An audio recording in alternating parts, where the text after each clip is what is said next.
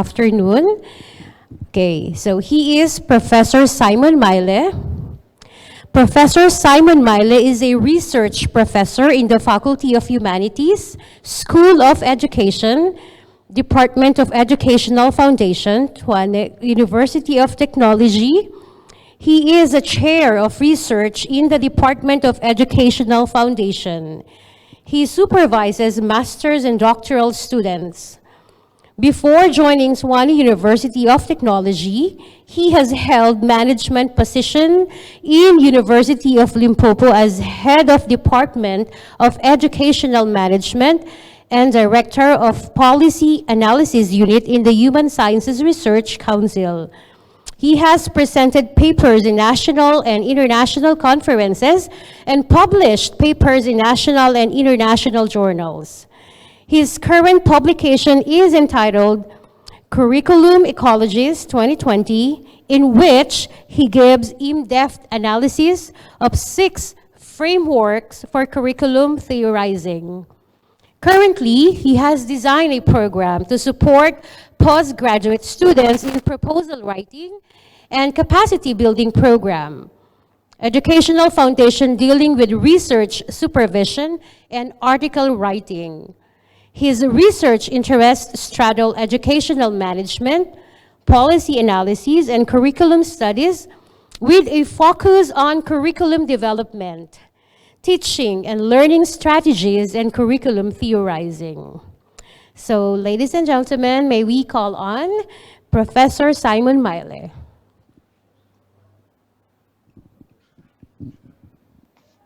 Okay, thank you, Chair, for your introduction.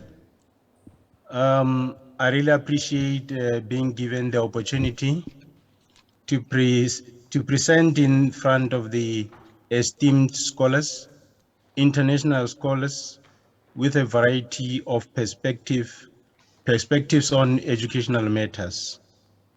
I am today going to present to you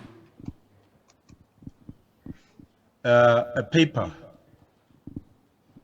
titled Quality Education Indicators. Is it projected, Chair? Chairperson?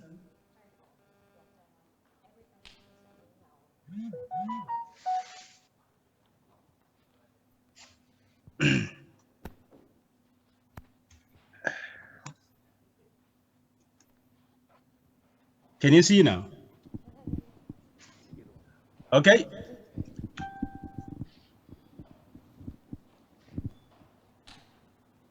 Okay, thank you. I'm saying my paper is titled Quality Education Indicators, a School-Based Approach. Today, I'm going to present to you on this topic on the following headings or contents. I'll do introduction, conceptual architecture,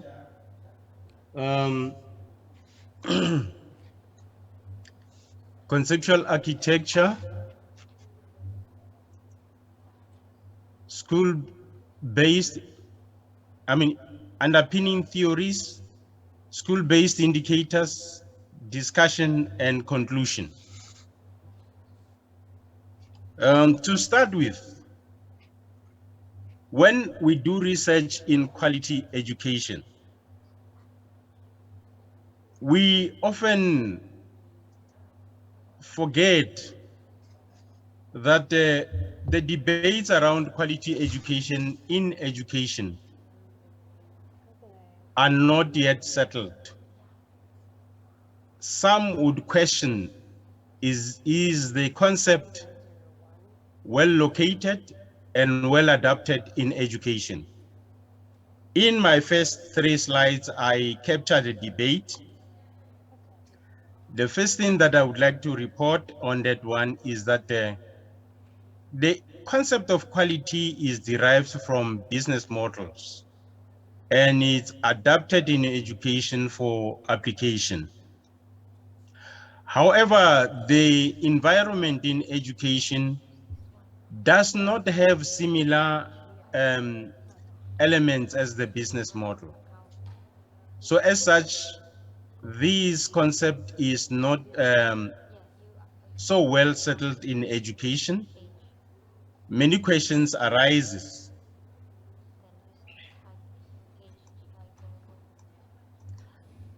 And they arise because the foundational approaches in education, those traditional perspectives we use in education, have nothing to do with quality education.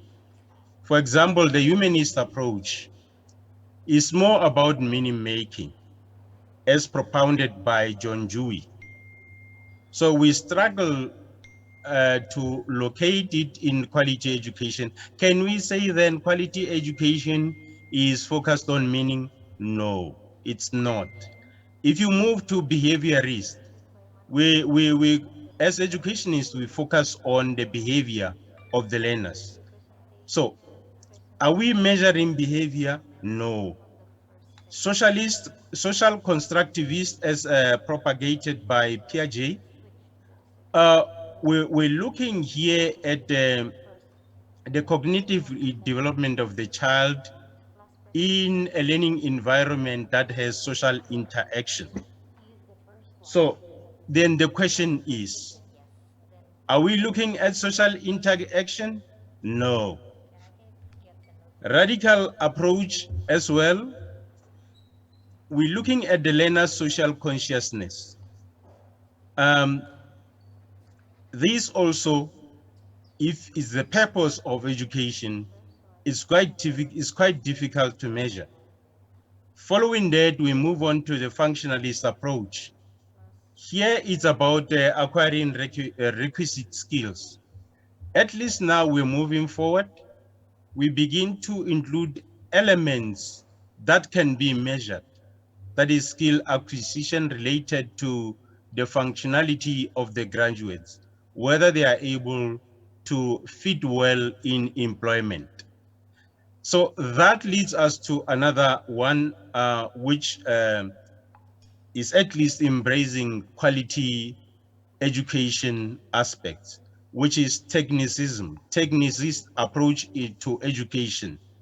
So here we're looking at the technological demands of work, whether the standardized procedures that we apply at school really equip students with the right skills for uh, full functionality in the world of employment.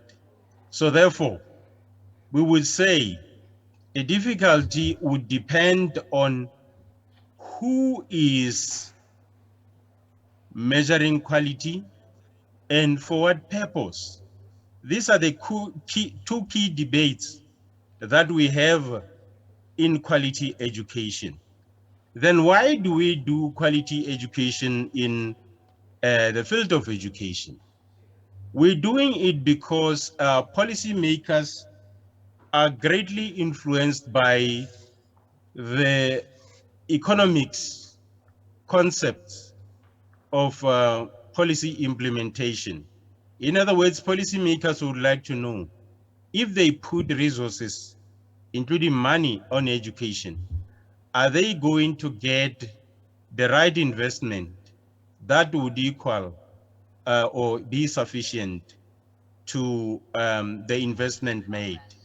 So similarly, as we move on, so quality education is focusing on efficiency. As stakeholders of education, we are interested in the performance in education. We want to know whether using the right resources, doing the right things in education would help improve education. So therefore, we justify quality education on the basis of efficiency. Moving on, globally, there is a problem across countries of low literacy. So we're doing quality education for the purpose of remediation of low quality literacy in schooling system. Following that, we're looking at the policy mandate that were triggered by the Millennium Development Goals, which were in process since 2005, but replaced in 2016 by Sustainable Development Goals. So in response to this, different countries formulated national development policies. And these policies provide a guidance on the programs and resources to be deployed in education. Hence, we have the social value in implementing quality education. Then the other reason why we do quality education, I would call the reasons for that scientific value. The values are, for example, we want to know learner performance, and there must be knowledge on that. Literature shows us that there is no sufficient or scientific conclusion on learner performance, except to say that the learner performance is a multivariable phenomenon influenced by different aspects. So as such, we need to move towards a conclusion of what can constitute learner performance and how do we arrive at learner performance. Another reason scientifically which must be sought is to look at the teaching process in the classroom. Are teachers teaching? Are teachers teaching yielding good results? So the next one is on parents.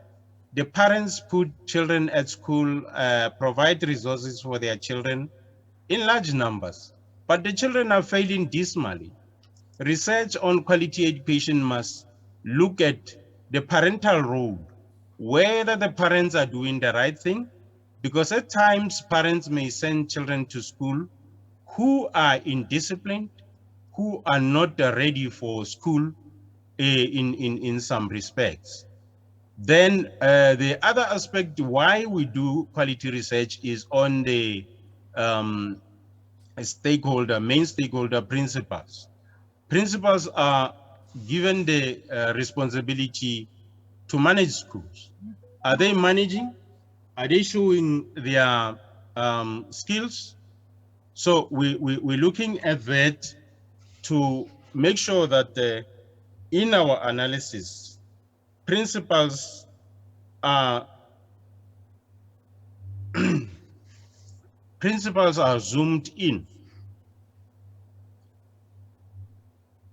the process of an assessment of the quality of education.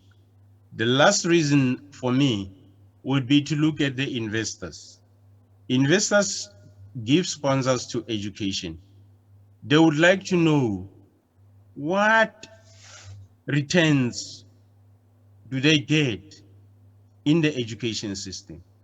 Because what baffles investors is that schools keep churning graduates, universities keep churning graduates, but they still struggle to get the right graduates who fit the job. So hence in most employment, they have induction, they have in-service training. That indicates that the graduates are not ready for employment. So hence the interest of the investors. So the last problem for me is on the curriculum. The curriculum is critical.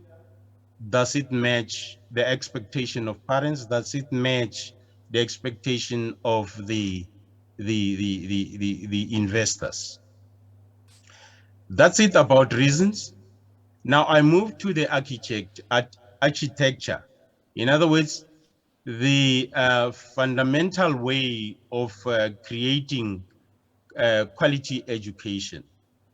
So most of the time, the concept of quality education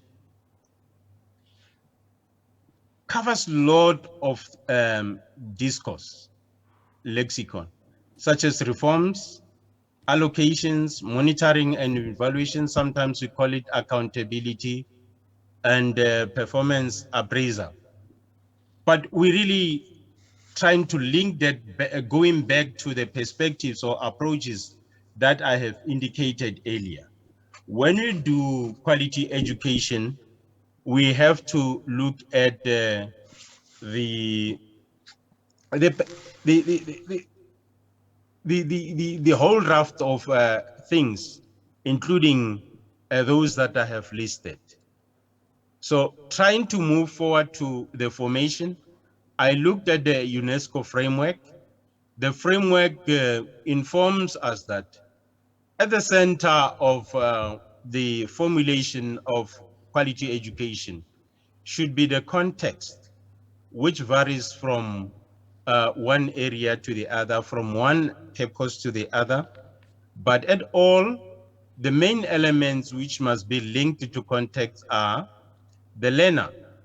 We must look at the learner characteristics if we are to move on to be able to assess quality education. So the next one for investors is to look at the enabling inputs. What kind of empowering inputs are given to schools? And the third strand is on teaching and learning, which is core in the production of good results. And lastly, we look at the outcomes, the results.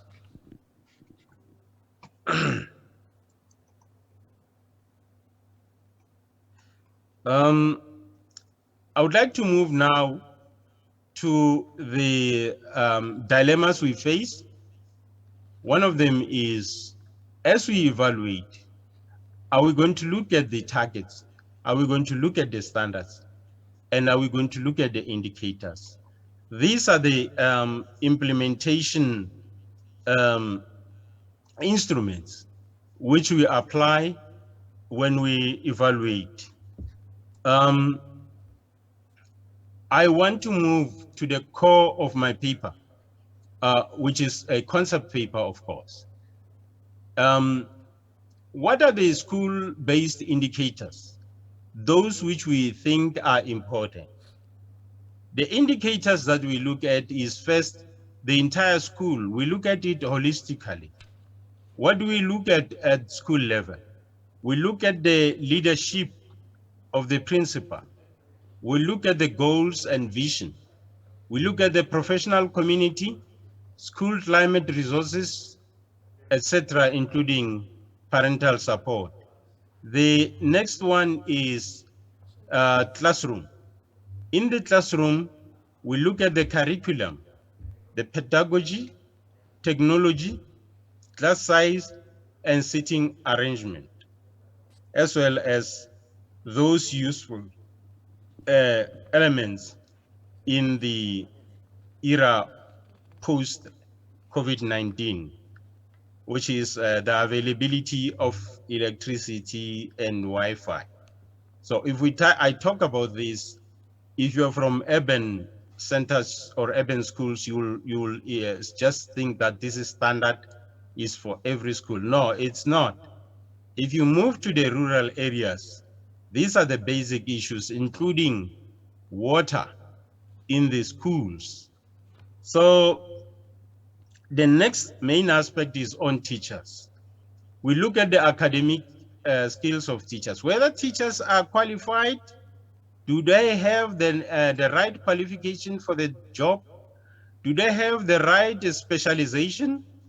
Because in most cases, teachers are moved around subjects without consideration of their skills, without consideration of their specialization.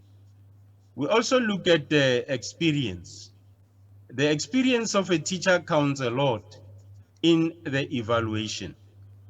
Then under teachers, we also look at the learning teaching support material, LTSM. So whether teachers are being supplied with the right resources. If they are not supplied, it's going to be difficult for us to measure. Are teachers, those without skills, those without necessary specialization, given professional development? And do they have access to technology? And lastly, the main aspect at school level is to look at learners' access to technology, access to textbooks, conduct. Are the learners disciplined? Are they able to function in school? And the other thing which we need to include is, if we apply context, is the education offered in the culture and language of the learner?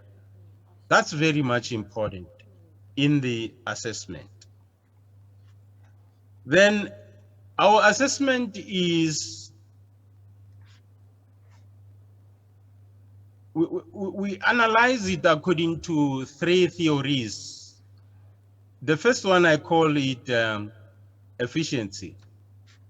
All across the country, as I have indicated earlier, all different countries, they look at efficiency, which is a theory which policymakers do with the aim of providing education in the cheapest way possible.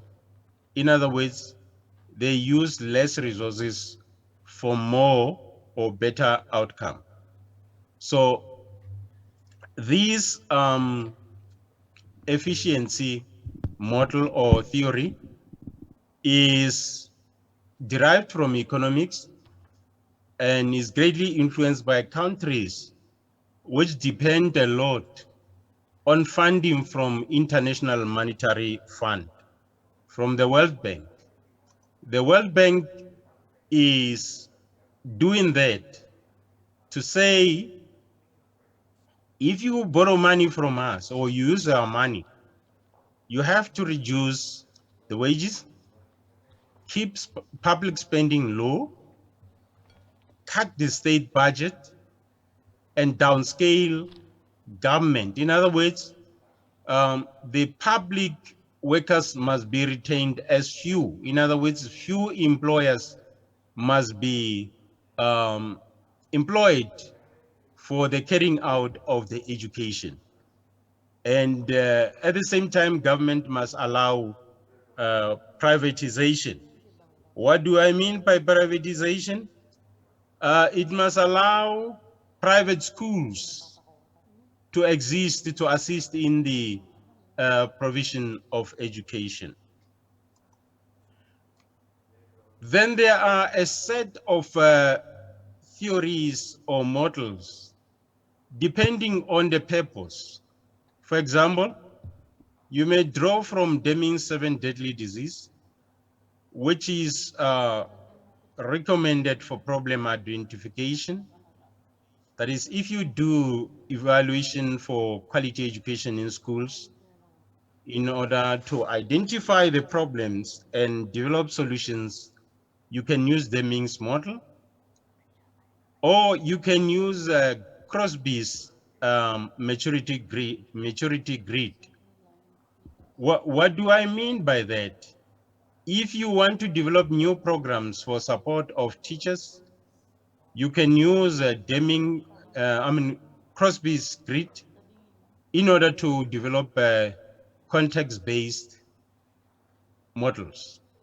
And the other one is Juran.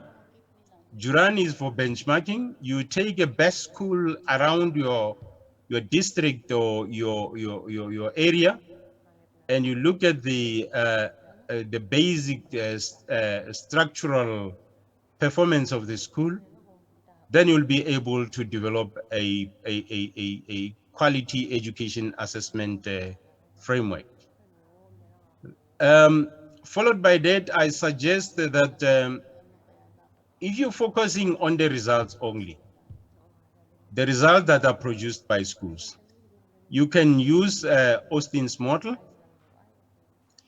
Then if you want to diagnose the problems in teaching and learning, you can use Ishikawa fishbone model. If you want to look at the practices around the classroom, you look at the Kaizen 5S housekeeping model. And the other one on school performance, the whole school performance, will be the benchmarking matrix. Lastly, you look at, if you want to look at the teacher performance, especially in teacher appraisal, you can use the excellent model.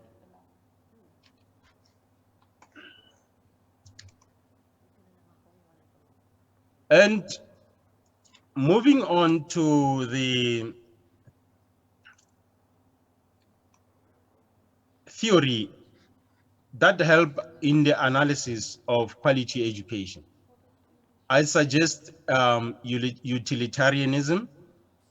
Those who work in the philosophy of science, philosophy of education, would have come across the works of Mills and Bentham. These are the pioneers of utilitarianism. What do they say about it? They say any human action and activities in an organization are done in order to measure the happiness and satisfaction. In other words, we are doing quality education to look and as to whether education provides us with happiness. Are we satisfied with what is going on in education? So in practical application, for economists, they look at the happiness and satisfaction as utility, and they allocate money according to utility. So colleagues, these are the lenses within which we can analyze quality education. Maybe to try to move backwards from the trajectory I started from the debates and the original traditions that we have in education. As we move on, depending on which tradition, depending on the purpose of evaluation, you can select a specific theory to help you to scientifically explain the problems that you are trying to analyze. Discussion. The definition in education is still full of contradictions and controversies. So the controversy arises as well as we look at the context. And the reasons for that, literature shows us that the reasons vary depending on the goals and context. And on conceptualization, I say context dictates the conceptualization. There can never be a proper quality education evaluation if we don't have a view or a look at the context of the school, of the education department, of the whole country. The theories that are provided are borrowed from education, from other sciences. So we must be careful in the way we implement them. It really shows a gap in education that there is poverty of theory on quality education in education. In the midst of that poverty, we borrow from rich sciences like economics, rich science like sociology, rich science like business. We borrow from there. And in developing the indicators, we look at the idea of measuring quality of education, considering the aspects that I have listed above.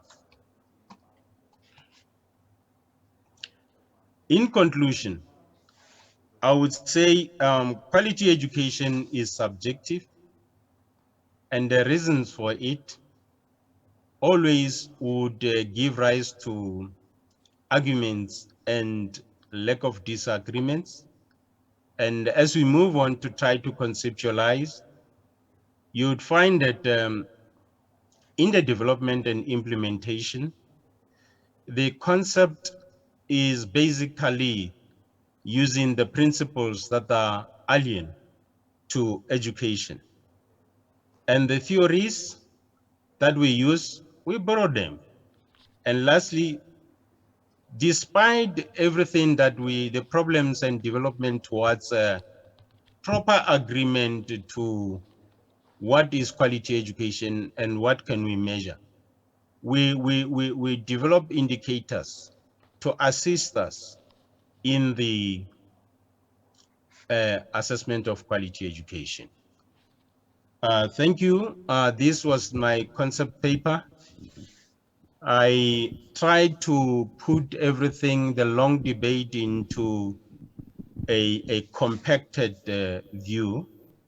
Thank you for listening to me. Thank you too, Professor Maile. Okay, thank you for the very insightful talk on quality education indicators, a school-based approach in developing context. Okay, so for the second keynote speaker, all right. So I would like to introduce to you our second keynote speaker. Dr. Elenita Tiamzon is a chemist by profession. She practices product formulation and technical development in a small business enterprise owned by her. She worked in Vema Corporation, a Philippine distributor of DuPont IPD products from 1989 to 2003, where her roles included product development, head of the R&D, and as a technical manager. In this field, she was awarded Best Development by creating new business using Elvaloy as an additive for footwear application. As an educator, she holds the position of a research director at the World City Colleges and professor at the Pamantasan ng Lungsod ng Marikina. She has published 5 science manuals, 3 modules on statistics and research, and several articles in national and international journals. She is a 2020 awardee in Excellence in Research Development Science, Technology and Engineering, awarded by the Association of Higher Education Multidisciplinary Researchers, or AHED-MRI. Elenita Tiamzon is a member of the Advisory Board of World Conference on Applied Science, Engineering, and Technology from 2019 to 2020, and also a member of the International Scientific Committee of the International Psychological Applications Conference and Trends from 2018 up to present. So ladies and gentlemen, let us welcome Dr. Elenita Tiamzon.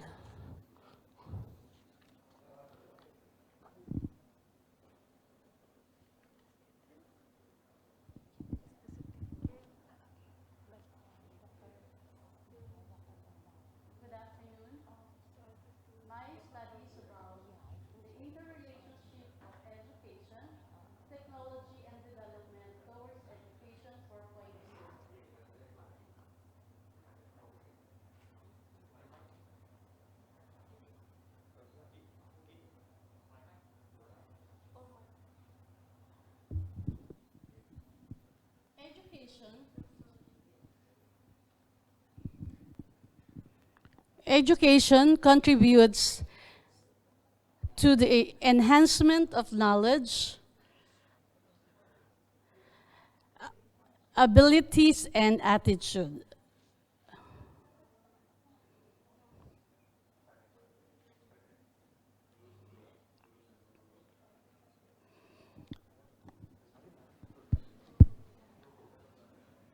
Among individuals so that they are able to bring about not only human development, but also development of other features such as infrastructure, innovative techniques and methods, organizations, rural development, healthcare, medical, communication, and so forth.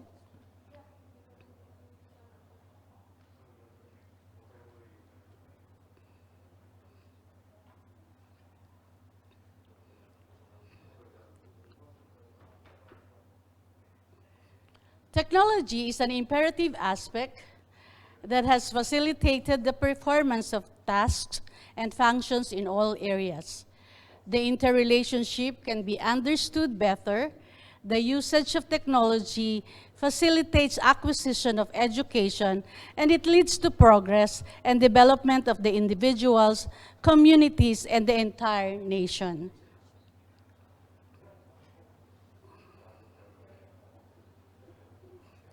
The importance of Education 4.0 in harnessing the human talents, competencies is indeed necessary to the development of technology, which affects the economy and social growth of any nation.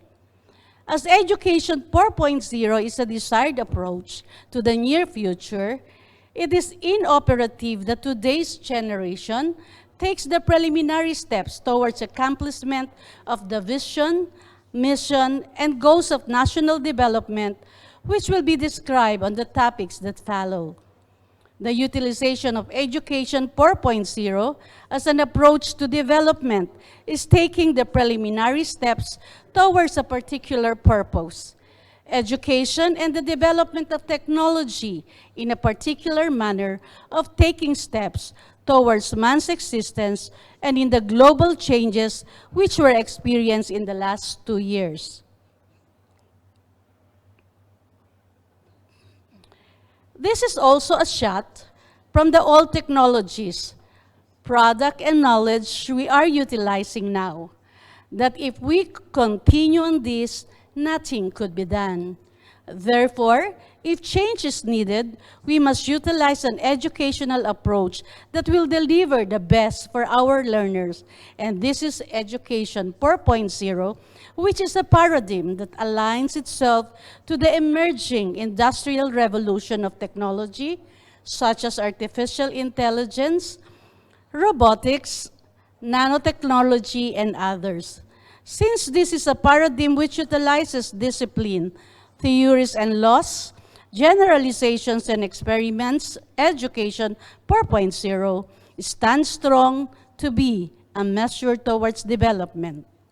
In this study, we made use of the varying levels of inquiry, such as system theory, or characterized by input, throughput, output processes, facilitating interdisciplinary approach to studying the interrelationship or between education, technology, and development, utilizing Education 4.0.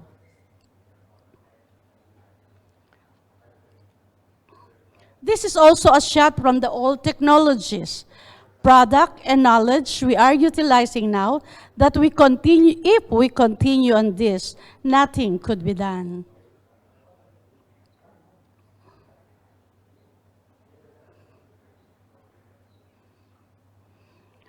In the history of technology, emerging technologies are contemporary advances and innovation in various fields of technology. Over centuries, innovative methods and new technologies are developed and open up. Some of these technologies are due to theoretical research and others from commercial research and development. Technological growth includes incremental developments and disruptive technologies. An example of the former was the gradual rollout of DVD or digital video discs at a development intended to follow on from the previous optical technology, compact disc.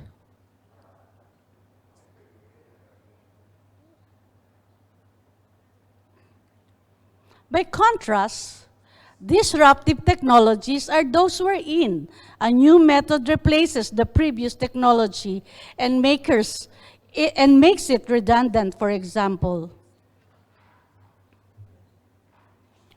the replacement of horse-drawn carriages by automobiles and other vehicles.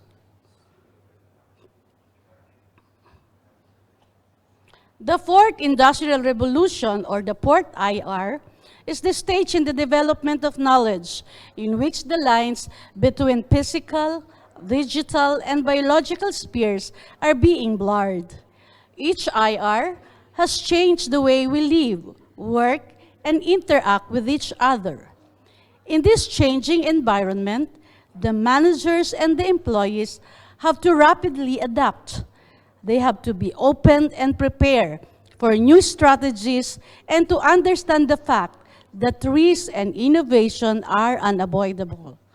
Organization cannot compete in this ever-changing environment without proper knowledge and lack capacity for renewal. Managers have to manage the organization in such a manner that the employees will change the vision, ideas, and attitudes on long term. Organizations need to see knowledge management as a strategy. This means knowing how to apply knowledge management concepts to enhance the performance of the system and processes.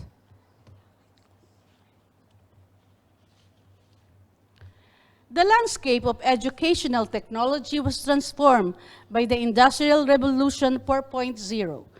The rapid changes of knowledge have developed the new model of education for the future. Speed, fusion of different technologies, breadth and depth, and return to scale make the fourth industrial revolution different.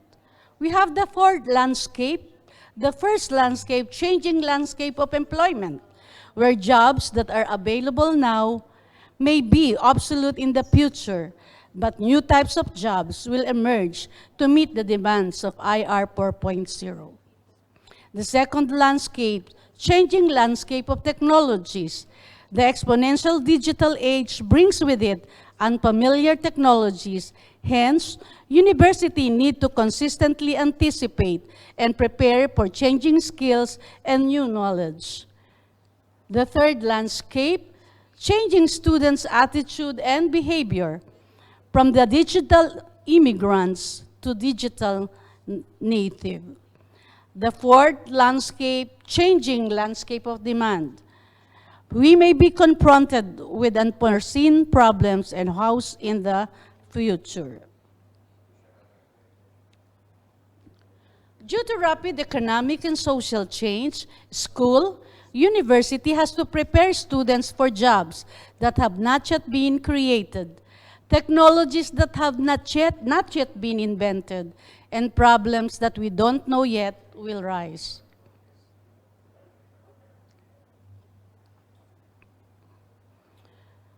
To deal with Industry 4.0, information challenges, an organization needs to have a successful strategy.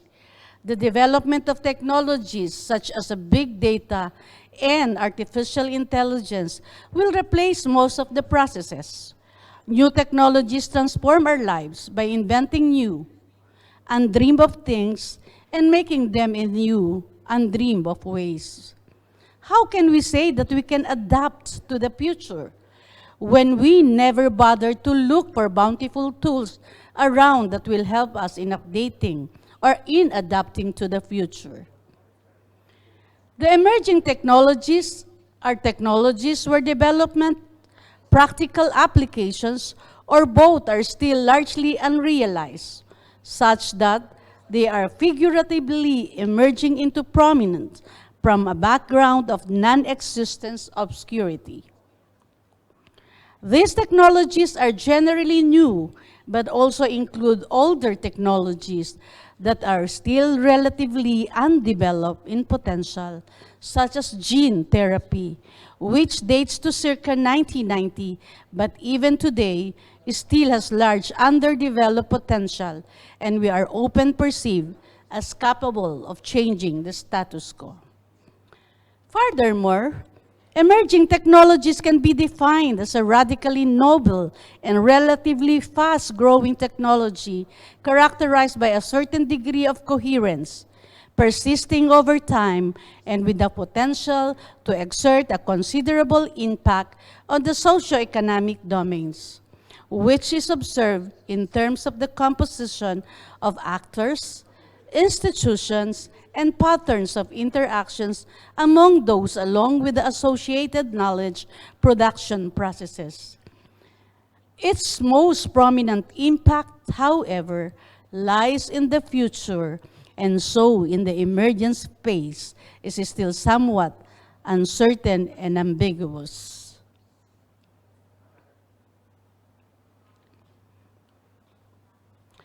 Come to think about this, emerging technologies, which are those technical innovations that represent progressive development within a field for competitive advantage. Converging technologies represent previously distinct fields which are in some way moving towards stronger interconnection and similar goals. However, the opinion of the degree of the impact status and economic viability of several emerging and converging technologies varies.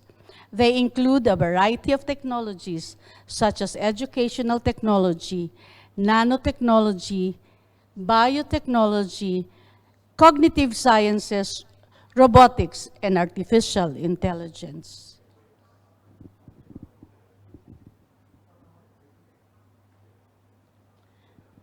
There are writers including computer scientists, cyber philosopher,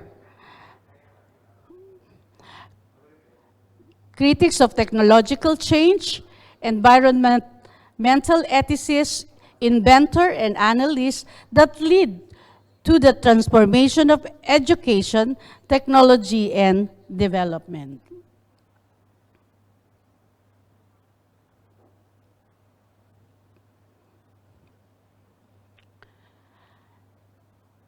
Artificial intelligence, gene therapy, cancer vaccine, culture meat, nanotechnology, robotics, and stem cell therapy are the inclusion of the emerging technologies. Okay.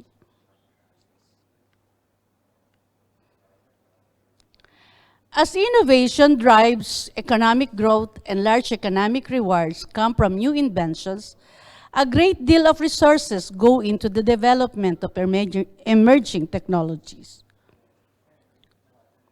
Research and development is directed towards the advancement of technology in general, and therefore includes development of emerging technologies. Applied research is a form of systematic inquiry involving the practical application of science. It accesses and uses some parts of the research communities, the academias, accumulated theories, knowledge, methods, and techniques for specific, often stale, business or client-driven purpose. Interrelationships are the connections and interactions between people, groups of people, or parts of the system within the system or outside the system. They can often explain events such as failure of a business venture. At times, people see only a part of the whole system, which redound to the wrong decision of management in the undertaking of the activities of the goals of the organization. As the Gestalt emphasizes that the whole of anything is greater than its part, which attributes to the whole are not deducible from analysis of the parts in isolation. This point increases our understanding of how cognitive processes influence the way we behave socially. The theory also draws the main principles of learning for students and teachers. Teachers should encourage their students to discover the relationships of the elements that make up a problem. Thus, a basis for inquiry lesson be conducted. A system is a set of distinct parts that interact with each other to form a distinct whole. A business or other types of organization is a system with parts such as organizational structure, management structure, resources, information, and employees. Something outside the system is part of the system external environment.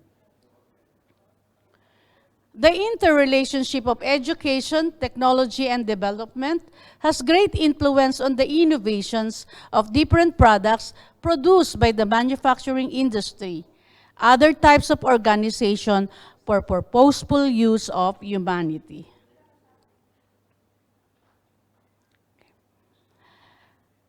The hypothesized relationship of the input, throughput, and output model built from Education 4.0 using the system approach and Gestalt theory, as the Education 4.0 is a theory-based approach.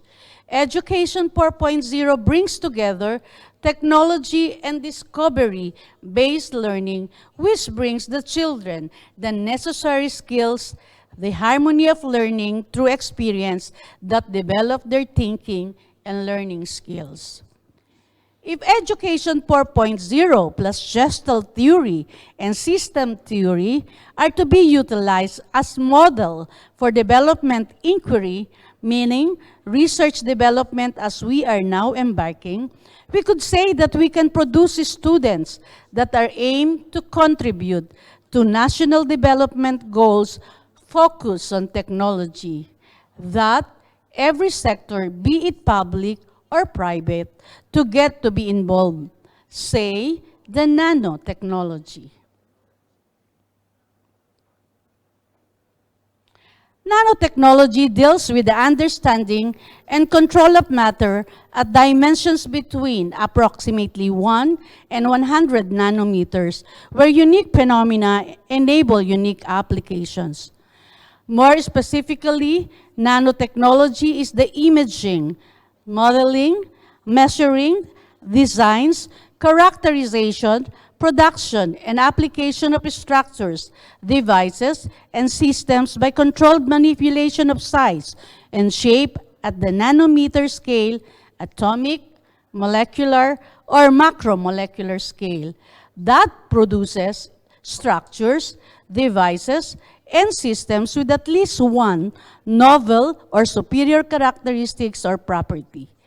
Revisiting or analyzing the dimension of nanotechnology and its system will lead to discovery of new technology.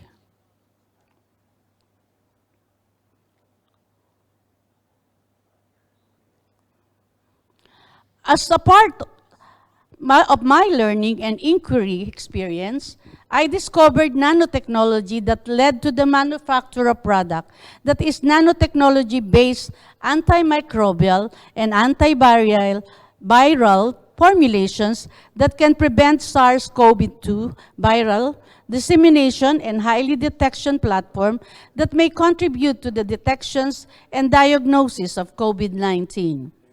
Considering various transmission routes of coronavirus, that is via cup, respiratory, droplets, or biofluids, one approach to fight against the virus is through preventing its dissemination by means of disinfecting air, skin, or surrounding surfaces.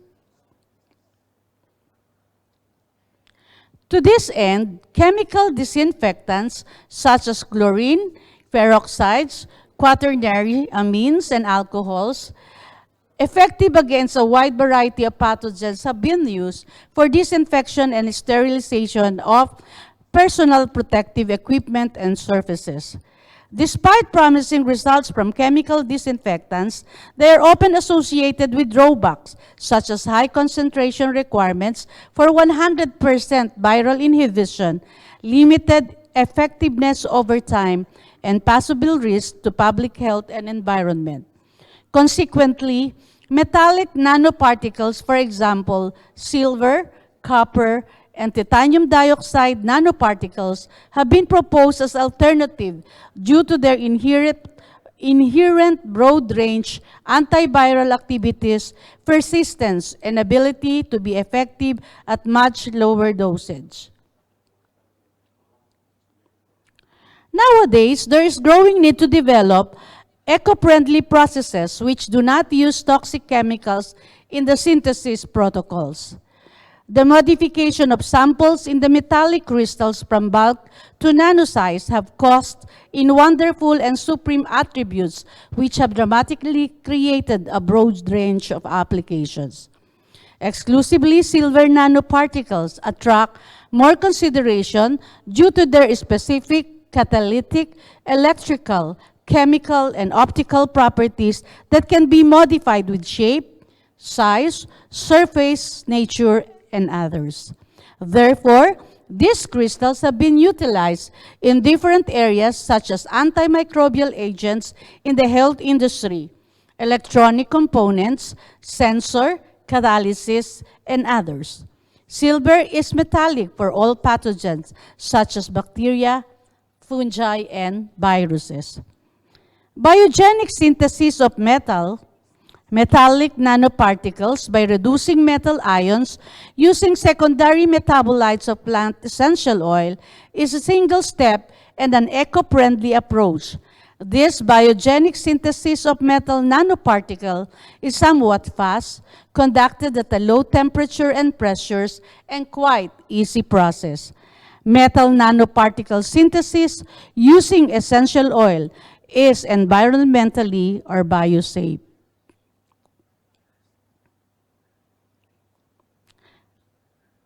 Metal nanoparticles have been studied for their antimicrobial potential and have proven to be antimicrobial agents against both gram-negative and gram-positive bacteria.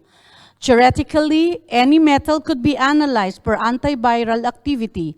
However, little effort has been done to determine the interaction of metal nanoparticles with viruses, and only recently some studies have emerged showing that nanoparticles can be effective antiviral agents against HIV-1, hepatitis B virus, and other.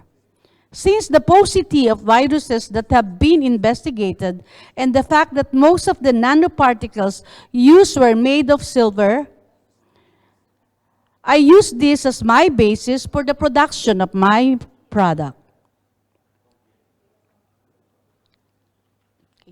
So knowing the properties of the nanoparticles produced, I develop a product which have been proven to be having an antiviral activity that can inhibit or kill bacteria and virus. I use my knowledge on how to formulate and adjust conditions based on the known parameters. An additive which is proven to have an antiviral property also was added to the prepared solution of nanoparticles. Observe that contact time, temperatures, pressure, and dilution. So this is the label of my product. This is the material safety data sheet. And this is the packaging and the product per se. At the start, the intention is to just produce. Okay, so again, this is the product. At the start, the intention is to just produce a disinfectant that can be used on time of the COVID-19 pandemic. The idea in mind is the chemically processed disinfectant, which is a toxic component and not environmental friendly. Because of the existing situation then, all necessary components needed to produce such are not available. Suppliers of the components really came into a non-chemical stock situation. This led to the innovation and development of an eco-friendly and non-toxic disinfectant that can help in the inhibition and killing of virus. This product, or this produced product, is a combination of my knowledge, gained from experience, education, and knowing the technology and stages of development.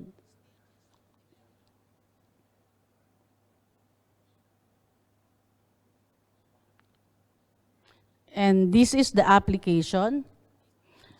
So using a spray gun for the disinfectant.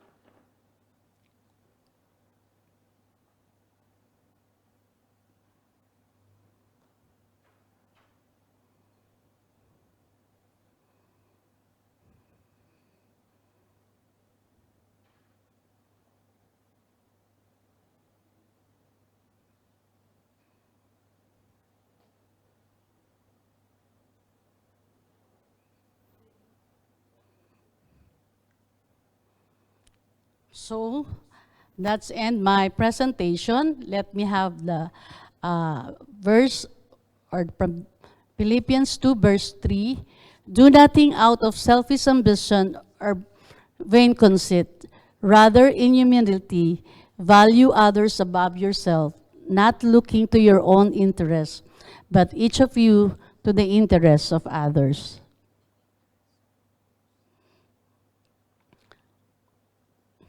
Thank you.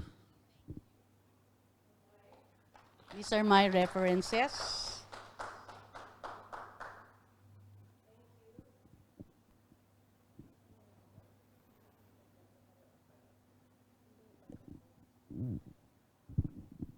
All right, so thank you, Dr. Tiamson, for the topic Interrelationship of Education, Technology, and Development Towards Education 4.0. But before you sit down, may we call on, we would like to request Dr. Bangbang to award the memento of co-host to Dr. Tiamson. Ma'am, you can stand there. This one.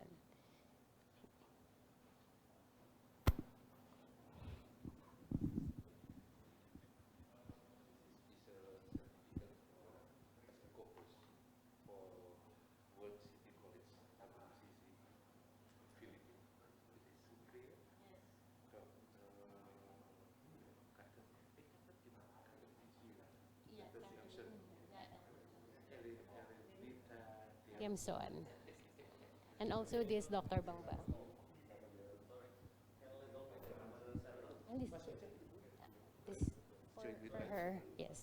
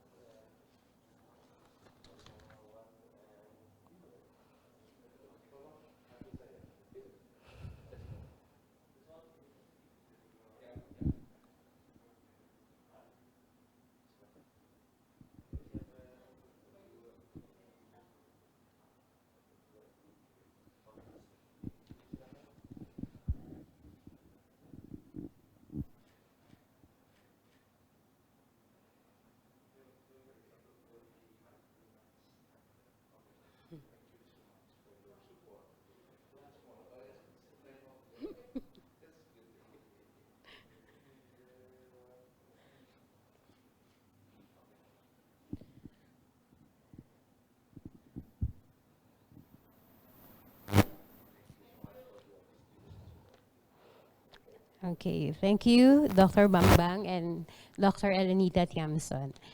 So now we will call on our third keynote speaker for this afternoon. So Dr. Sultan Emir Hidayat, I hope I'm pronouncing his name right. Okay, so Dr. Sultan Emir Hidayat is currently the Director of Islamic Economy, Supporting Ecosystem at the National Committee for Islamic Economy and Finance, the Republic of Indonesia. He is also an associate professor at International Open University. He obtained his PhD and MBA degrees in Islamic banking and finance from the International Islamic University, Malaysia. He was the head of business school at University College of Bahrain with an academic rank of associate professor.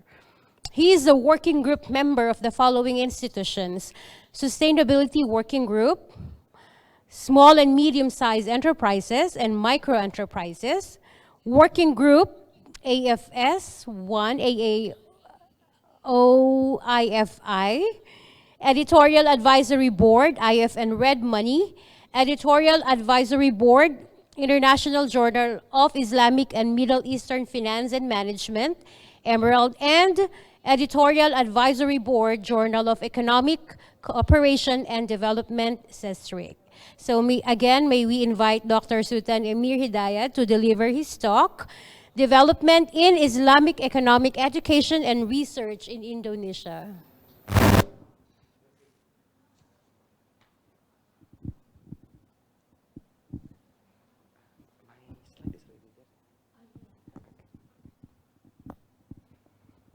Bismillahirrahmanirrahim. Assalamualaikum warahmatullahi wabarakatuh. Good afternoon to all of you. Alhamdulillah wassalatu wassalamu ala rasulillah amma ba'du rabbi shrah li sadri wa yassir li amri wa hlul uqdatan min lisani yafqahu qawli. First of all, I would like to thank the organizer for inviting me here to be one of the keynote speakers at the International Conference on Management, Education and Emerging Technology. And I would like to discuss about development in Islamic economics, education and research in Indonesia. Next slide, please. Oh, thank you. This one to move? Okay. Yeah. I would like to introduce our institution. Our institution, the National Committee for Islamic Economy and Finance in Indonesia is known as KNEKS, is a government entity, government agency mandated to accelerate, develop and advance the development of Islamic economy and finance in the Republic. It was established based on the recommendation of Master Plan of Islamic Financial Architecture, which was launched and published by National Development Planning Agency, or in Indonesia we call it Bappenas, in 2015, in which in order to get out from 5% market share of Islamic banking in Indonesia at that time, it was recommended to have a dedicated government body for Islamic finance at the time. And then based on this recommendation, His Excellency Joko Widodo came out with Presidential Regulation number 91, year 2016, as the legal basis to form the National Committee of Islamic Finance, which was launched in 2017 and then started its operation in the beginning of 2019. During the plenary session, His Excellency Joko Widodo, as the chairman of the committee, believed that and also directed the members of KNKS to focus more on Islamic economy rather than Islamic finance, which is real economy, including halal industry across 6 sectors, which is halal food and beverages, modest fashion, and then also halal pharmaceutical and cosmetics, also halal media and recreation, and Muslim-friendly tourism, and also, of course, Islamic finance. And then, based on his direction, the National Development Planning Agency, along with the executive management of KNKS, prepared and finalized the more comprehensive master plan, which is called Master Plan of Islamic Economy, which was launched by His Excellency Joko Widodo directly in 2019, in May 2019. And this master plan becomes the roadmap of the development of the Islamic economy and finance in the country for 5 years, 2019 to 2015. Because the mandate of KNKS has been expanded to economy, into 2020, the government, through Presidential Regulation number 28, changed and transformed KNKS into KNEKS. E means economy. So just to show that this committee is mandated also for real economy, not only finance. This is the mandate I already explained before, and there are 4 focus areas of the committee, namely development of halal industrial product. Number 2, development of Islamic financial industry. Number 2 is development of Islamic social fund, and the last one is development of Sharia business activities and expansion. And I am part of the executive management, which is mandated to give policy recommendation and also to coordinate the stakeholders and to formulate and provide solution to any problems related to Islamic economy in the country, and to monitor and supervise the implementation of the master plan. This is the whole ecosystem of Islamic economic and financial system that Indonesia wants to develop. As for your information, this Islamic economy is not only for Muslim. Even I'm currently wearing the pin of Islamic economy, which tagline was value for everyone. Yeah, because it is purely business. Indonesia is multi-ethnic and also multi-religious society. So this is for this Islamic economy is for everyone. Yeah, and the purpose of the ecosystem is to enhance people's welfare. Yeah. In Indonesia, there are poor people. Yeah, in Islamic term, it's called mustahik. Yeah, the recipient of zakah. Yeah. The poor people that need to be empowered through social finance. Yeah, and especially Islamic social finance, namely zakah, infak, sadaqah, and awqaf. Zakah is obligatory for all Muslim to pay, and besides just giving it for consumption purposes, this zakah amount will be used to empower them to become business and entrepreneur or business owner, starting from ultra micro enterprise, which is still subsidized by the government through Islamic subsidized fund, and then through blended finance when they are stronger. Yeah, namely, we have here blended finance institution, namely BMT, Baitul Mal wa Tamwil, that combine Islamic social and commercial finance, and also micro wakaf bank. And then when they are stronger, then the commercial finance will take place in the form of Islamic bank, then also non-banking financial institution such as fintechs and others. And when they become bigger, stronger, then mechanism of Islamic capital market, namely sukuk, yeah, which is Islamic bond in short, and then also Sharia compliant share will help them to get the fund. And of course, all of these business owners, they are halal industrial players. Therefore, we prepare their infrastructure in the form of halal industrial estates, halal laboratorium to speed up the halal certification process, halal logistic to ensure that from each supply chain, from input until sales and marketing, all halal inspection is done, and no any contamination in between, in order to fulfill the domestic market demand as well as the global market demand. And it is supported by the community and supported by infrastructure such as human capital, R&D, which is our topic today, two of them, yeah? And then regulation, branding, digital technology, and awareness and consumer protection. This is the organizational structure of the committee. The president is directly the chairman of the committee. The vice president is the executive chairman, who is in charge on daily affairs of the committee.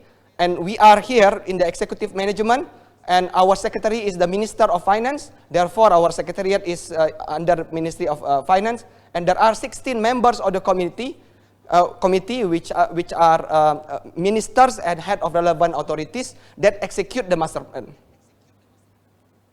Yeah, we come back again. Why Islamic economy and finance become important to Indonesia?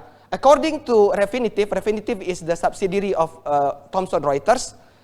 On its report, IFDI, Islamic Finance Development Indicator, in 2021, they published that Indonesia and Malaysia are considered or regarded as the top position in terms of education of Islamic economy and finance in the world. Similarly, for research, yeah. So we jointly ranked number one. We were jointly ranked number one last year. This year, they haven't published yet. For a category of education and research. For seminars, we are placed in number 2, yeah. And conferences, we are ranked at number 3. Unfortunately, for news, we are not in the top 5. And looking at higher education in Islamic economics and finance globally, yeah, top in terms of number, Indonesia is the biggest number, and by number of Islamic finance degree provider, also Indonesia, and also in terms of number of research paper published in Islamic economy and finance, Indonesia is ranked number 2. Yeah. However, of course, there are still challenges that need to be tackled in Islamic economy and finance, such as the public literacy on Islamic finance, Islamic economy and finance. According to OJK, our Financial Services Authority, in 2019, the literacy index for Islamic commercial finance stood at 8.9%, which means only 9 per 100% in Indonesia are well literate about the Islamic economy and Islamic financial instruments, the commercial one. And according to Bank Indonesia, the Central Bank of Indonesia, which did the survey last year, in 2021, which cover broader aspect, yeah, not only finance but also economy. They found that 20.1% of Indonesians are well literate about Islamic economic concept, while the rest, around 70 or around 80%, they are still not well literate. And for specifically for the Islamic social finance, when it comes to zakah, which is quite okay, but when it comes to awqaf, it's still low. Yeah, zakah probably because it is one of the pillars of Islam, so Indonesian people are more aware. And there are global trends and future learnings in the universities, as you know. I think I'm not going to cover this one due to the limitation of the time. Technology, socio-cultural environment becomes a very important part of learning process globally. And of course, Islamic financial education and research need to take into consideration these three global trends. And at the moment, especially during after the pandemic, we see that there are changes, yeah, in the structural worker autonomy and technology. Yeah. At the moment, career is more determined by the staff, by the employees. Yeah. Employees have more control over their career path. And if you see, even in our organization, there are multiple generations working together. I just discussed with Mr. Irwan recently, my executive director.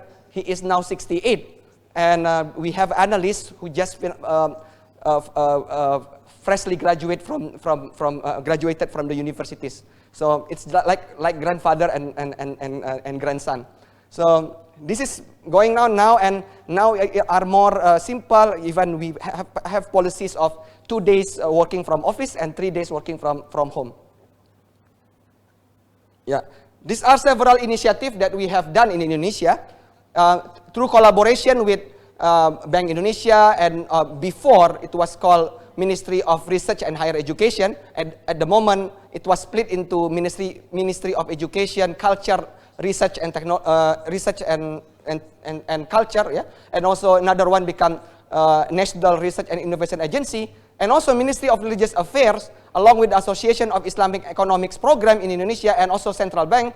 We came out with minimum standardization in the curriculum, in which we agreed with these people, these parties, and along with 10 top universities in these areas, to determine the same learning outcomes for the Islamic economics program.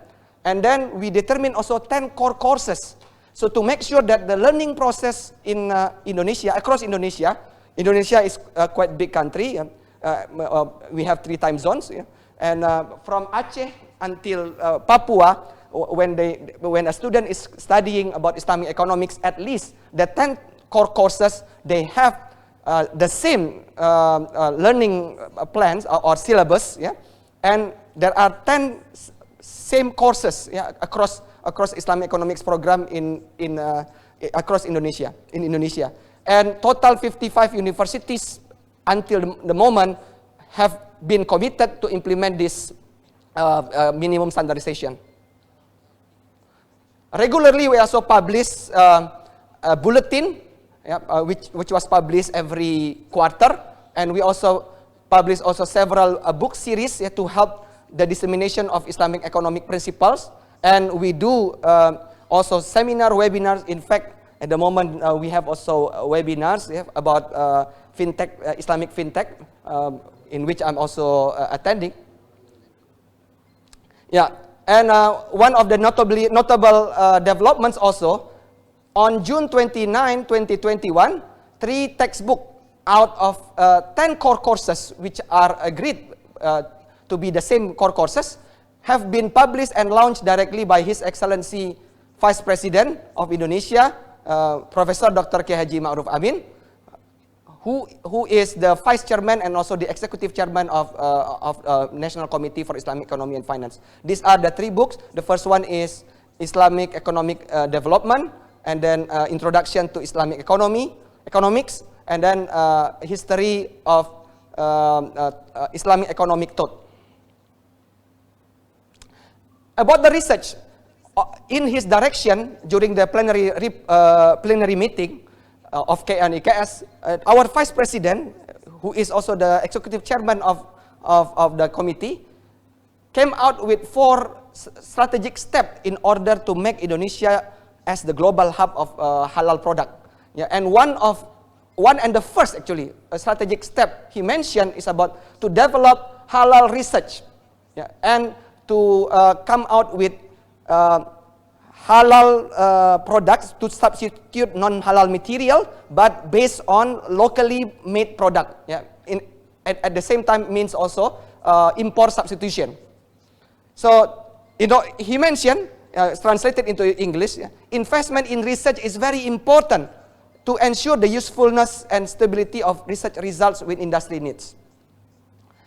To follow up his direction, the National Committee of Islamic Economy and Finance with National Research and Innovation Agency, we collaborated, and Alhamdulillah last month there is launch and inauguration of National Research and Innovation Food Research Facility as Indonesian Halal Research Reference Laboratory or Laboratorium on April 22nd, 2022, which was inaugurated by His Excellency Vice President. And he mentioned that now we have a new halal product research and innovation facility in one of the provinces, Yogyakarta. This facility is intended to boost halal economic growth and realize Indonesia's dream to become the world's halal center by 2024. BRIN, as the National Research and Innovation Agency, has developed a research infrastructure to support research and innovation of halal products. BRIN now has provided 3 laboratories, at least, one in Cibinong, one in Serpong, and one in Gunung Kidul, 3 areas in Indonesia, equipped with sophisticated and international level research facilities and instruments in order to support halal food research in Indonesia. Yeah, and the last, then the committee, along with other stakeholders, along with other ministries, have come out with 3 research framework. The first one is research framework on halal science, in order to come out with materials that can be used as the import substitution as well as non-halal substitution. The second one is research framework on Islamic economy and applied economy and finance. And another one is research framework on national halal science technology, authentication technology of 4.0. With that, I end my presentation. If you want to know more about the development of Islamic economy and finance in Indonesia, and about our institution, and about the education in Islamic economics and finance, please follow us on Facebook, Twitter, Instagram, and also subscribe on our YouTube channel, Komite Nasional Ekonomi and Keuangan Syariah, or you can go to our website www.kneks.go.id. I thank you for the opportunity. I hope my presentation give you some beneficial information. With that, I conclude. Wabillahi taufiq wal hidayah. Assalamualaikum warahmatullahi wabarakatuh.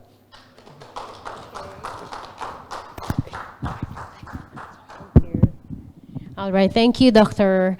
Hidayat, for a very comprehensive talk on development in Islamic economics, education, and research in Indonesia.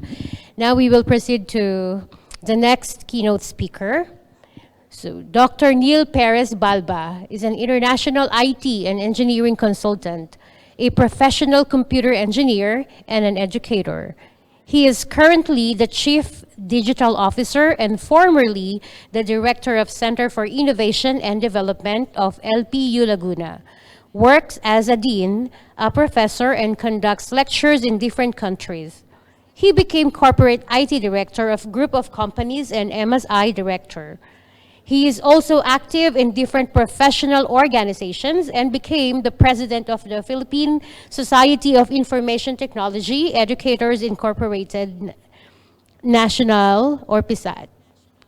He also became the regional president of PSAT Region 4, National Board of Institute of Computer Engineers of the Philippines, a member of Institute of Electronics Engineers of the Philippines, Board of Integrated Southern Tagalog Association of Information Technology Education, and President of Mechatronics and Robotics Society of the Philippines, and International Association of Engineers, or IAE. He is a graduate of 2 doctorate degrees, 4 master's degrees, and 6 undergraduate programs focused on engineering, information technology, and management. And he also received different awards in different countries and in the Philippines. One of his greatest achievement as a teacher was being the recipient of Outstanding Professor Award, top 1 in the Philippines under COTS. Currently, he is the technical panel for information technology of ISO IEC-TC60 under Philippines. Department of Trade and Industry, the Vice Chair of Subcommittee 1 of TC60 ISO ICE, Technical Panel of Malaysian Scientists Technical Association, and Honorary Fellowship Member of Institute for Engineering Research and Publication. He is also an international and local accreditor for Washington Accord, Seoul Accord, and PACOCOA, and also a member of Regional Quality Assessment Team of Commission of Higher Education in the Philippines. Dr. Balba presented and published several numbers of research locally and internationally and became keynote speakers in different conferences in different countries. So ladies and gentlemen, let us welcome Dr. Neil Perez Balba. Yes, good afternoon to all of you. Am I audible to each and every one of you?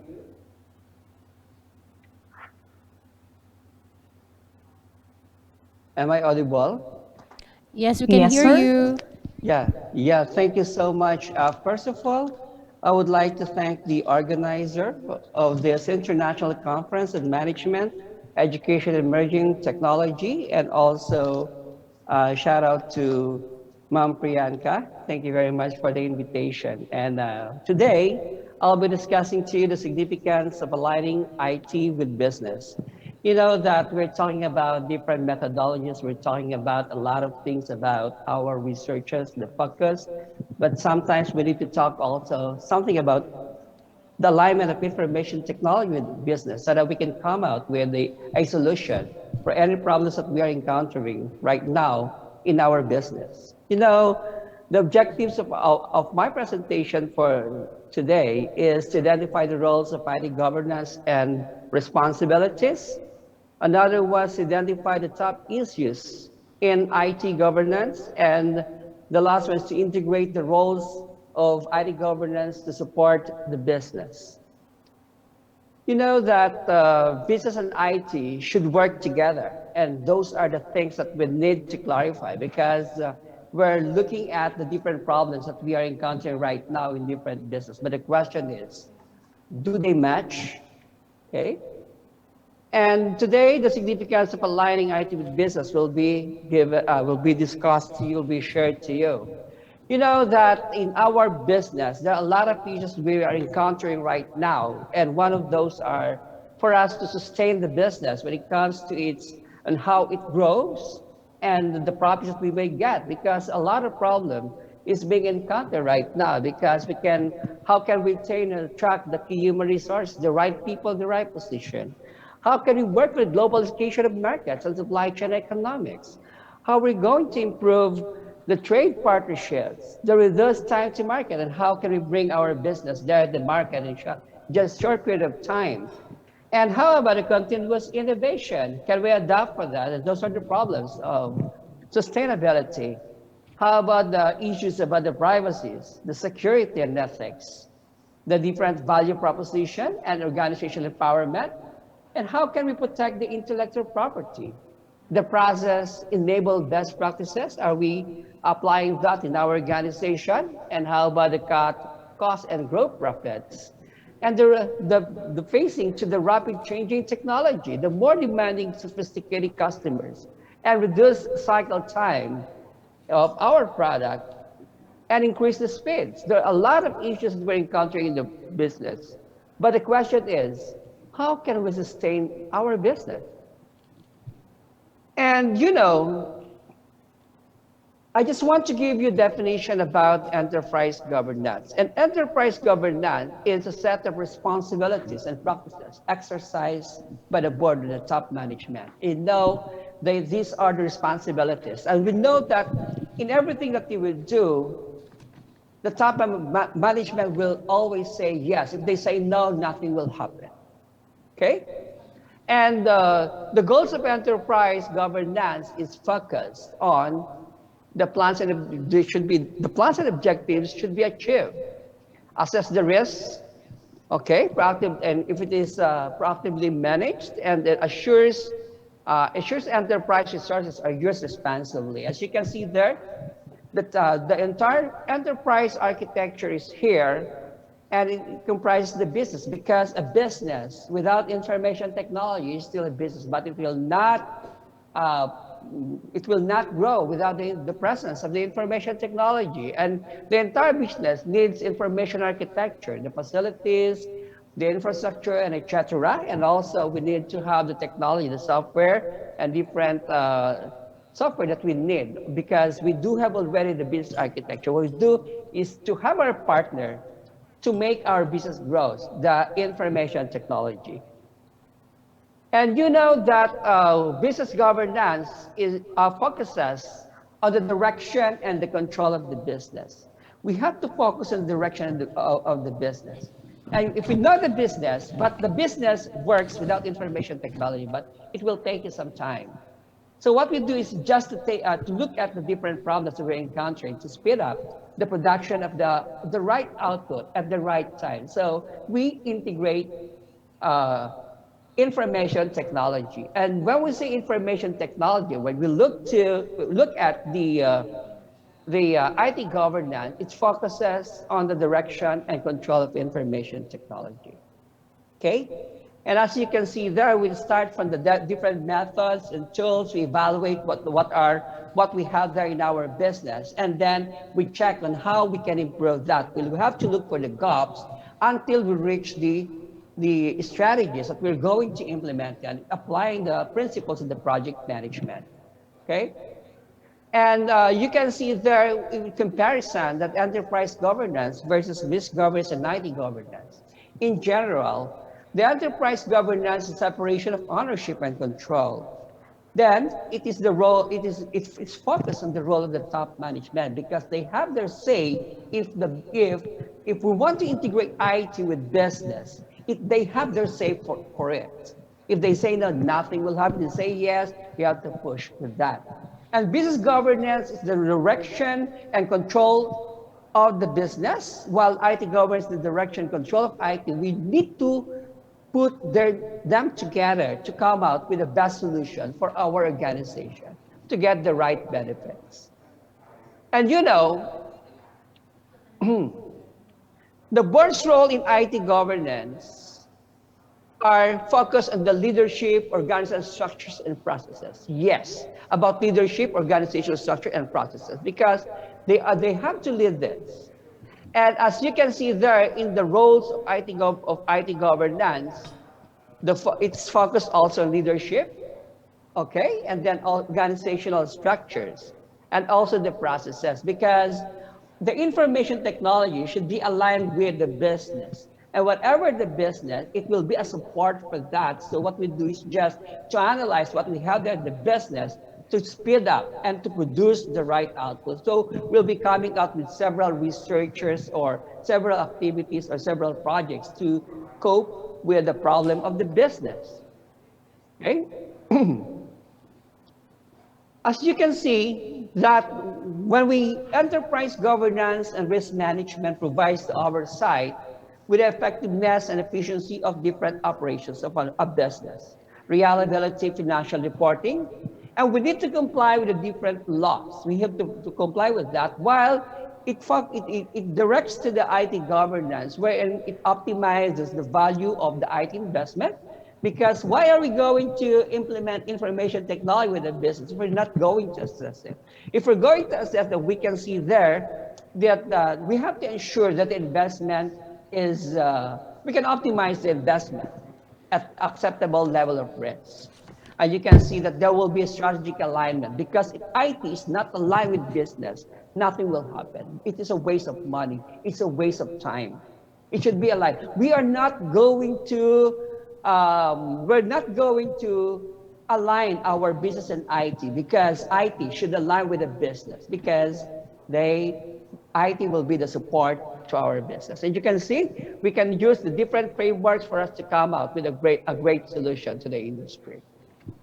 And the top issues identified as ranked in 2018, and it is applicable also today, because you know that when pandemic came, almost a lot of things that we need to consider, nothing changed. And as you can see there, a line of IT strategy, business strategy, and governance is the top issue still.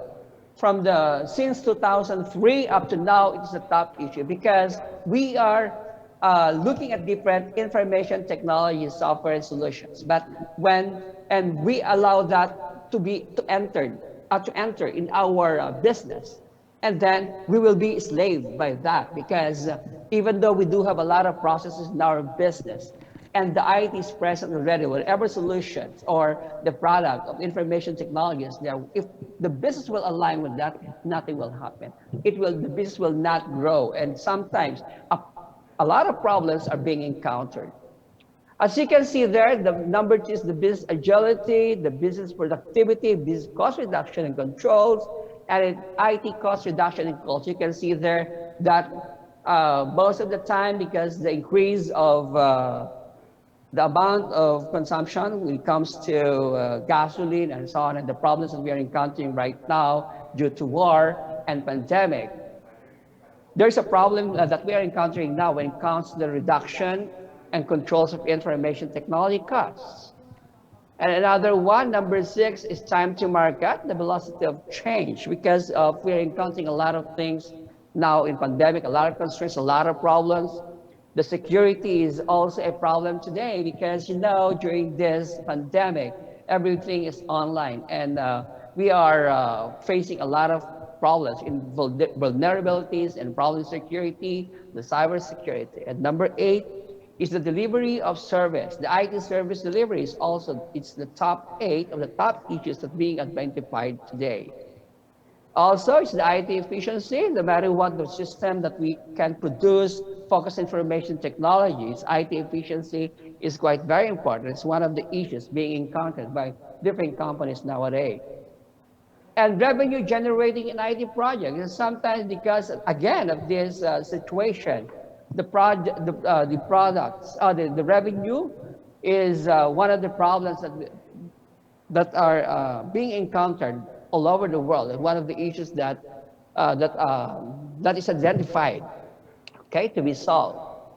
And as you can see there in the monitor, the problems, or the top 10 most important IT management concerns, as of now, it didn't change. If you get the average of that from 2003 up to 2013, alignment of IT with business is always on the top, because we acquire a lot of systems which are not fitted to our current environment. And you can see there that only in 2010 and 2009 that it was in second and third rank, okay? And the strategic suggestions, when we are creating we want to adopt or to create or to produce an IT solution based on the gaps that we check in our business, is to apply the IT value framework. Are we doing the right things? Whatever the things that we started for our projects or for the integration of information technology, let us use the question, are we doing the right thing? And the next thing is, are we getting the benefits? If we are doing the right thing, we check that, but are we going the benefits? If we're not going the benefits, or if we're going the benefits, then the next question is, are we getting them right? Maybe we're doing it wrong. And there are a lot of things for us to consider. We check, plan, do, check, and act, and evaluate for it. And are we doing it in the right way? It's the next question. If we can see that we are getting some outputs from the third question. But is that the right thing to do? Is that the right way to do? Okay? And we have to consider if we're going to invest something for information technology, to assess that is the investment in information technology in line with our business vision and strategy. If it's not, it's a nonsense. We are wasting our time. We're wasting our money. Consistent with our business principles, plans, and directions, part of our mission, it's part of our vision. Is this the ones that we would like to achieve? And then contributing to our strategic objectives, sustainable competitive differentiation, and business continuity support. Do you think it follows or it supports? And those are the things that we are going to, that we can do to check the investment in information technology. And we need to have to provide optimal value, or the investment provides provide optimal value at an acceptable risk, representing a long-term view. So I mean to say we're not going to think only for 1, 2, or 3 years. We know technology changes every day, and the maximum is up to 3 years. But when we plan, when we think it should be applicable for how many years, so that it will not be waste of investment. And is that based on a detailed analysis of the current state or condition of IT? So we have to work for analysis. We have to look at the different facts and figures for us to come out with investment in information technology. It should be based on data, okay? And then the value question again, are we getting the benefits? Are they based on relevant and meaningful metrics? Because if you're just going to think, if you're just going to decide without the data, if you're not going to decide without the information coming from the different environment, the different experiences of others, if you don't have objective evidence, then you'll not be coming out with a good solution. And then, are they based on consistent benefits, realization process, and sign-offs? I mean, to say everything, there should be a basis, okay? And then delivery and execution questions. Are we deploying well and effectively? So I mean to say if we have that already, when we deploy it, we need to assess and then we check the result. But the question is, how can we measure the result? Measuring the result is based on the requirement of the users, based on the requirement of the company, which is aligned with the mission vision of the company. And the definition of a governance, it formalizes and clarifies oversight, the accountability and decision rights for wide area of IT strategy, resource, and control activities. And you know, when you say governance, it's focused with authority, controls, and performance metrics. The authority, there should be a control, there should be performance metrics, because we want to maintain everything according to plan, according to our budget. And then when we work on a project, we are focused on the different constraints of the project development and management. You know, we have the cost, we know the scope, we know the time, to where we can manage that, and where we combine those together, we can get quality. That's quality if you're going to maintain those things, okay? And then I establish authority, controls, and performance. You can see there, information security management. We should have the audit. We have the IT risk management, because we identify the problems that we are encountering. And the security, how can we manage it? And the purpose of that is we need to align IT investment priorities more closely with the business, because if that is not aligned and you are working with something that cannot give benefit to your organization, because if they're mismatched, just try to remember that do not let IT works for the business. The business should be there, and the business should be there, and the IT will work hand in hand with the business. Then management evaluates, prioritizes funds, measures, and monitors requests for IT services. You can see that everything works now for some sort of a standard and sort of different metrics for us to measure. When we buy, there should be a measurement. It's not that we're going to have our wild guess. And maintains responsible utilization of the resource and asset we had to manage, how we're going to make it the possibility that the system that we're going to acquire will be utilized, okay, and establish and clarifies accountability, who will be the ones to be called even in case there are problems, and the decision rights, and there will be someone to be accountable, ensures that IT delivers on its plans, on the budgets, and also for the commitments, because we need to consider the business continuity of that, which is quite very important for the information technology and manages major risks. And we need to have to analyze what are the different risks and do some mitigation plans, because in information technology, there's no such thing as breakdown. We have to avoid that. The reason why we do have our business continuity plan. And the purpose of that is improves IT organizational performance, because we want to also to comply with the requirements of the different standards. We want to have the maturity so that we are not going to encounter a lot of problems anymore, because we know what to do. We need to work on the staff development, and if in case that we want to work with another solution for IT solutions for the organization, there will be outsourcing initiatives, okay? And that improves the voice of the customer, because we have to listen for the voice of the customer, because they're the workers. They're doing the dirty jobs. And our customer and constituent satisfaction and responsiveness, we have to check and evaluate most of the time, because whatever good things that we do today, next in the future, maybe it's not applicable. So we need to evaluate.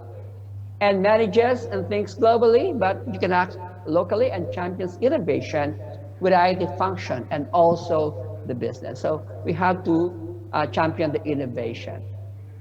Our key IT governance strategy and resource decisions must address the following. Number one is the IT principles. What are the IT principles? Number two, the IT architecture, the infrastructure itself, on how we're going to interconnect and how to let the business work within the IT environment. And then the service-oriented architecture, and those are the different architectures being required in the development on producing an IT, and the IT infrastructure, and also the business application needs, because the most important thing is the business application needs, okay? So, because we are support with the business. And then, the scope of IT governance are IT investment and prioritization, which will be prioritized. So the reason why when we analyze something for our business and we want to invest for IT, we need to make it by phase, and we need to identify which will be prioritized, okay?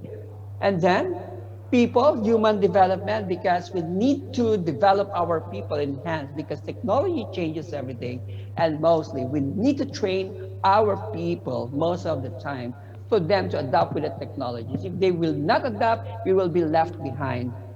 Okay, and then IT governance policies, processes, mechanism, tools, and metrics should be prepared, because everything that we are working on should be monitored, should be analyzed, and should be improved based on data and based on objective evidences. And why they're important? Help ensure alignment across all parts of the organization. Provide a forum for investment decision making that is synchronized with the business. Remember, the business is always the focus. Okay, and build enterprise view and help to eliminate ineffective systems. If you find it during the assessment that there are ineffective systems, we have to eliminate that. Or some process which are not, that there will be duplication of effort across organization, we have to remove that. We have to remove redundancy when it comes to that. And why should, and what are the role, why should they focus on? Review and approve the strategic plans, the major programs, and we have to establish priority. Okay, establish and support process where needed, and then conduct formal periodic reviews of major initiatives and operational service performance. And the roles and responsibilities, review and approve over all IT plans that you have. Then prioritize and approve major IT investment, but it is based on facts or based on data. Conduct formal periodic project progress and performance reviews. We need to evaluate one by one, and final escalation point of major IT business issues resolution. We have to look at the different issues, and we have to provide their resolution and support and sponsor IT governance policy and process improvement. So meaning to say, in the major thing that we are going to look at is if this is IT and this business, allow IT to work with business as a support. Okay? And you know that information, according to Bill Gates, information technology and business becoming inextricably interwoven. Anybody can talk meaningfully about without talking about anything. Okay, so as you can see there, what new technology does is create new opportunities to do a job that customers want done. So meaning to say, technology changes, the business is there, will let improve the business and will let it grow. With that, I would like to say thank you to all of you, and I hope that you get a lot of information from my presentation for this afternoon. Mabuhay from Philippines. Mabuhay to all of you. Good afternoon. Thank you, Dr. Balba. Yes, mabuhay. All right, so we will now proceed. We're going to go straight to the technical session, part 2.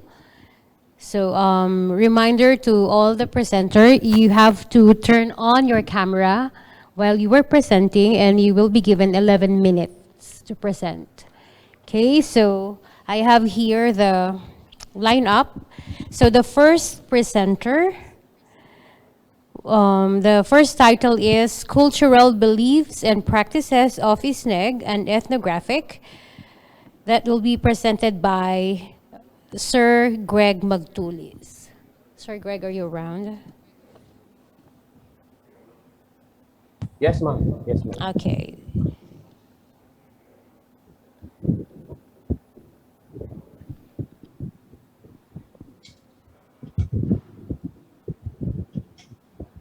Salamat Suri, everybody.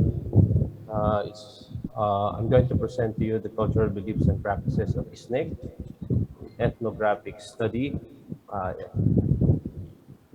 Before that, let me roundly brief myself. My name is Greg Magtulis, and I got my degree of AB Economics in Far Eastern University in Manila, and subsequently worked in Emirates Golf Club in Dubai in the hospitality industry, which is under the management of Jebel Ali Hotel. Moving forward, I also worked with Radisson SAS still in Dubai, and after 10 years of stint in the Middle East, I worked for Fred Olsen Cruise Lines for 16 years as a restaurant manager, and got fed up of working in the industry. I joined the academy, and to be able to qualify, I took my MBA in Hospitality and Tourism Management in La Consolacion College in Manila, and I am now presently engaged with World City Colleges, which has a branch in Quezon City. Go on further. For the abstract of the study, it's all about the ISNEG, which is an ethnic group in the mountain province of Kalinga, Payao, in northern Luzon, in the Cordillera administrative region of the Philippines. They have the Isnag, Mandaya, the Ibulus, Imandaya, Imalod, Itneg, Kalina, Apayao, Lapayan, Imandaya, Imalyod, Idaman, and Abulog as part of their ethnic groups. As you can see on the pictures, these are their usual costumes and traditional costumes that they normally use on their day-to-day life. These people, compared to the people in the lowland, they normally believe to have come from a common ancestry and had spread out of the adjacent territorial units as a result of the harnessing endeavors of their resources. So it's a mountainous region, so they normally, as an Asian, they normally have rice as their staple food, meat, as sort of their another food for their nutrition. But pigs, cattle, and chicken are only used for celebration or festivities that they normally celebrate in occasions such as wedding, funerals, and meetings of their head of their community. They do have a small form of government that is uh, headed by a chieftain.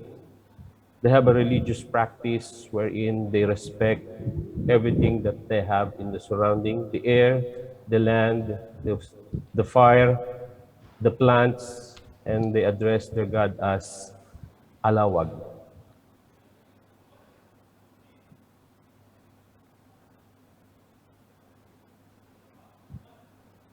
So the methodology that the researchers have done is the thematic method, which recognizes the usual theme, topics, ideas, and patterns.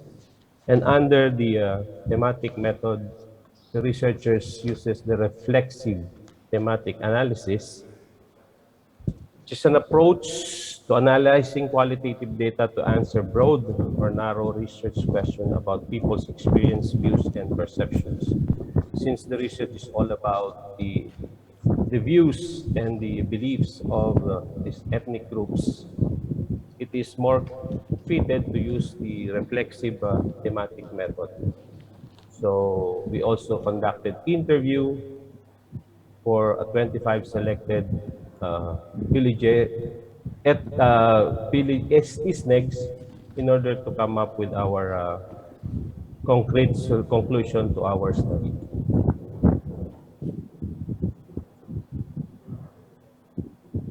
So they live in the mountainous part of the country wherein they plant rice. As I have said earlier, they believe in everything that they have around them. In other words, they believe in nature. They respect nature. They weave colorful clothes as their costume, and likewise part of the tourism that that was introduced to them is to sell whatever they have weaved to the lowland in order to get their own income and also to introduce the culture of the people to the tourists. And as a result of that endeavor, nowadays the whole country is patronizing such materials like this. They plant rice, again, which is their staple food. Likewise, Asians' staple food is rice, and they do it as a villagers, or all the members of the village contribute in planting the rice. And the women are the one who's preparing their food while the men are looking after or plowing the field. They normally conduct or held their cultural traditional festivities wherein on the picture itself, it shows that it is a courtship uh, kind of festivities that they held after the harvest time. And one thing is very, very noticeable upon the during the interview is that hello and goodbye are two of the most common words that never exist in their culture. When you go, you just go. When you come, you just arrive. As simple as that.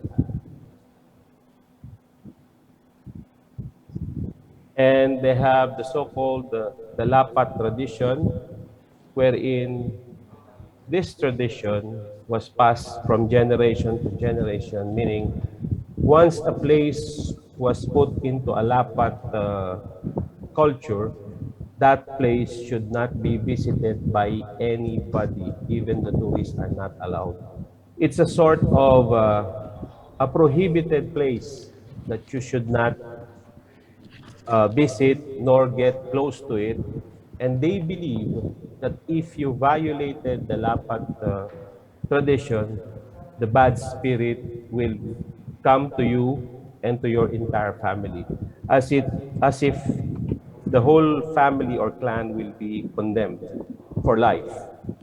And the only way to get out of that condemnation is to put up a huge festivity, and you have to prepare a lot of food, particularly, as I've said, meat, which is only used for a grand celebration in order to get out of that curse.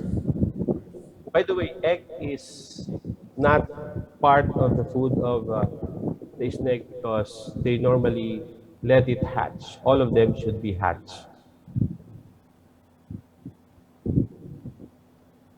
To conclude with the study, the people of Isneg nowadays are getting into group with the lowland people in order to introduce their culture, their tradition, and their belief, and it becomes a good economic income for all the people over there.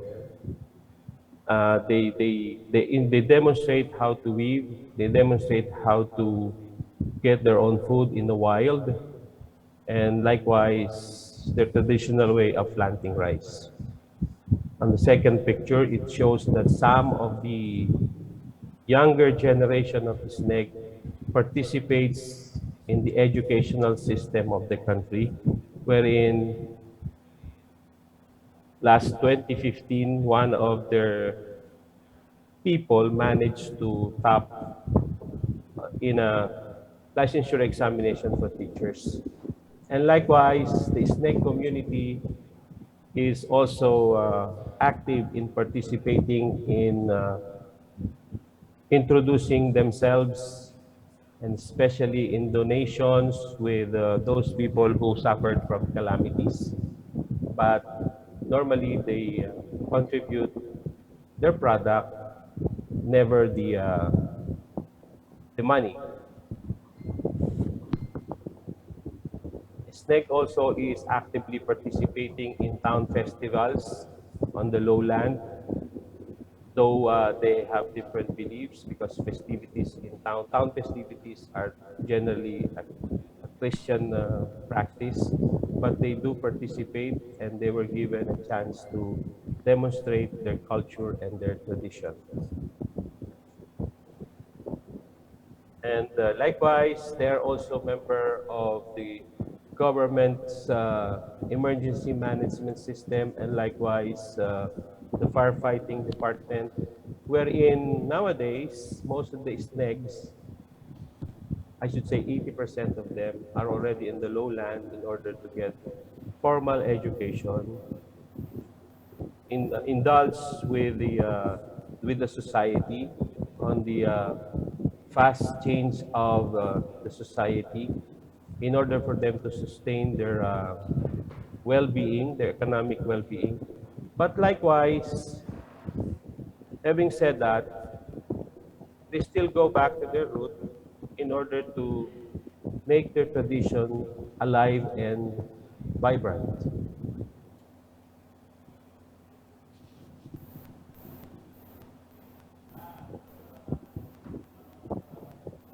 And some of the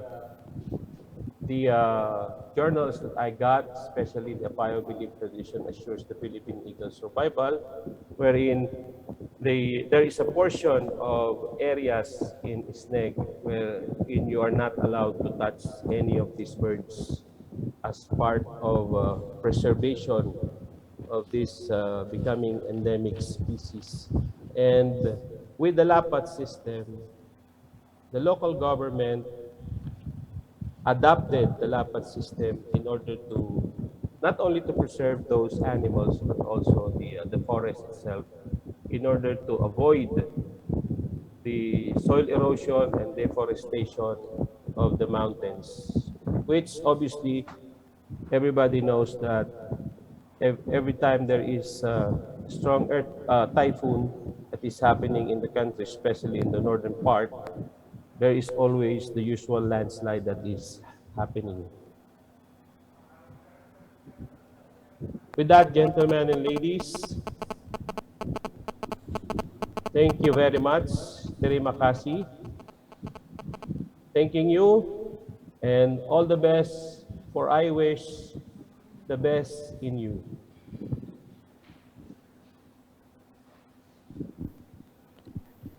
All right.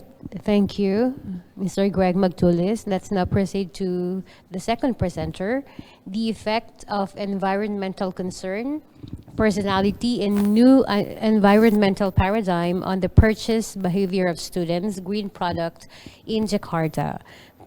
And that will be presented by Ms. Ida Yuniasi. Ah.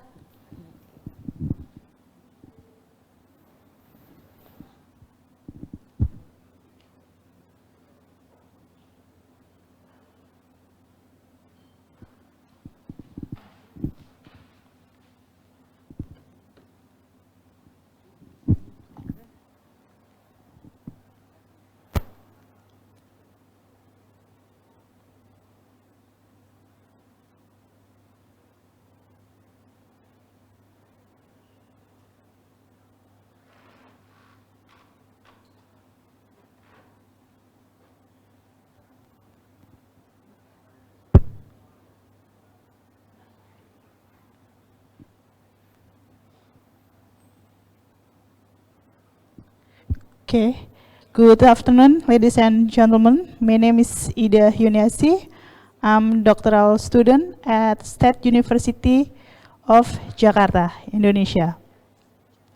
Okay, today I would like to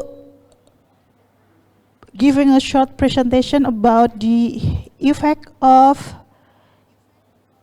environmental concern, personality, and new environmental paradigm on the purchase behavior of student green product in Jakarta.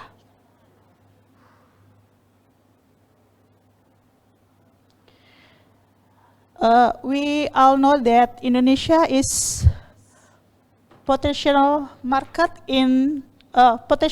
for business, because it's supported by Indonesia is huge population in worldwide. We on the four rank in worldwide in 2021 after China, USA, and India. Besides that, Indonesia have a lot of human resource and natural resources, and we know that Indonesia have a cheap labor, then it can be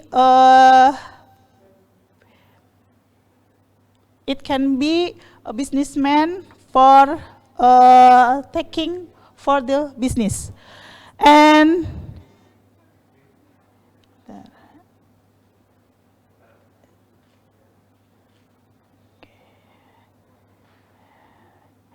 okay, and we know that development business make two-side effect, is positive and negative.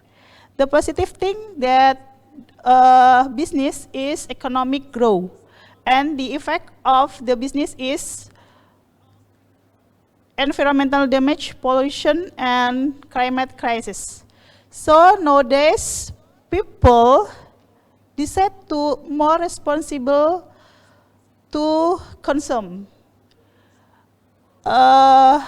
In USA, 84% consumer looking for responsible product.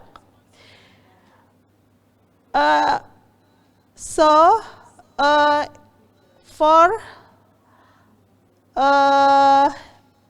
the climate change, we have to responsible and togetherness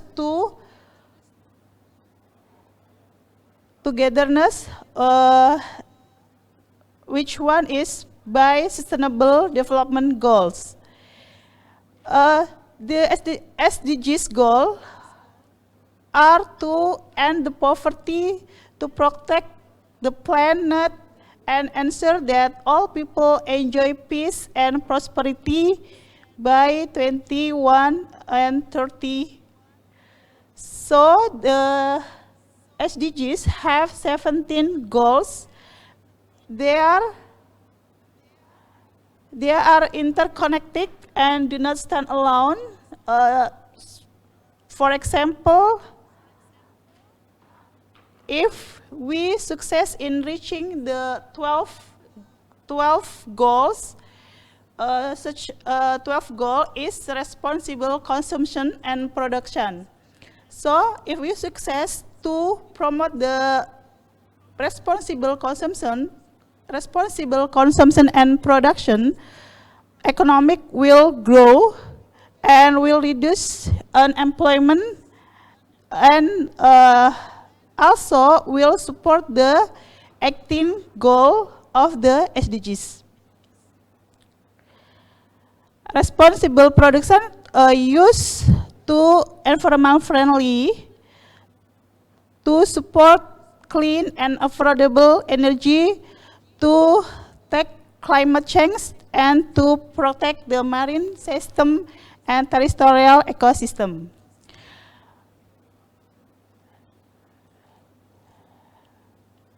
Okay. This is a picture that research hypothetical model. We can see that green purchase behavior influenced by environmental concern, personality, and new environmental paradigm. The research problem, number one is, does environmental concern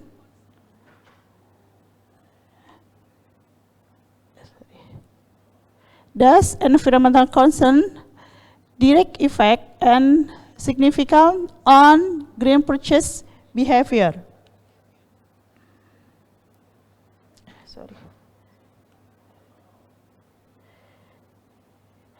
Number two, does environmental concern have a direct effect on green purchase behavior? Number three, does personality have a direct effect on new environmental paradigm? Number five, does personality have a direct effect on green purchase behavior? Number five, does new environmental paradigm have a direct effect on green purchase behavior? Number six, does environmental concern have an indirect effect on green purchase behavior through new environmental paradigm? And the last is, does personality have indirect effect on green purchase behavior through new environmental paradigm? Material and method. This research is a quantitative research used survey method and with a causal analysis approach, and the data analysis technique use a path analysis to examine the direct and indirect effect between exogenous and endogenous variable.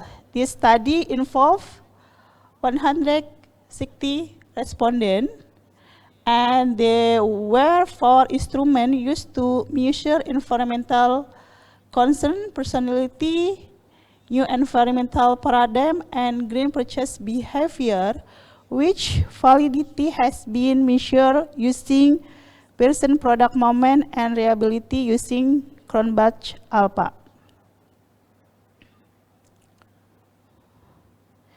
Okay. Sorry. This result, the table number 1 is about the coefficient P,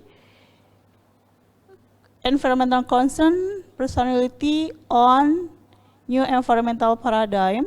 We can see the SIG is significant. Table 2, coefficient P, environmental concern, personality, new environmental paradigm on green purchase behavior. We can see the result, the t-table, and significant. And the third table, coefficient P, new environmental paradigm on green purchase behavior.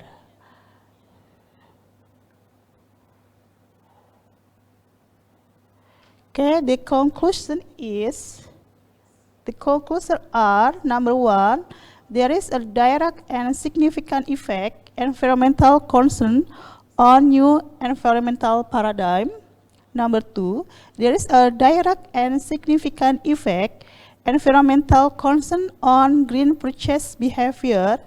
Number three, there is a direct and significant effect, personality on new environmental paradigm. Number four, there is a direct and significant effect, personality on green purchase behavior. Number six, there is a direct and significant effect, new environmental paradigm on green purchase behavior. Number six, there is an indirect and significant effect, environmental concern on green purchase behavior through new environmental paradigm. Number seven, there is an indirect and significant effect, personality on green purchase behavior through new environmental paradigm. So thank you, everyone.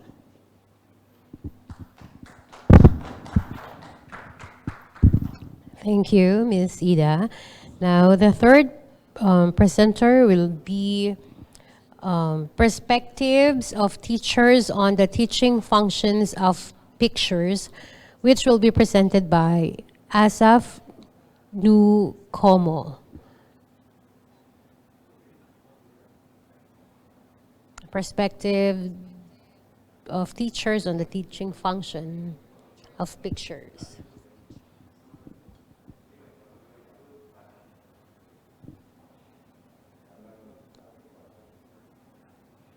Sir Asaf, are you around?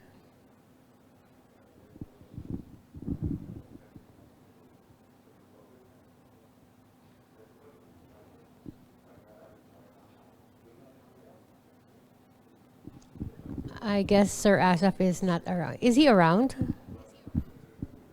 Okay. All right, so before we proceed to the next presenter, the organizer told us that the coffee is ready. So if you want to have the coffee during the session, you may do so. Okay.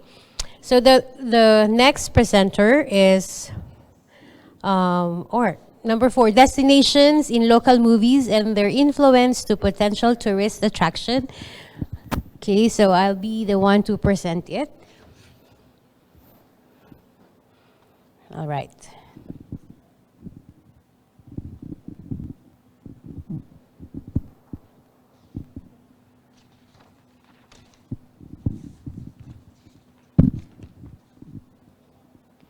So the title of the study is Destinations in Local Movies and Their Influence to Potential Tourist Attraction.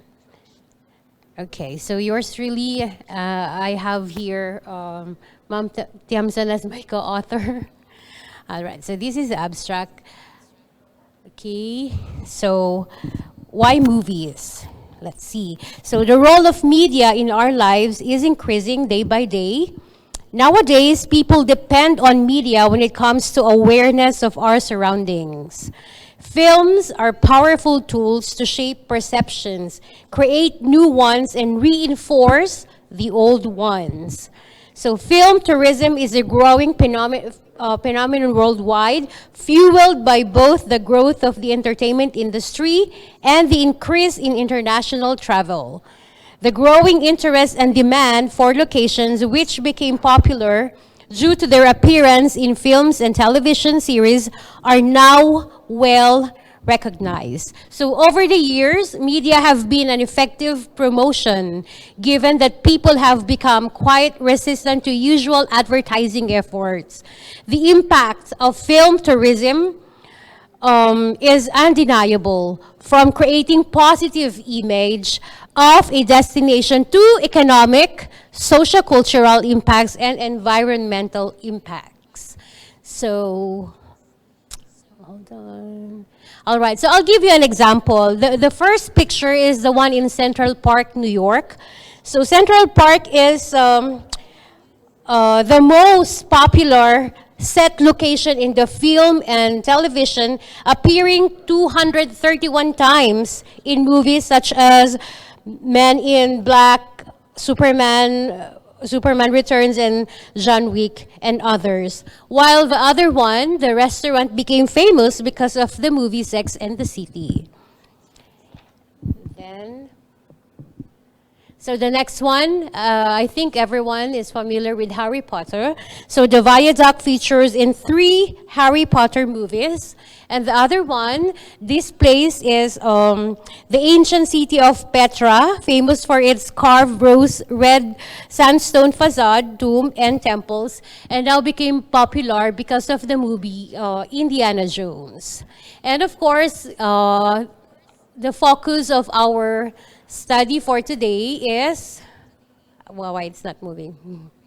All right, the focus of the study is located in our country, Philippines. Okay, Sagada. After famous love teams, they shoot their movies there, it became more popular than before. That's why we really believe that movie is one of the most powerful tool in promoting a certain location. So for our, okay, it's, wait. Methodology, the method that the researchers use in this study is descriptive method of research. It tries to describe present conditions, events, or system based on impressions or reactions of the respondents. And sampling design, wait.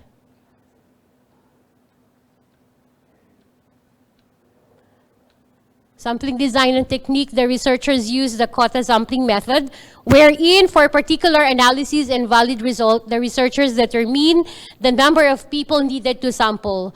Quota sampling is a method for selecting survey participants. This means that individuals can put a demand on who they want to sample. The researchers distribute the questionnaires to the respondents. It's okay. And for the research instrument or main tool that the researcher used is this study, the survey questionnaire. The research questionnaires was validated by the experts. The questionnaire served as a guideline for the researchers to achieve the output of the study regarding the influences of destinations in local movies to potential tourist attractions. So in this table 1, the table shows the demographic profile of the respondents in terms of age. It can be noted that the highest percentage of age group belongs to 17 to 20 years old. So this is indicated by the percentage of 41. The next highest age group, 21 to 24, is presented with a percentage of 30. The age group 25 to 29 is presented with a percentage of 18, and the last age group, 30 and above, is presented with a percentage of 11. Okay, here.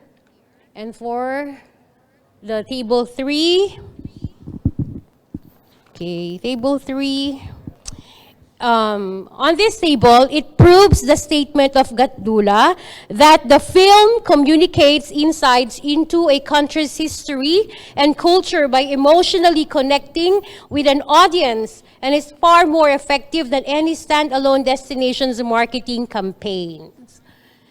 Next one, the table 4. So table 4 supports the statement of Ilusia that gastronomy tourism has become a major and has become a rapidly growing component of the attractiveness of or tourist destination. While in table 5, okay. So in table 5, this proves that the statement of Cayetano, the creations of or sceneries, the depicted in the film can be converted into tourist attraction. The impacts of film tourism still appeal to the underappreciated by destinations, even though they can be long-lasting and have significant long-term economic and social effects. Okay, and that for the table 6. This proves the statement of Modiano that visitors to film destinations are looking for extra factor, an on-location experience which will tell a story about their favorite names and their location, engaging their emotions. So new product developments around, such as location tours, film museums, exhibitions, and the theming of existing tourist attractions can provide just that. And for the table 7, okay, table 7 shows that F value is greater than the F crit. Therefore, there is significant difference among the variables. This necessitates the use of t-tests to show that there is significant difference. Table 8 showed the computation. Okay, here is the table 8. All right. So, film communicate insights into a country's history and culture by emotionally connecting with an audience, and is far more effective than any standalone destination marketing campaigns. So today's travelers see themselves as explorers. They dig deeper into destination than they did in the past, and feel emotionally linked. So destinations they have experienced on the big screen. So for the conclusion, okay, based on the findings of the study, the following conclusions were drawn. Most of the respondents were on the age of 7 to 20 and male. Culture, scenery, gastronomy, and attractions of destinations in local movies influences potential tourist attractions. So films have now become one of the influences for an individual to travel. Local movies contributed to the promotion of potential attractions of a destination. The researchers found a positive effect of filming local movies in Tagaytay, Baguio, and Sagada on the numbers of tourist arrivals. So that's it. Thank you so much. All right, so for our next presenter, may we call on again Sir Asap. Is he around now? Or is he around? All right, so perspectives of teachers on the teaching functions of pictures by Asap Nu Como. I hope I pronounce it right.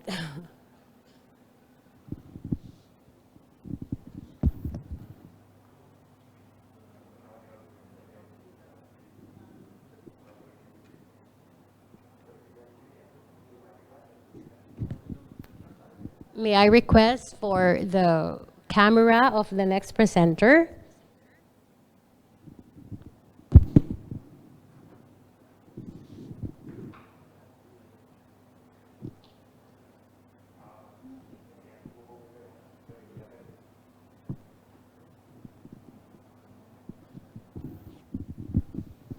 Is he around?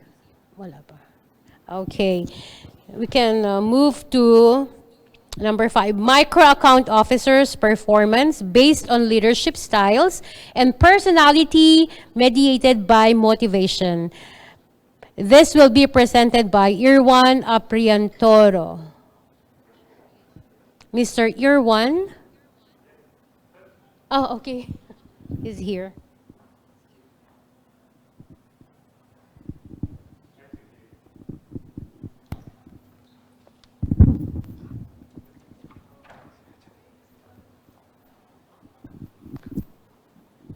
Thank you very much for my time.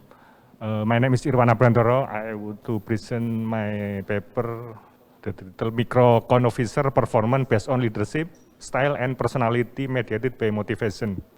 Next slide. My biography, I am graduate from Gajah Mada University in agribusiness of 20 years career in 12 years in retail banking and 9 years in human resources role. Currently, I am vice president in human capital business partner. State-owned Bank Indonesia, PT Bank Rakyat Indonesia Persero. Spesialis in microbanking, credit. Next slide. Abstract, the research aim was finding out the information about the mediated role of motivation between leadership style and personality with micro-con officer performance, citizenship behavior. A causal survey method used by involving 10 micro-con officer in Indonesia. There were instruments developed for measuring citizenship behavior, 12 item, reliability 0.875, leadership style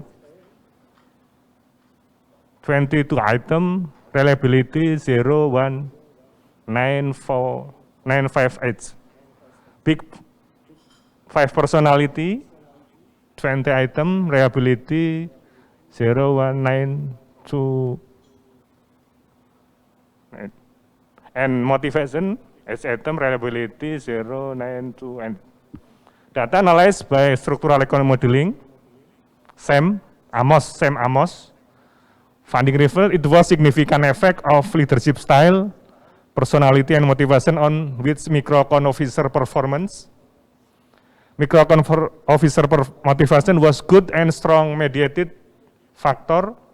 Leadership and personality were two factors which is other its effect of micro-con officer citizen behavior, especially dealing with leadership style and personality as well.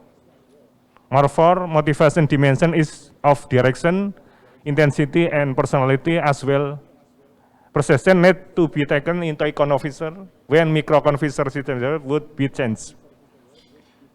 This result implied that those variables are strongly support the organizational behavior model in achieving organizational goal.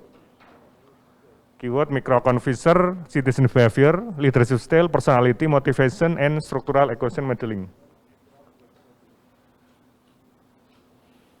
Research method, a causal survey was carried out by selecting 1015 micro-con officer in Indonesia.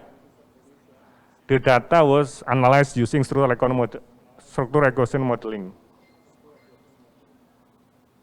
Description, by using structural equation modeling, SAM, there are two main activity, measurement and structural computation. In terms of measurement, it was found that all these latent variables did confirm that all dimensions were loaded highly on variable being measured to report on the method above. Theoretically and empirically, those dimensions were part of this latent variable. However, three dimension and subdimension removed from the model due to its insignificant aspect of the model, two latent variable, namely courtesy, property of citizenship behavior, and other from active management by exception, passive management by exception, and laissez-faire dimension belong to leadership. See figure on appendix for detail. Structurally, it was found that leadership style and personality directly and significant effect micro-con officer performance, citizenship behavior, and micro-con officer motivation was good and strong mediated factor.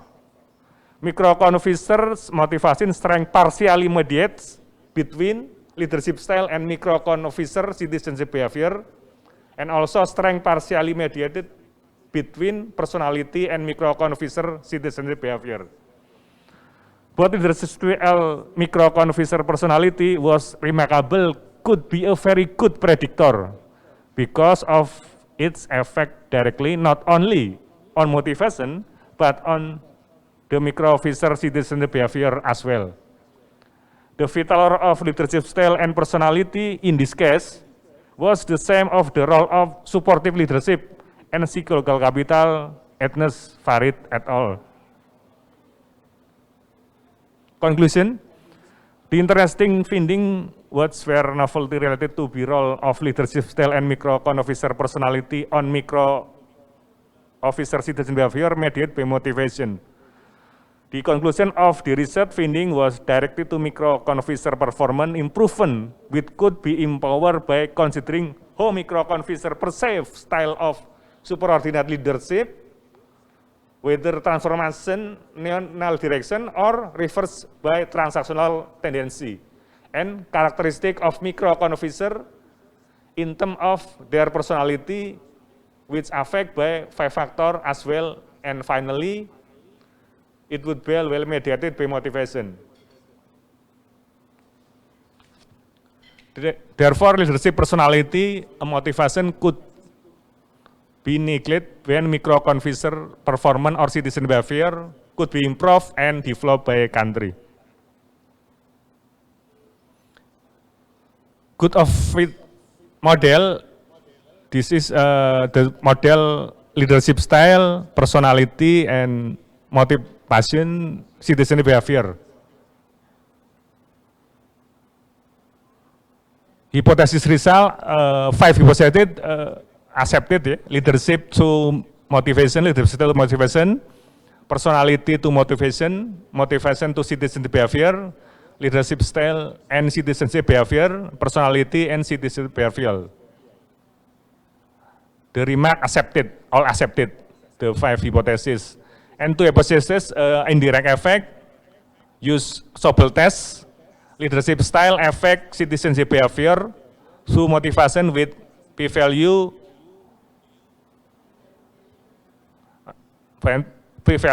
significant, and personality affect significant behavior to motivation with p-value significant. The hypothesis all accepted, 7 hypotheses. Thank you very much. Assalamualaikum warahmatullahi wabarakatuh.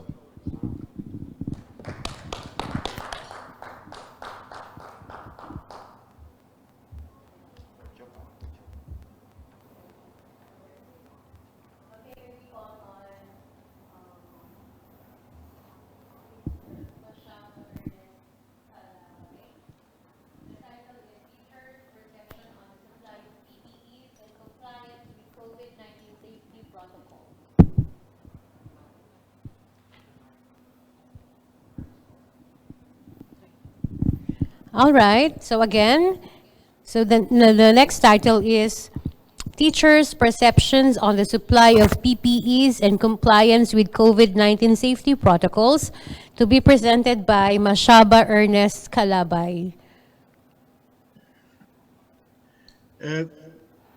Thank you, Chair. Let me share my screen. Thank you for this opportunity. Okay.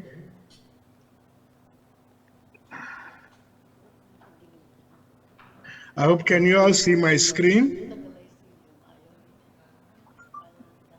Chair, am I audible? Chair? None yet, sir. I've shared my screen. Is it visible? Yeah, no, not yet. Okay.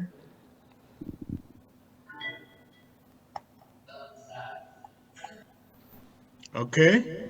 Yes, it's okay now, sir. It's okay. Thank you very much. Let me, okay, the curtains. Sorry for the light behind me. I think I've taken I've seated on the wrong side of the window there. The light reflects.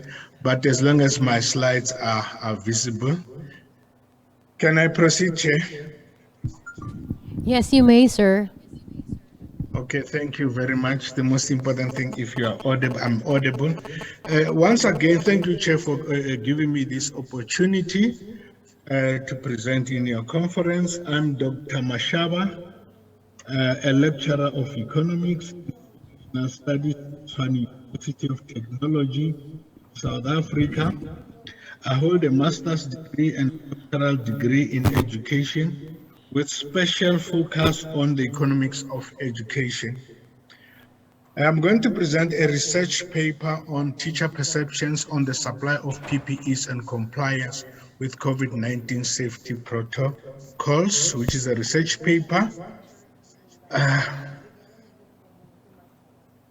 Oh, no, this is the content, the table of content of the paper. I'm not going to go through that. Then there is the introduction to the paper. And in fact, I conducted this study together with Professor Maile. Introduction or background. The outbreak of the coronavirus COVID-19 has spread across the world, infecting millions and killing thousands of people. We know that worldwide experience, and on the 15th of March, South African government declared a national state of disaster, and the country entered into its first phase of hard lockdown. And following this declaration, the Department of Basic Education, in an attempt to curb the spread of the virus, especially in the education sector, closed the entire education sector from higher until to the basic education. But now, having schools closed, as a country, we're faced with the need to compensate for the lost time on teaching. And because of that, the Department of Basic Education turned to online learning. However, with the implementation of online learning, especially in the basic education sector, its implementation really faced a serious problem, because online education in South African schools was not workable because of rampant inequalities in education. Having experienced a situation where 75% of schools could not conduct online learning, and basically these are the schools which are populated by the blacks and predominantly the poor, and these schools have been inadequately resourced for decades and decades, and only 25% of schools were in a position to mediate online learning. And this actually meant that online learning was virtually unworkable in the country. And if you look the stats by Statistics South Africa, it indicates that about 10% of South African households have access to the internet, while the mobile connection is through telephonic internet is higher at 60%, but the cost of data connectivity is a serious constraint. Hence, we are saying that the pandemic is not just a health crisis, it is a crisis of inequality, neoliberalism, decades of austerity programs, and sustained attacks on fragile public education system and services provided by the state. So, in fact, the pandemic, exposed the inadequacy of resourcing and providing resources to our schools. Hence, online learning was inaccessible to the majority of the learners. And because of this challenge, the Department of Education was forced to reopen the schools. And on the 19th of May, 2020, the Minister of Education actually announced a phase in reopening of schools. And the biggest challenge was to overcome the overcrowding of learners in schools. And to manage this disaster brought about by COVID-19 in the basic education sector, the Department of Basic Education produced a document that is referred to as the Standard Operating Procedure for the Prevention, Containment, and Management of COVID-19 in Schools.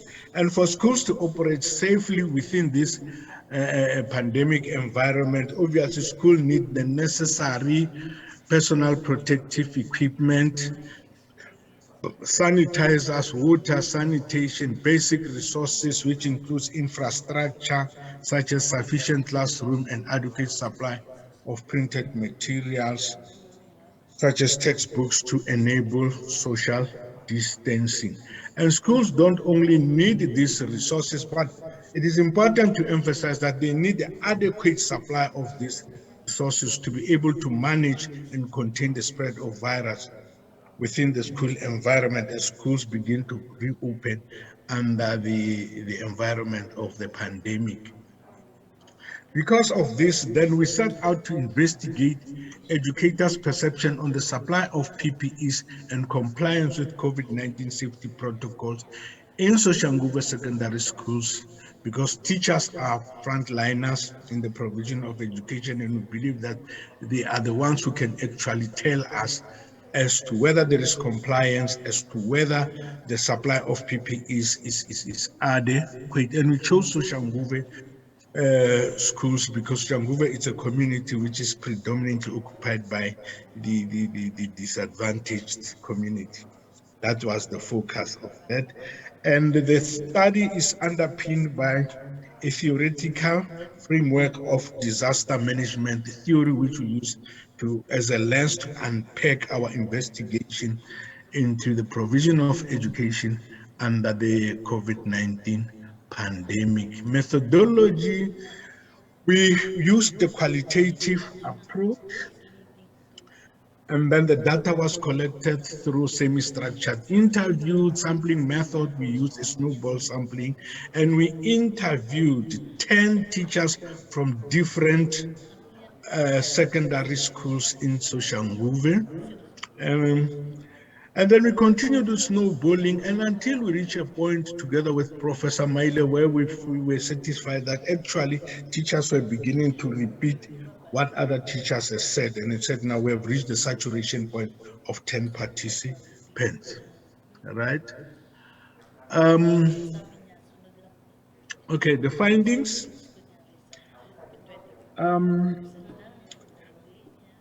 The data was presented through thematic analysis. That's why the findings of the headings. COVID-19 school management plan in relation to SOP, standard operating procedure. What we found are that all the schools that participated in the study had the standard operating procedure SOP document, meaning that they all had a plan, devised a plan in terms of which they will use to mitigate against the pandemic. But what we also found that schools did not conduct formal training, but workshops on COVID-19 for teachers and learners as required by SOP was actually taking place. SOP requires formal training to take place in schools, but what we find that there was no formal training, but what was actually, satisfying to us was that although formal training was not there, but there was this information sharing taking place among teachers and learners and also the health officials, which was a good thing that we observed, we found from our analysis.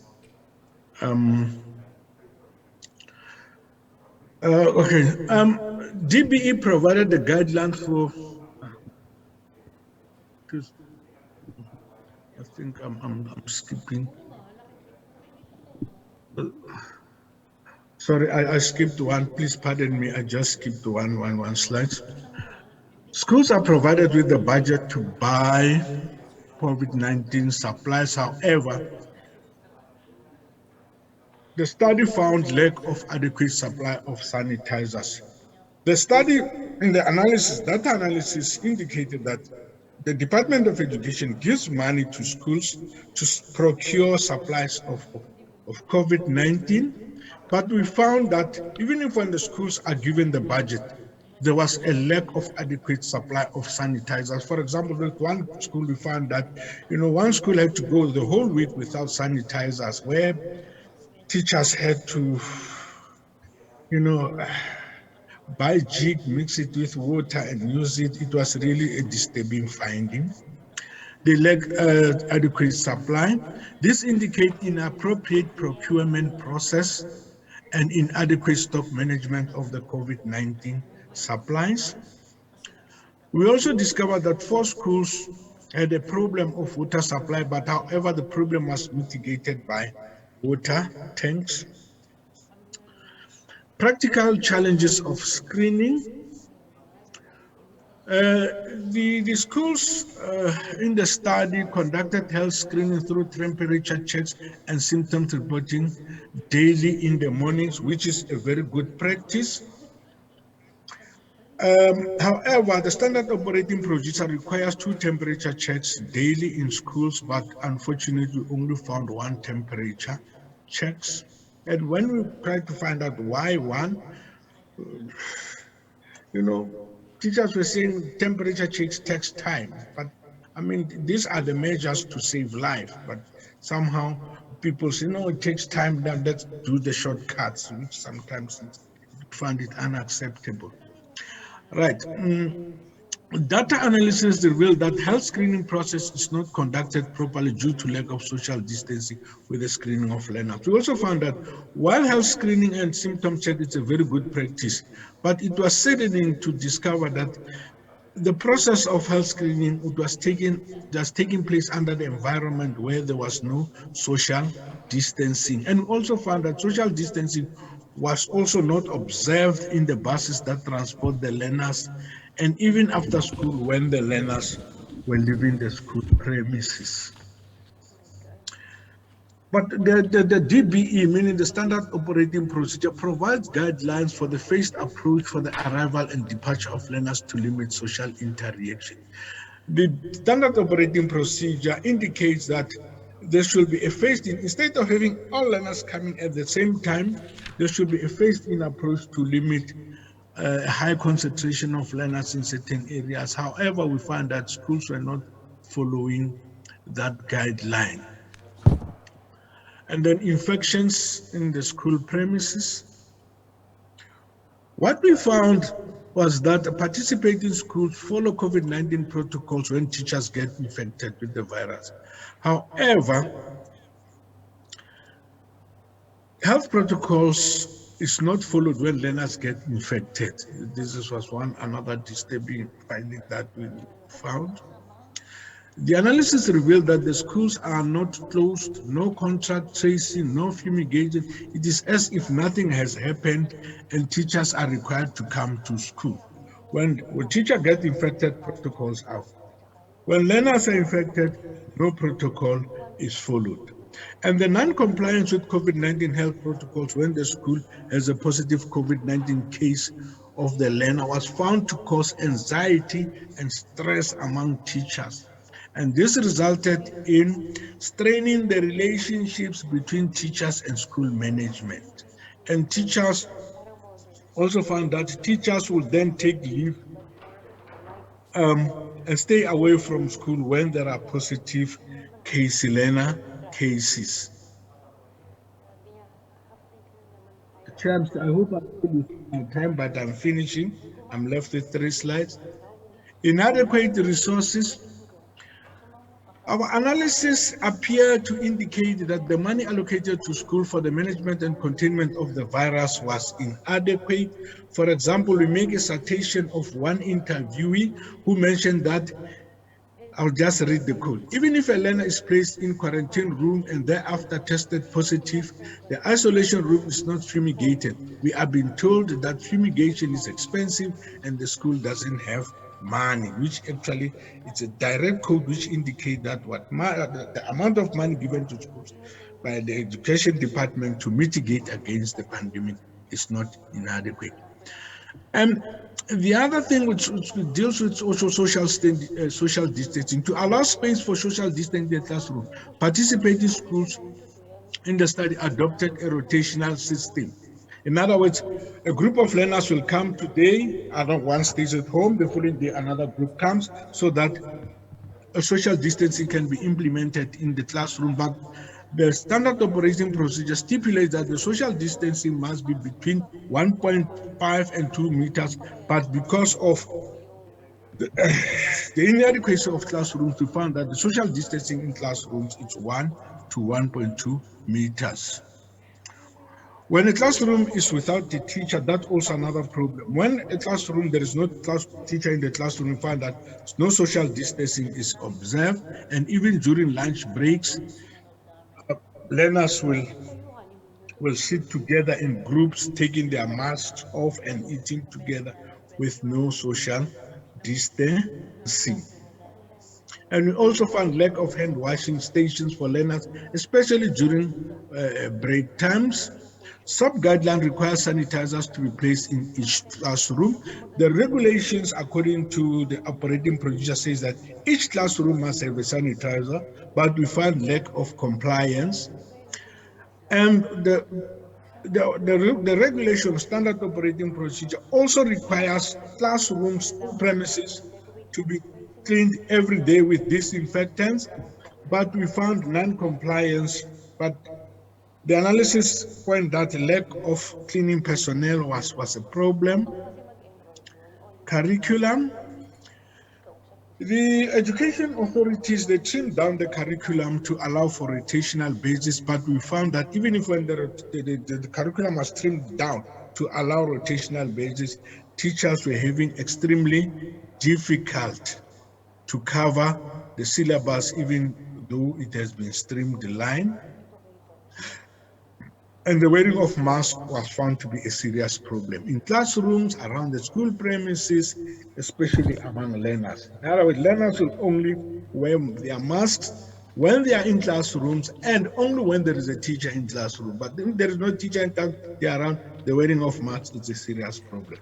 In conclusion, we are saying, we as the authors, we conclude that there is a rampant disregard by schools for COVID-19 health safety guidelines, which makes schools to be a perfect breeding ground for COVID-19 infection for both teachers and learners. We are saying, even if South Africa as a country is on a drive, to vaccinate teachers and even learners, but the way the health protocols are being disregarded, despite having this drive of vaccination, the schools remains a perfect breeding ground for COVID-19 infection. Hence, we recommend that there is an urgent need for education and health authorities to monitor and ensure that schools comply with COVID-19 health protocol.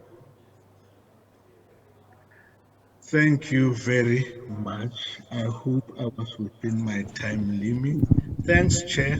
Thanks. That's the end of my presentation. Thank you very much. Thank you so much.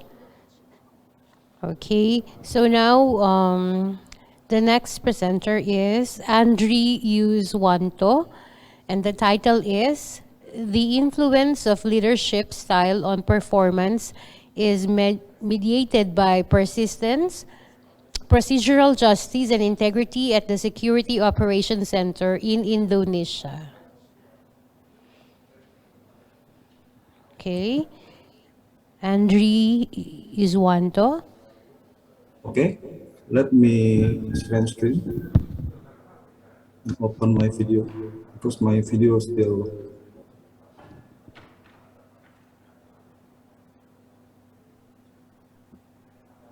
Okay, can you see my screen? Okay, Assalamualaikum, good afternoon, dear keynote speakers, conference committee, ladies and gentlemen.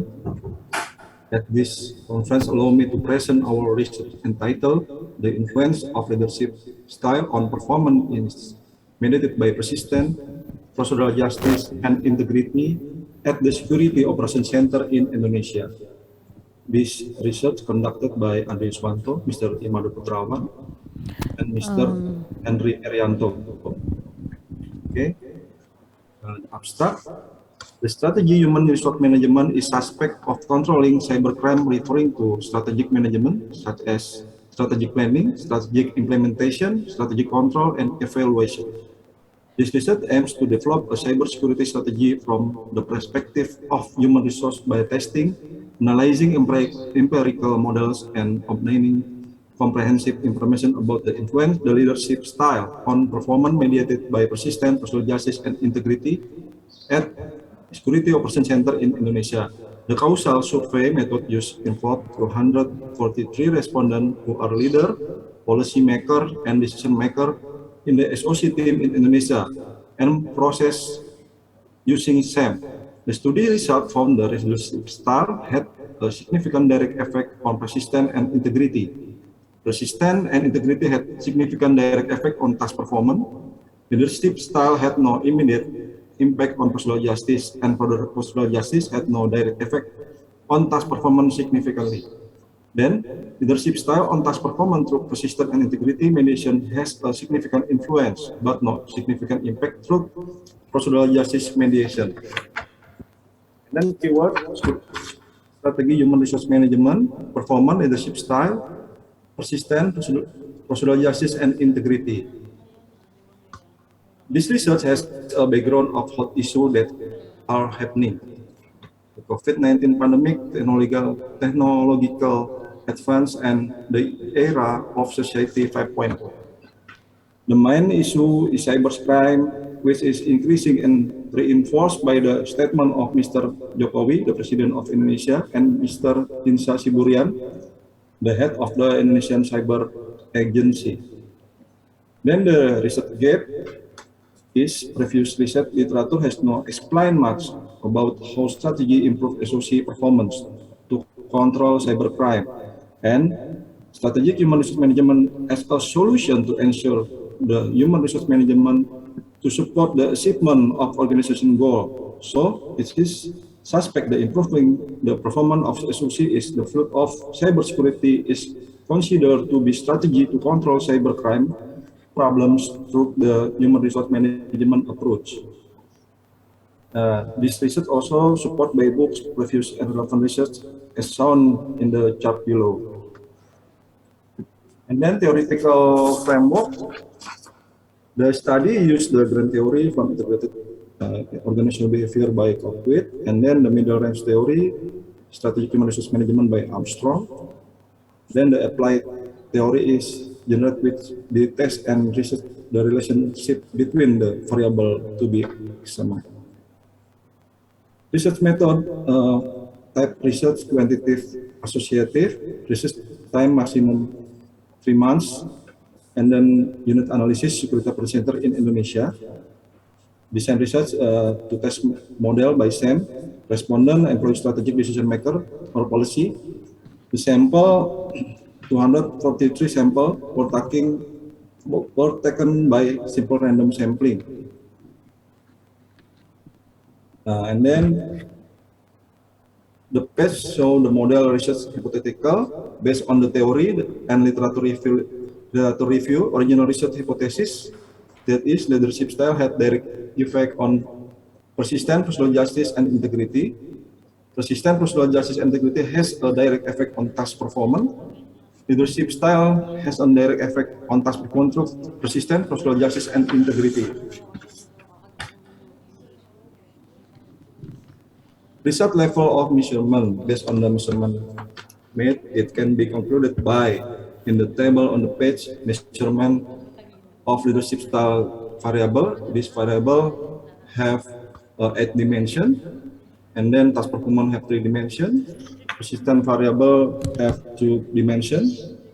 Measurement procedural justice are determined by indicator related to procedural justice, and the integrity have 3 dimensions. The good of fit confirmatory factor analysis is the initial state of the same measurement model and used to test whether the scale structure match the actual data. Initially, a measurement model is with a double head row being 5 variables was solved using Amos testing on the research model. And structural equation model based on previous hypothesis, the initial structure model with 0 correlation between error was test maximum likelihood. And then there is a structural equation model for variable persistence, procedural justice, integrity, and performance shown in the page. The medicine test, Sobel test. Sobel test, we use 2 mediation tests, whether the mediator has the effect of the independent variable on the dependent variable, which is given with the following result. The influence of strategic style on task performance through persistence is significant. Leadership style on task performance through procedural justice not significant, and leadership style on task performance through mediation integrity significant. So based on the research that has been done, it can be concluded leadership style has a significant direct effect on persistence and integrity. Persistence and integrity had significant direct effect on task performance. Leadership style had significant indirect effect on procedural justice, and procedural justice had no direct effect on task performance significantly. Then Leadership style on task performance through persistent integrity mediation has a significant influence, but no significant effect through procedural justice mediation. There is a reference I use. And then, thank you. That's our presentation. Thank you for the cooperation and opportunity provided. Assalamualaikum warahmatullahi wabarakatuh. Thank you, sir. Okay, for our next one. Okay, so the perceptions of school management teams on leading schools during the COVID-19 crisis, a case study of Komazi West Circuit Secondary School, Mpumalanga Province, South Africa. The presenter will be Mankolo Letoko.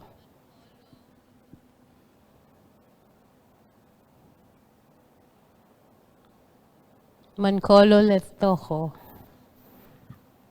Thank you so much, Chairperson. Let me put my house in order, and also the lighting is not so bad. All right, let me share my screen. All right. All right. Chairperson, can you see my screen? Yes. Thank you very much. Colleagues, good morning from South Africa. My name is Mankolo Letoko, and I'm from the University of Limpopo. My paper is on the perceptions of school management teams on leading schools during the COVID-19 crisis. And it's a case study of Komazi West Circuit Secondary Schools in a province called Mpumalanga in South Africa. So my introduction is as follows. The purpose of the study was to analyze the perceptions of school management teams on leading secondary schools during the COVID-19 crisis in the circuit. And when we talk about school management teams, just to give a small background, we mean the principal, the deputy principals, and the heads of department in a school. So different schools will have different numbers of school management team, but ideally, you need to have the principal and deputy principal. It could be principals. Some schools have got one or two, but also the heads of department. So as the pandemic started, the school management teams did not really know what to do. It's the first time for, I think, for many of us to have a pandemic. So the school management teams were in the middle of a grueling era in the history of education.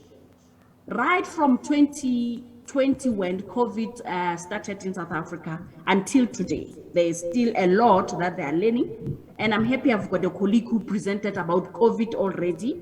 So I'm just adding on what my colleague was saying. So due to the constant transformation of the conditions of the pandemic, now school management teams were continuously forced to be resilient and adapt to deliver education services during a challenging pandemic. So that is what our schools were facing. And given the lack of precedent, as well as detailed government guidelines to direct how schools should operate, this crisis has been extremely challenging for SMTs as they attempted to ensure quality teaching and learning activities are sustained despite the presence of a pandemic. So they still have to keep going. So in a study done by UNICEF in 2021, it was concluded that the impact of disrupted education in South Africa since the COVID-19 outbreak has been devastating, with approximately 75% of learners behind on the school year, they are not able to catch up on their schoolwork. And most learners also dropped out of school due to a number of reasons, including psychological problems, loss of parents and support due to the pandemic, and many more. So this study then, the aim was very easy and simple, just to explore the perceptions of the school principals and also to give recommendations. It is hoped that such perceptions are essential to the contribution of future strategies, effective for school management teams to deal with the current or similar pandemics. So we believe that in this study, we'll be able to give recommendations and future strategies on what could be done should there be another pandemic that will affect schools in the future. So the study is composed of 4 objectives, and just show in short, objective number 1 is to determine the perceptions of the school management teams on leading schools during COVID-19.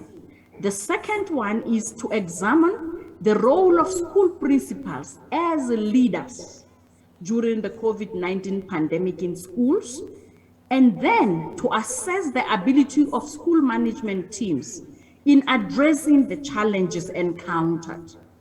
And the last one is to explore how the school management teams can mitigate the challenges encountered during the COVID-19 pandemic. So the methodology for this study, the study was qualitative in its approach and used the case study design, focusing on SMTs within 1 second, because the area, the district has got 10 seconds. So we decided to take 1 second, which had more of the poorest schools. In South Africa, we talk about quantiles. So our choice was, our sample was composed of the school which has got the poorest of the poorest in terms of the schools. So data was collected using semi-structured face-to-face interviews with 50 participants who are SMT members, 10 principals, 10 deputy principals, and 30 heads of departments from 10 schools, so meaning 3 per school. And data analysis was achieved through content analysis and thematic analysis of the interview notes and recordings that we collected. So the findings, we just put just a few, just to give the feel of how the study managed to collect some of the data. Number one of the findings which we found that needs to be done is the distribution of information to sensitize the stakeholders. Here we mean the children, the parents, the teachers themselves. Even sometimes some schools have got auxiliary employees around. So that information which is packaged from the SMT will be very useful to manage the crisis situation. And this role was played by principals. For instance, they were displaying information, signs on school premises regarding COVID-19, holding virtual meetings with teachers, trying to keep the boat afloat. And number 2, one of the findings is that there were weekly awareness campaigns and continuous interaction with the stakeholders. Number 3, the use of rotational timetable to ensure that the learners can observe the social distance. Principals were also tasked with adding 2 hours in the timetable for each day to recover lost time during the school closing. When the schools opened now, the schools had to give 2 more hours of learning and teaching so that they can cover up the kind of work that needs to be done. But also the schools also appointed, that is number 4, assistant teachers who played an important role in relieving overloaded teachers as well as those teachers facing those underlying health conditions like diabetes, hypertension, and the rest. And the study found that the assistant teachers were actually very useful because they are advanced in technological use. Most of them were young people. And they were able to assist the teachers to use technology, to use your Zoom, to use Google Meet, and teach virtually. The assistant teachers were of great help. Then another finding is that the SMTs believed that if they had been trained in the early stages of the pandemic about how schools should operate during the pandemic, it was believed that the schools would have been in a better position because they would know much more what to do. And the last one of the findings is that coaching and mentoring was going also to capacitate the SMTs to make decisions to switch to adaptive learning strategies much earlier than they did if they had gotten training, if they had gotten coaching and monitoring and mentoring also. But at the present moment when we were conducting the study, that was the kind of complaints and challenges they had. So through the study, we were able to make some recommendations. Number one, that SMTs are seen as essential operational members of schools who needed to master the skills of using e-learning platforms. Because as the pandemic started, I think more the government and more schools focused on the teachers. But as time goes on, it was discovered that, even the SMTs, they need to learn how to use the e-learning platforms and lead by examples, and also to get training in order to operate effectively.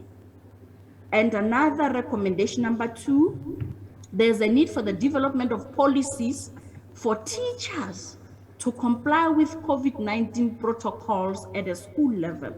Of course, as a country at a national level, we had and we also still have the policies and guidelines and everything, but at school level, when we conducted the study, there was still not enough knowledge for the schools, because remember, each environment needs a different way of managing it. So the schools themselves would really need to adjust from the national guidelines, provincial guidelines, and adjust to suit their own needs. Because in some schools, there will be no water, the taps are dry. If you say wash hands every hour, where will the water come from? So such adjustments are very important. And then recommendation number 3 was on the training of teachers on a specialized skill on how to conduct meetings and classes in a virtual environment. Colleagues, remember here, we focused on the poorest and the poorest of the schools. So even the issue of having laptops was still a problem. Having a laptop does not mean you know how to use it either. So that kind of training of teachers in a compulsory workshop for teachers and also the SMT members, so that they are both on the same page, everybody knows what should be done. So also, number 4, participants proposed that the improvement of internet connectivity, especially in rural areas whereby the networks are not so good, and also access to smartphones, can encourage remote learning, because now in the rural and the poorest of the areas, there is no internet connectivity. And people don't even have smartphones, don't have Android phones, nothing. So that has to be catered for by the Department of Basic Education, and so that the teaching and learning can start to happen.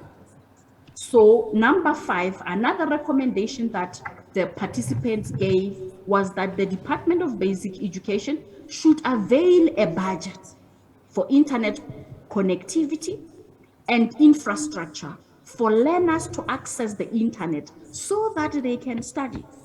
because as it was, especially 2020, 2021, students were studying from home. And if you are from a poor background, there is no way it can even happen. So that is what the SMTs proposed, that there has to be a budget for schools, especially like my previous colleague said, poor schools, black schools in rural areas do not have any of these things. It's a luxury to have internet in a village.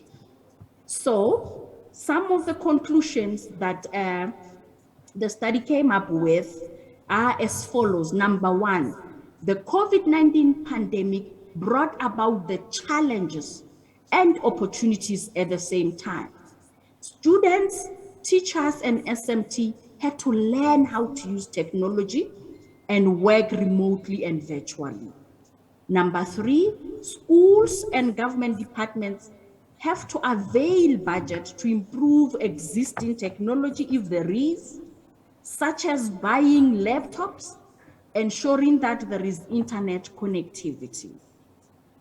Then another conclusion is that the psychological impact of the pandemic hit both teachers, learners, and the SMT members alike in different areas of their lives. So these necessitated a united effort from all stakeholders to assist one another to go through the effects of the pandemic. And then when schools closed, students needed someone to encourage them to continue study. Remember, 2020, the schools were closed in South Africa. 2021, a bit of opening here, there, rotation of classes. So when the schools were closed, then students needed someone to encourage them to continue studying. Teachers needed to be motivated to continue working, and the SMT had to ensure that teaching and learning continued. So these were some of the challenges that the SMT faced. They had to deal with students, they had to deal with teachers. They themselves are also affected, but they had to venture on and keep going. On that note, colleagues, thank you very much for the opportunity to the conference organizers. My presentation ends here, and thank you very much. Okay, thank you, Ms. Andri Yuzwanto. Okay, may we call on again Asaf Como with his title, Perspective of Teachers on the Teaching Functions of Pictures. May we call him again?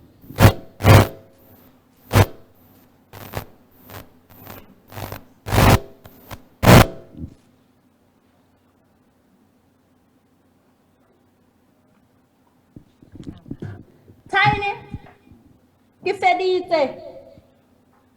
Hello. Oh. Yo. Porque salí que tú eras a 6.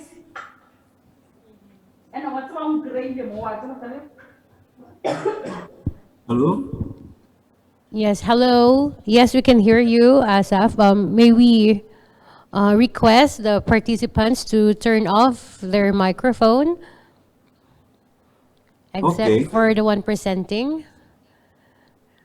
All right. Okay, Sir Asaf, you may start now. Thank you, Chairperson. I'm busy trying to share my screen. Is it shared? Not yet. My screen not yet shared. Let me work on that. Share the screen.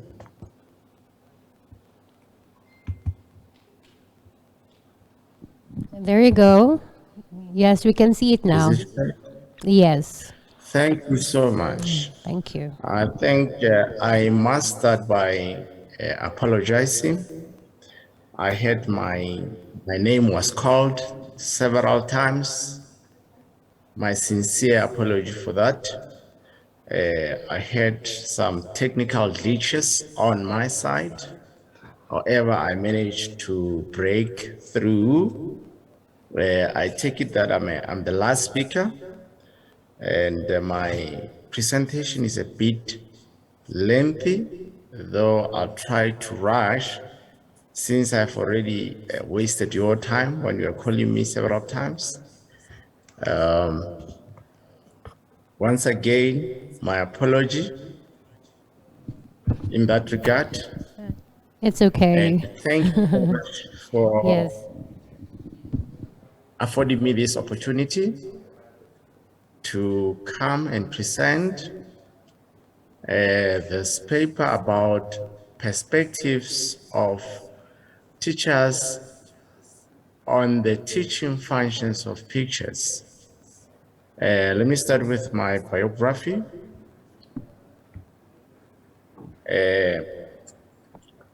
Dr. Asaf Nkomo is a lecturer in the Department of Educational Foundation in Tshwane University of Technology. He obtained his Doctor of Education degree at the very same university. And in his study, he was exploring how teachers viewed mini-making devices, such as photographs, in relation to their classroom practice. And his study basically was an attempt to develop another way of seeing and using pictures in science education, which starts from analyzing of human experience and puts strong emphasis on the affective domain and personal and social meanings.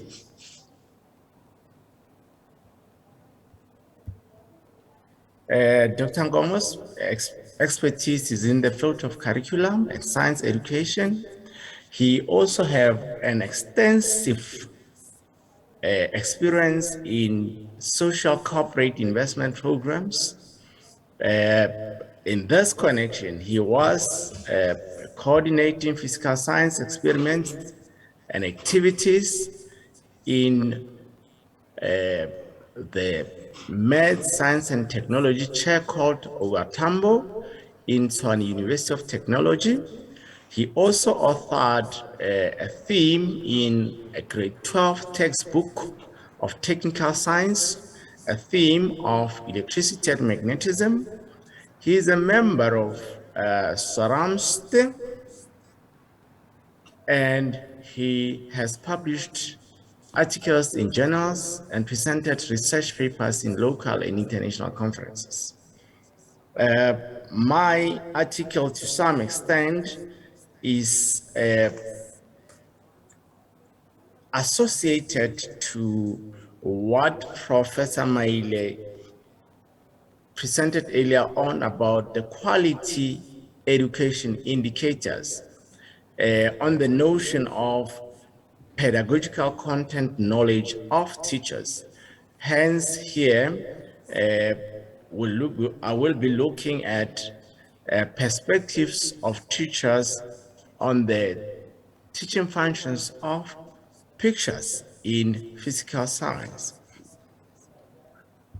As I indicated earlier on, my presentation is a bit lengthy. I'll be looking on this, though I'll try to push it a bit fast.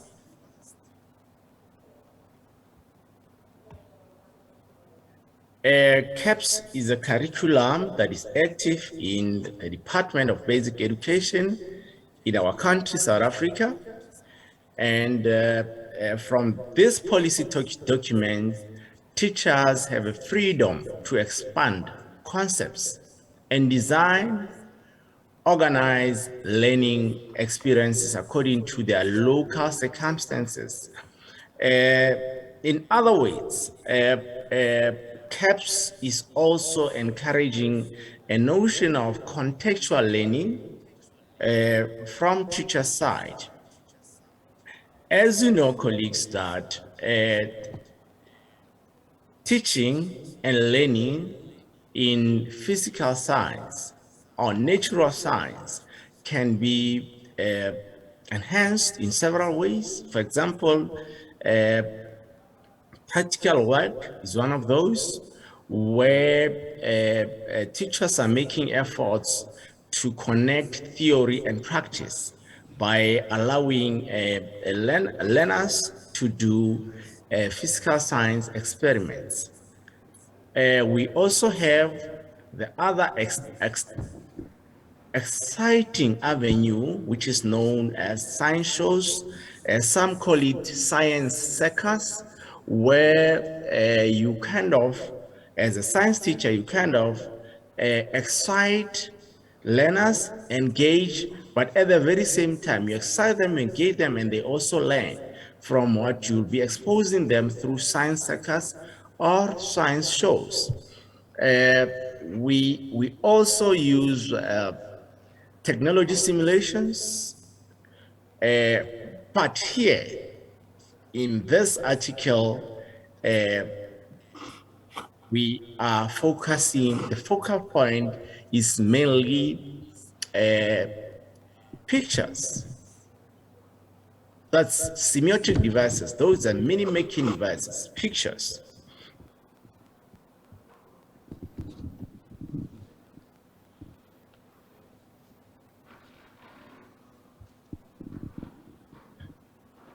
And our argument here is researchers need to understand the role and importance of aspects of science teaching and learning.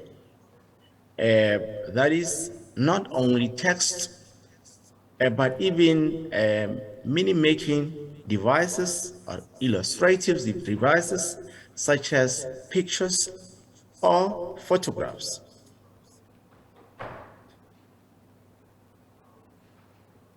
Scholars like Poser and Roth argued that high school students need not only to develop subject matter literacy, but a literacy concerning photographs in order to fully understand their textbooks. However, on this argument, there's a silent issue that is hidden there, which is a notion of scientific literacy.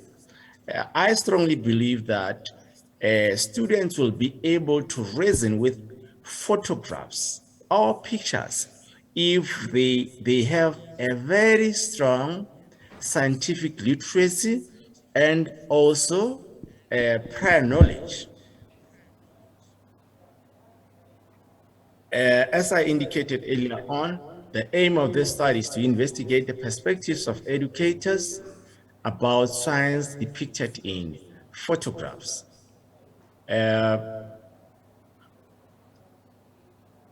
I'm going to skip the research questions as they are more or less the same as the aim.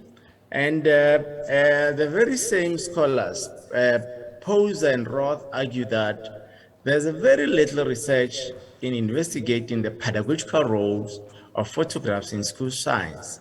Neither the psychology of cognition and learning nor the science education research haven't paid much attention to this. Though, colleagues, there are several arguments associated to a notion of pictures as pedagogical resources. Some scholars are arguing that a picture can tell a million words. Contrary to that, some scholars are arguing that the more pictures are populated with components, they are likely to confuse the viewer.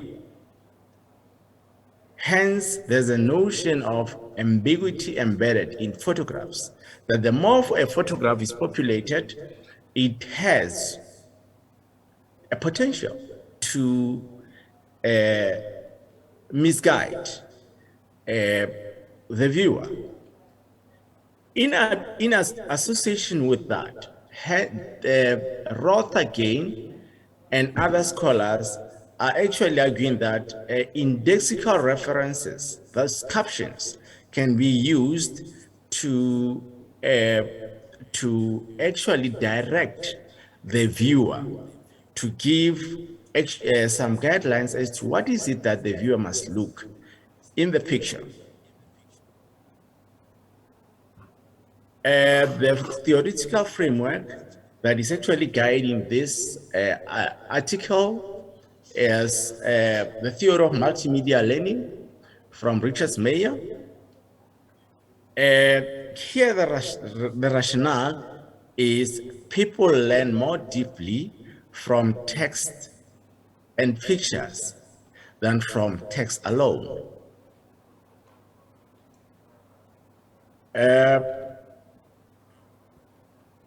Teachers from rural schools in Northwest were used to participate in the study, and they were requested to take a picture from their own environment and reason with that picture.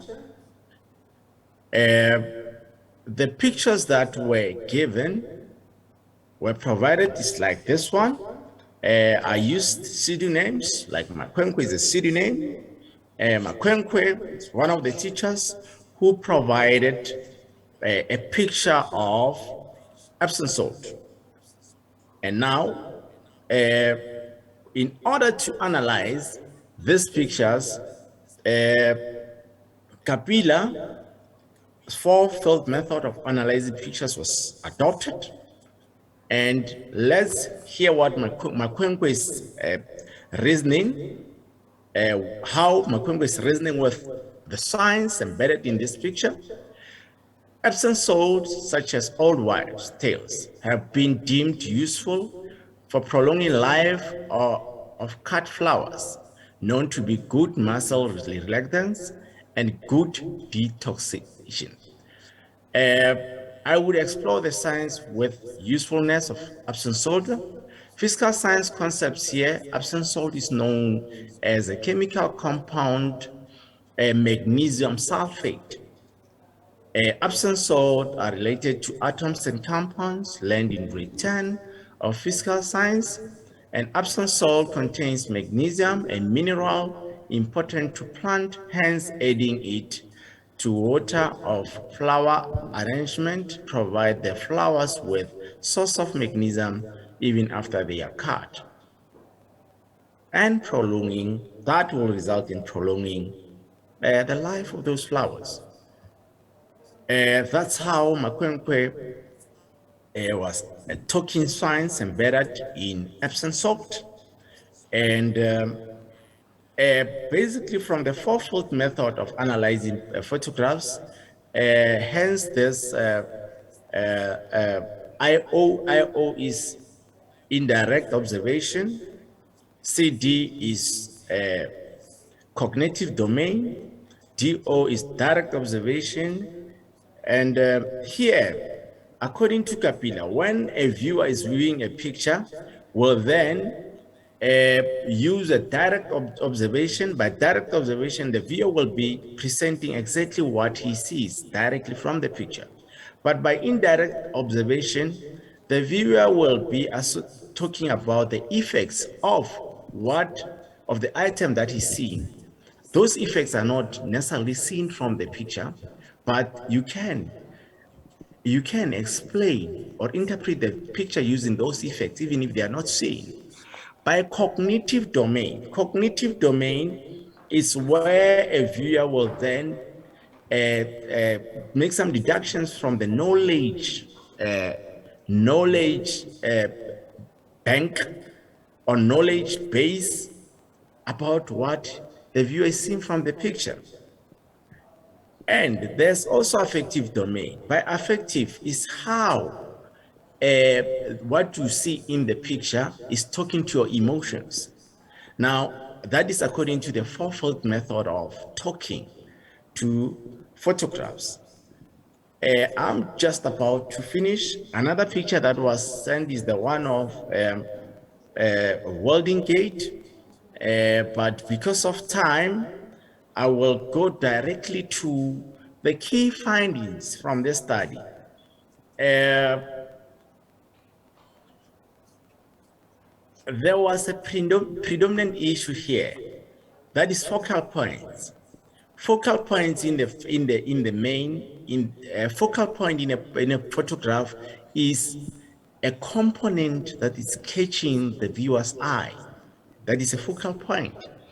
Now, the data in this article revealed that focal points in the photograph narrowed the teacher's interpretation to cognitive function of photographs, where they were like reasoning with for these photographs only drawing from their knowledge bank. And most of the scholars, particularly in science education, do associate photographs with cognitive domain only. The other issue is teachers missed the affective role of photographs because visual interpretation strategies do not form part of the science education curriculum at all levels. Photographs are, as I indicated earlier on, to some extent inherently ambiguous, hence these strategies are necessary. The absence of these strategies can be constraining and likely to lead to occurrence of misinterpretation or even limited interpretations.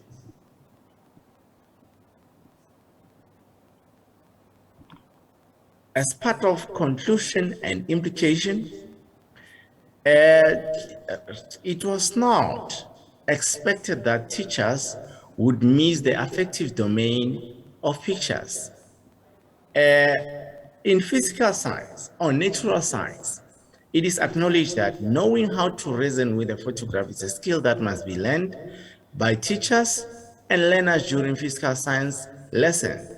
And because pictures can be used for multiple purposes in teaching, this purpose can be divided into cognitive and affective, of which the latter slightly prevails. This study gives emphasis on the classification of the functions, the teaching functions of pictures. Thank you. This is the end of my presentation. All right. So thank you, Mr. Asaf. Now, let's proceed to our next keynote speaker. Okay. So Dr. Kaushik Mukherjee.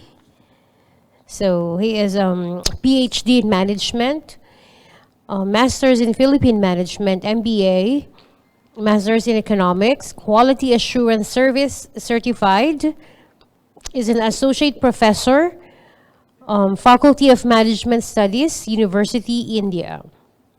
His expertise in core practices of management training and development, organizational behavior, organizational development, human resource management, industrial relations, labor laws, business environment, business communication, marketing management, strategic management, entrepreneurship, macroeconomics, managerial economics, 19 years and 5 months approximately experience in the Indian Air Force, having very good communication, very good interpersonal leadership skills, presentation and public speaking skills, working as an assistant professor or faculty in charge in the Department of Management Studies, AKS University, since December 2012, managing a team of 28 members, a pure group player, a very good leader and motivator.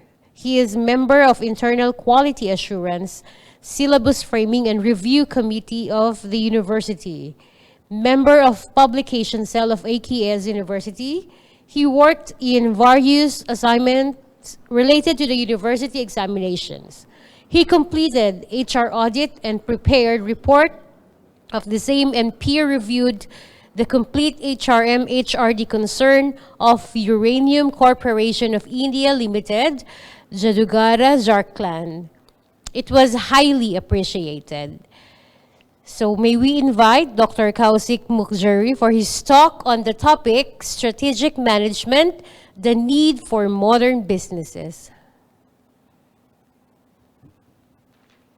Thank you, ma'am. Thank you for introducing me. A very good afternoon. First, I would like to take the opportunity to praise the efforts done by the ICMEET committee and Core Research Foundation and the partners from Indonesia for organizing such a beautiful international event. Since morning, I am listening, and I several papers related to behavioral sciences, related to cognitive behaviors, related to educational technology throughout the world has been presented, and I must appreciate and I must say it was means beautiful and really I appreciate, and once again I thanks the IC Meet 2022 organizers from India, the Core Research Foundation, and their co-partners from Indonesia for organizing such a beautiful event where there is flow of knowledge, where there is flow of innovation. And thanks. I am Dr. Kausik Mukherjee from India. At present, I am heading the Faculty of Management Studies in AKS University, Satna. And basically, I am an electronics engineer, but since last 10 years, I am having core expertise in management science and different allied subjects related to management like economics and all those things. So today, I thought that it would be better why not to discuss about strategy. See, everything I have heard, so many papers being presented on COVID, so many papers being presented on behavior, and those were simply unparalleled. So I thought let us have some discussion on strategy, because now without strategy, you can't even advance a step forward in any field, be it in the field of education, be it in the field of hospital management, be it in the field of engineering, be it in the field of science and innovation. So what do we actually mean by strategy? Once I go to the fruit vendors, once I go to the vegetable vendors, so I learned so many things. They are roadside vendors, still they teaches us so many things. They don't have any formal education, but they know how to manage the things. They know how to strategize for their small business with very small finances. So if suppose we are having resources, we are having intellectual property, if suppose we are having that much of psychological upgradation, so why can't we strategize the thing? If at all we think of strategy, what is strategy? Basically, it is planning for the future, right? And again, planning for the future, keeping in view our resources, keeping in view our limitations, and then only planning for the whole thing. So see, if you want to strategize anything, you need to have interdisciplinary knowledge, you need to have core knowledge, you must have you must know about the gray areas you are having, you must know the strong areas you are having, then only you can strategize. So if suppose in an organization, anything, organization can be in any form. One single proprietary shop can be an or can be an organization. One multinational company can be an organization. So there are different forms of organization throughout the world, and in each and every layer, in each and every step, we need to strategize. Then only we can be profit makers, then only we can beat the competition, then only we can be the winner of the situation. So now let us focus on certain things. If suppose we are keeping a maid in our home, what do we see? Generally we try to find out whether he or she is giving the proper value of the money that we are paying to her or him or not, right? So again, we are fitting, we are aligning the working of that particular maid with the money or with the finances that we are paying. We are just equating the quantity of work with the finance. So similar has to be done in strategy. In any organization, we need to align the vision, the mission, the objective, and with the department. If suppose we are in the HR department, human resource department, very important because we are dealing with intangible human resources. We are dealing with only living resources where emotion is involved, where so many feelings are involved. So managing them, as per me, is quite tough. They are not machines. Certain things, certain parameters you will not be able to understand.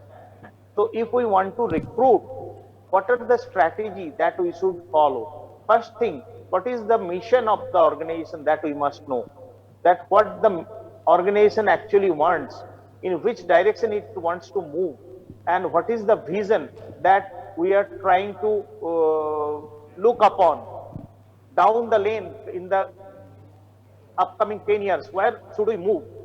So keeping all these things, we must be proactive enough to manage our human resources. Even a simple function like say recruitment, a function like training, all has to be aligned with the organizational needs. All has to be aligned with the organizational vision and mission.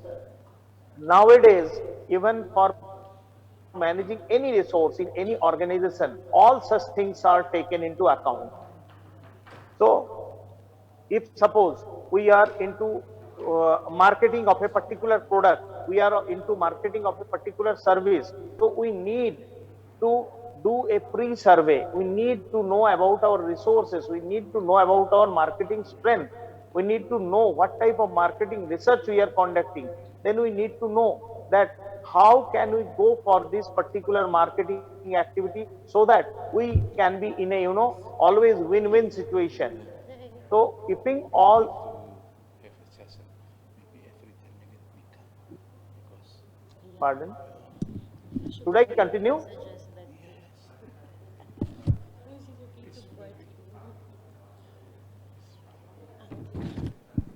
Sir? Hello. Yes, yes.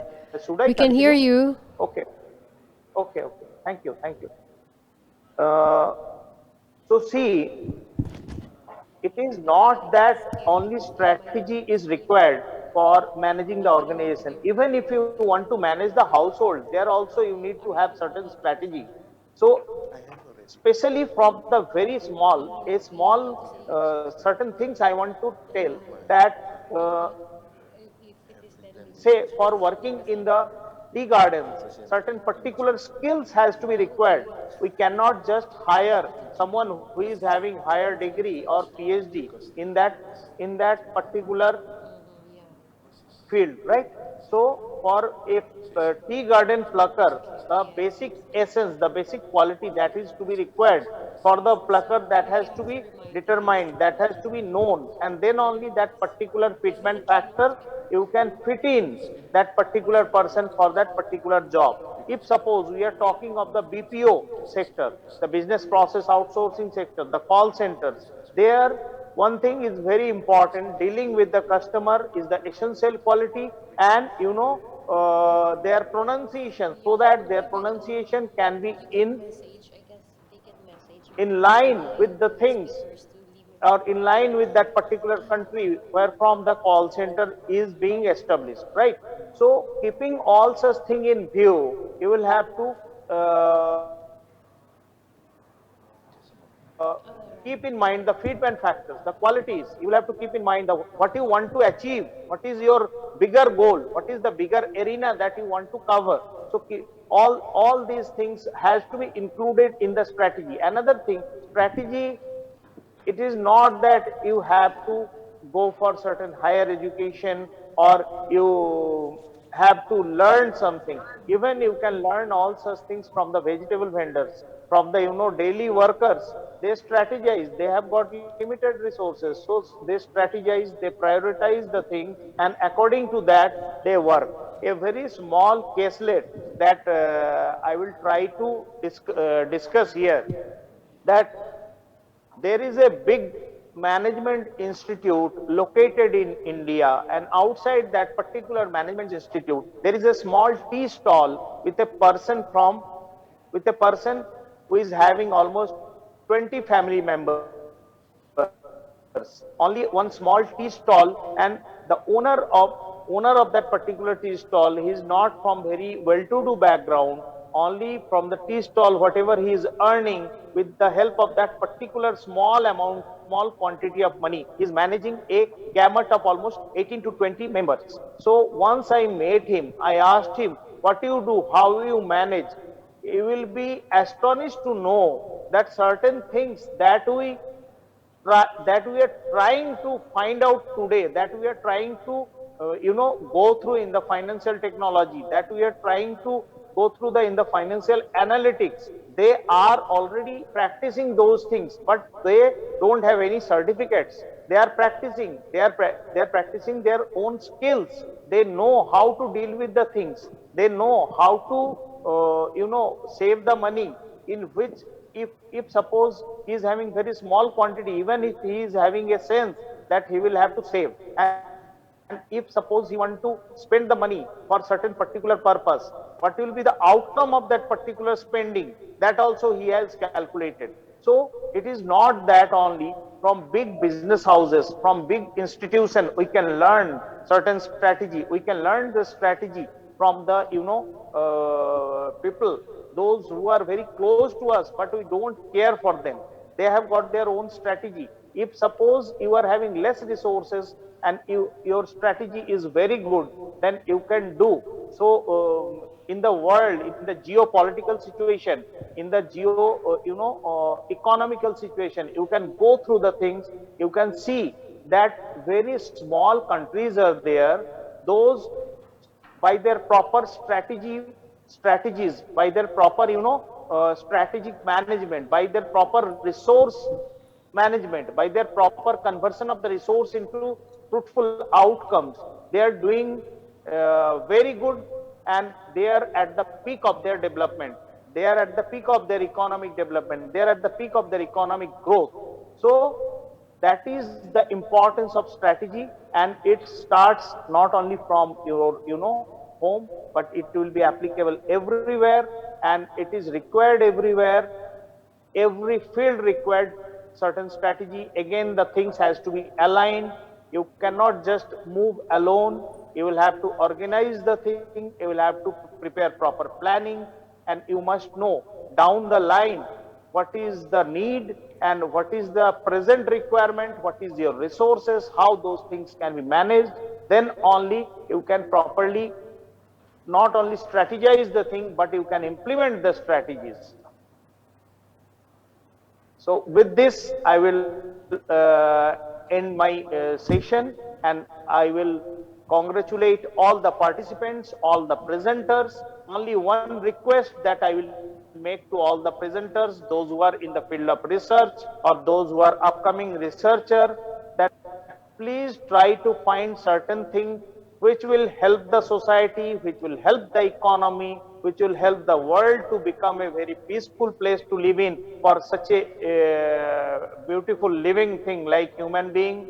Your research finding should not only be done only for the purpose of certain, completion of research or getting the PhD degree, but it should be useful for the economy, it should be useful for the society, it should be useful for the mankind. So our research must be practical enough, our research must be useful enough. Once again, I would congratulate and I would thank the committee of ICMEET 2022 for giving me such a nice opportunity to speak to such a huge gamut of mankind throughout the world. I would like to thank the Core Research Foundation. I would like to thank our Indonesian partners. I would like to thank all the organizers, the presenters, and a very good evening to all. Thank you. Thank you, sir. Very well said. Again, thank you, Mr. Mukherjee. Okay, so now let's proceed to the next keynote speaker. He is Professor The Vasdev Malhotra. So Dr. Vasdev Malhotra is professor, mechanical engineer, had entrepreneurship, had skill and personality development, Proctor, ex-NSS officer, YRC head, JC Bose University of Science and Technology, YMCA, NAAC accredited, a great state government university, Section 6, Mathura Road, Faridabad, India. So again, let's invite Dr. Vasdev Malhotra for his talk on the topic, Sustainability through the Adaptation of Circular Economy.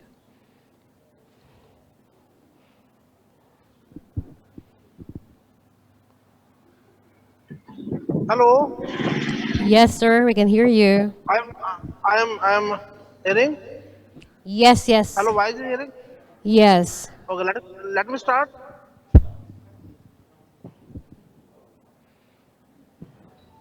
Hello, madam. Yes, sir. You may. Let us start. Thanks to the organizer of this international conference. Thanks to Priyanka madam for giving me this opportunity here on this platform as a keynote speaker in this international conference. I am also thankful to all the organizers who are organizing very well this program, this structure, and the conference during the time. Now I will start my topic. My topic is on the sustainability. Let us sharing my screen now. Yes, sir, we're waiting.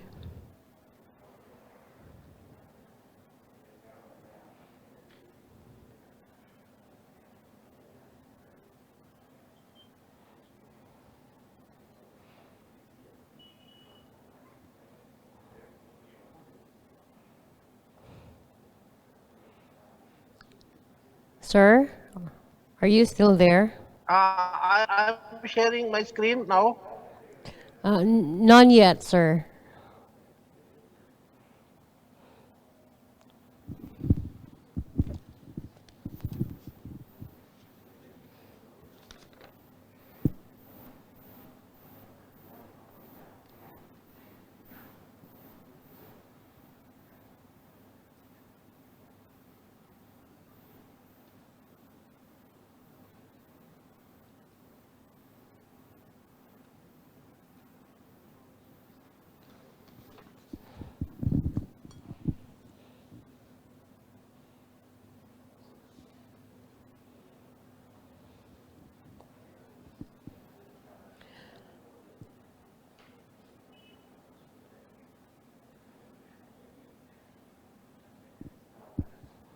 Everybody show this? We can't see yet, sir. Okay.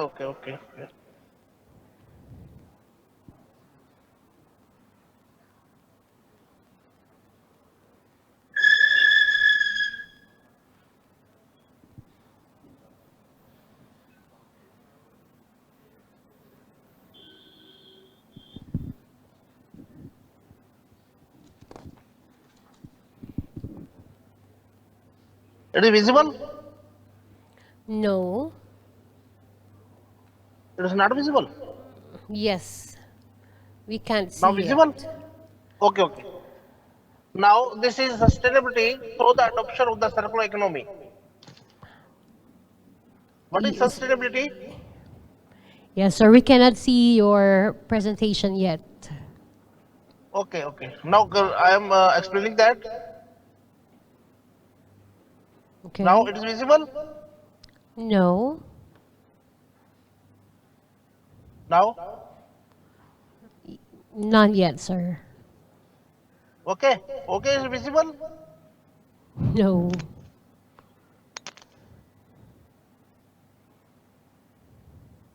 It is visible or not? The screen is visible or not? No, sir. No? I am starting again.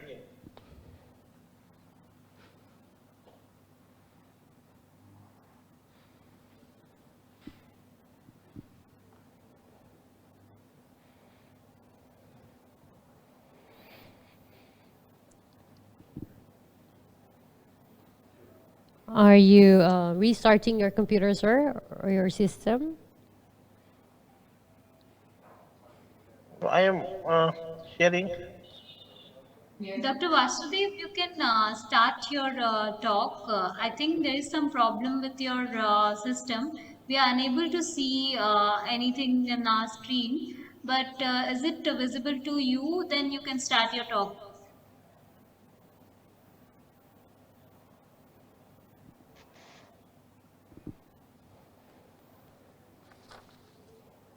Hello, Dr. Vasudev.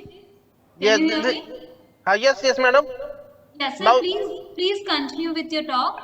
We are okay, unable to see the screen actually. If it is visible to you, please start the talk.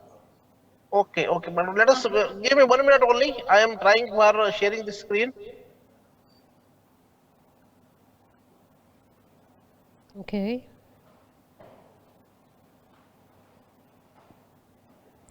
Is it possible, sir, to start with your talk even without the presentation or while waiting for your presentation? Okay, madam. Okay.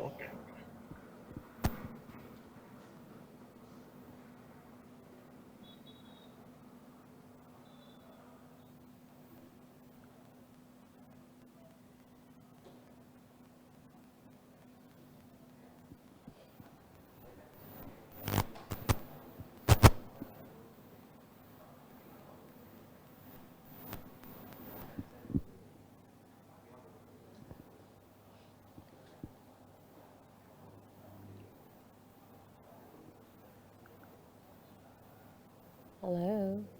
What is sustainability? The sustainable development. Sir, we cannot see anything yet. Uh, Now listening, listen everybody. Yes, Dr. Vasudev, please Oh, continue. okay. Means sustainable development is the development that meets of the present without compromising the ability of the future generations to meet their own needs. The concept says that in addition its economic performance, a company must also account for and focus on its environment and social performance to be truly sustainable. Sustainability is the interaction of these concepts, environmental, economic, and the social. Now, what is sustainable manufacturing? The sustainable manufacturing focuses on both how the product is to be made as well as the product attributes. This includes the inputs and the manufacturing processes and the product design. Sustainable manufacturing includes things such as making products using less energy and materials, producing less waste, and using fewer hazardous materials, as well as the products that have greener attributes such as recyclability or the lower energy uses. The sustainable manufacturing practices can range from very simple processes improvement to large investment in the new technology and the product redesign.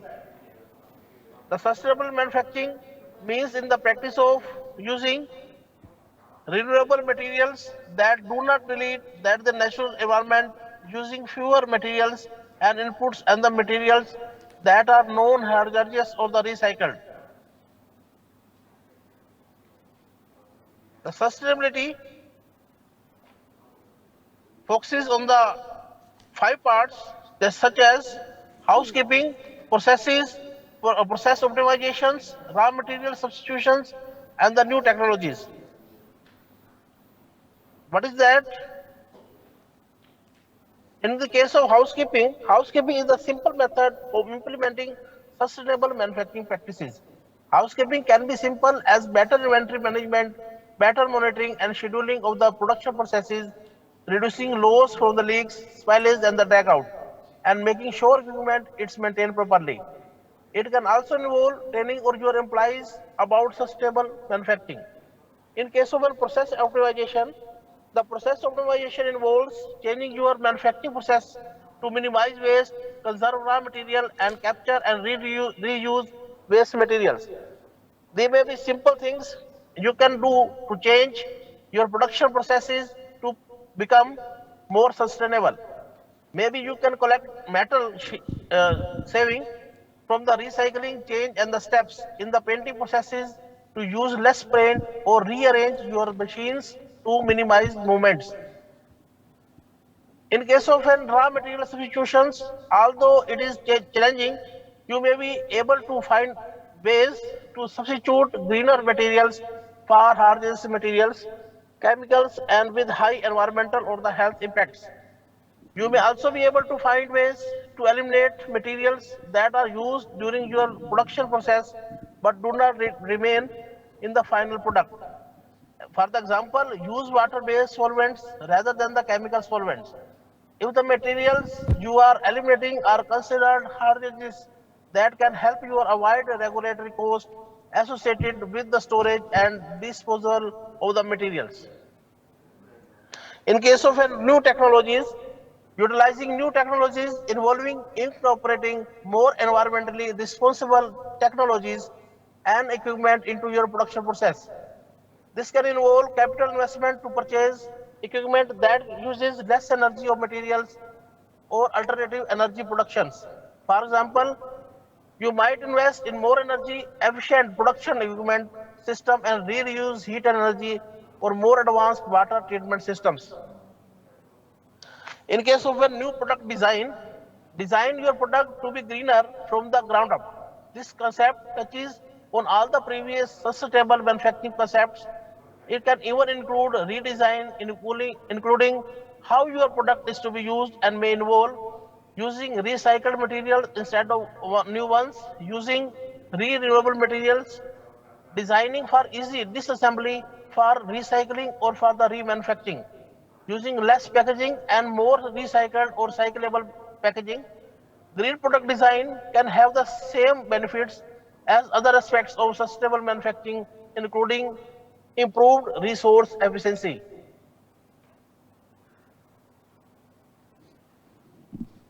Now,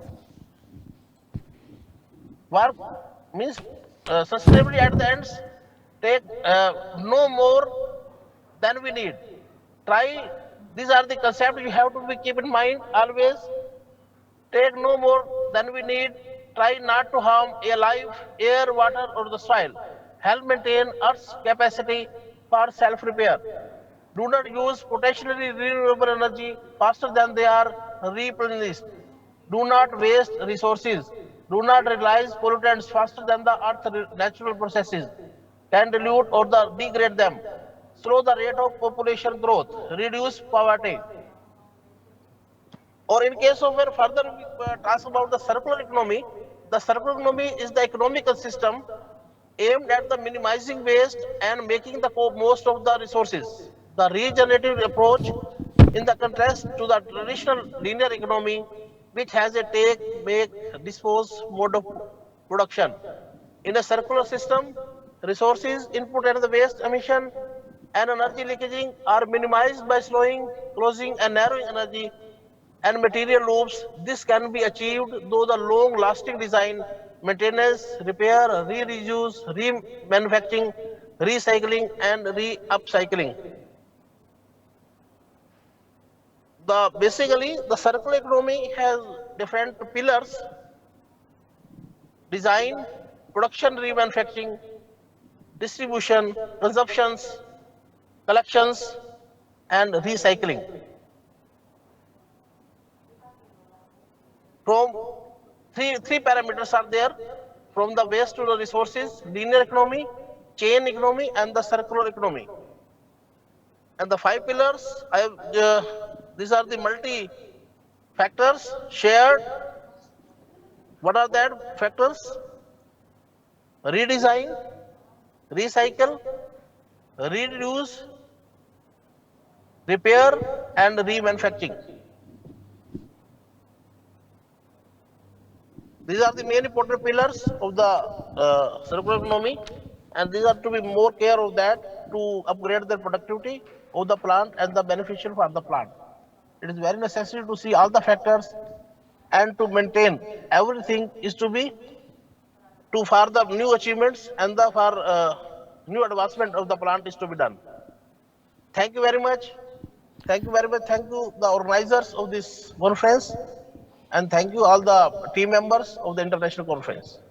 Thank Thanks you. to Priyanka Madam. Yes, thank you. Thank you, sir. Now let's call on the next speaker. All right. So Dr. Abdul Manaf Buhari is a senior lecturer of Information System Management of College of Business, University Utara, Malaysia. So he is noted as a resilient and innovative researcher, a prolific writer, and an experienced educator with passion for sports, traveling, and voluntary social. So may we invite Dr. Abdul Manaf Buhari for his talk on the topic, Big Data Implementation in Business Survivability, Strategic Issues, and Competitive Advantages.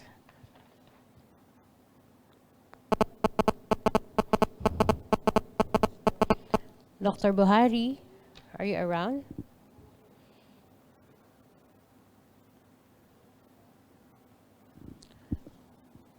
Okay.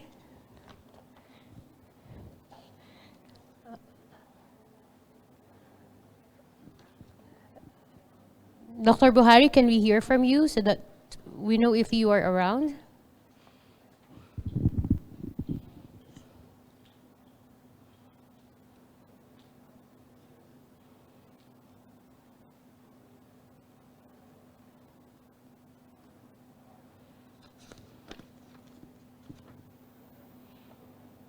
Okay, is he there? Dr. Buhari?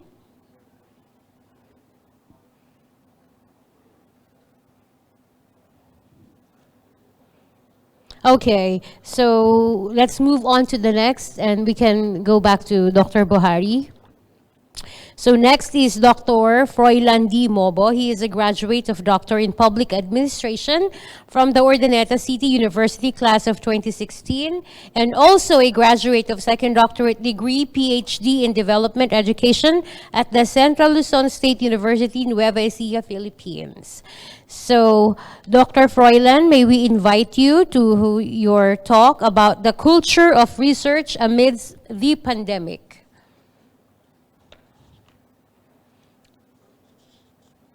All right.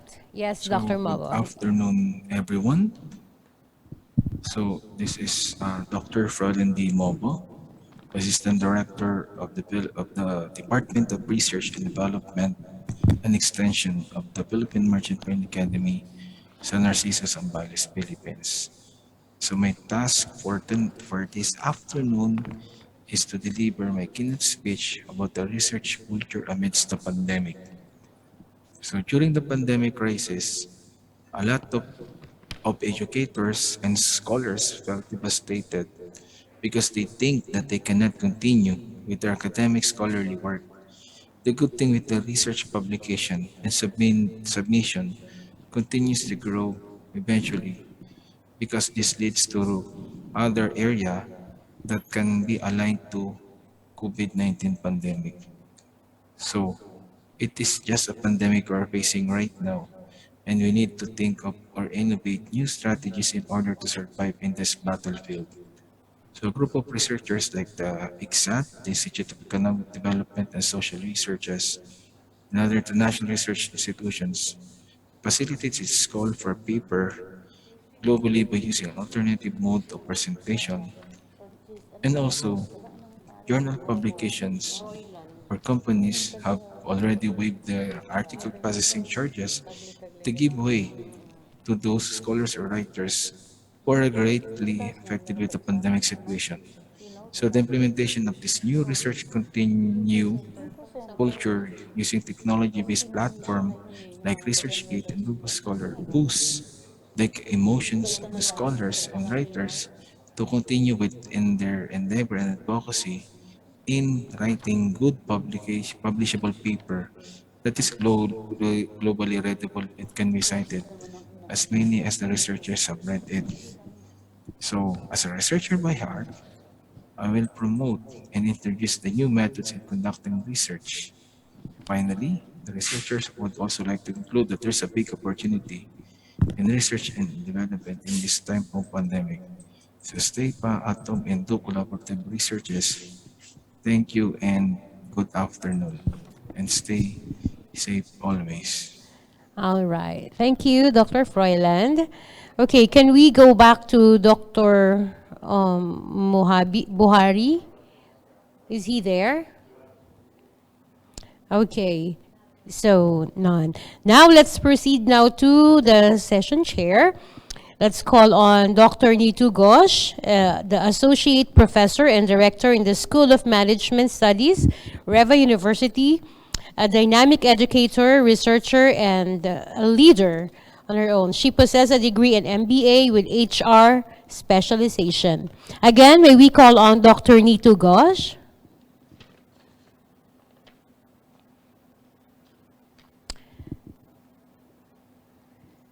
Good afternoon. Am I audible? Yes, we can hear you well, ma'am. Yeah. Good afternoon to all the delegates and the conference organizers. I am thankful to each one of you and the organizers for providing me such an opportunity to chair the session of a track as well as share my views on my research post-COVID transformations for the future of work and small business sustainability towards an inclusive economy. So it's my pleasure to share my opinion on this very contemporary topic of recent times, that is the post-COVID impact on the future of work. The global contingency triggered by the COVID-19 pandemic has created shock waves across business organizations and entrepreneurial ventures, disbalancing their momentum and survival status. The pandemic has caused havoc, disruptions in the organizations worldwide, leading to innovative and inclusive business models. The lesson imparted is that transformations can happen overnight. Innovations, high customer value, digital transformations, operational scalability, application of automation are the crucial areas where responsive actions have been taken and yet needs to be implemented for sustainable business.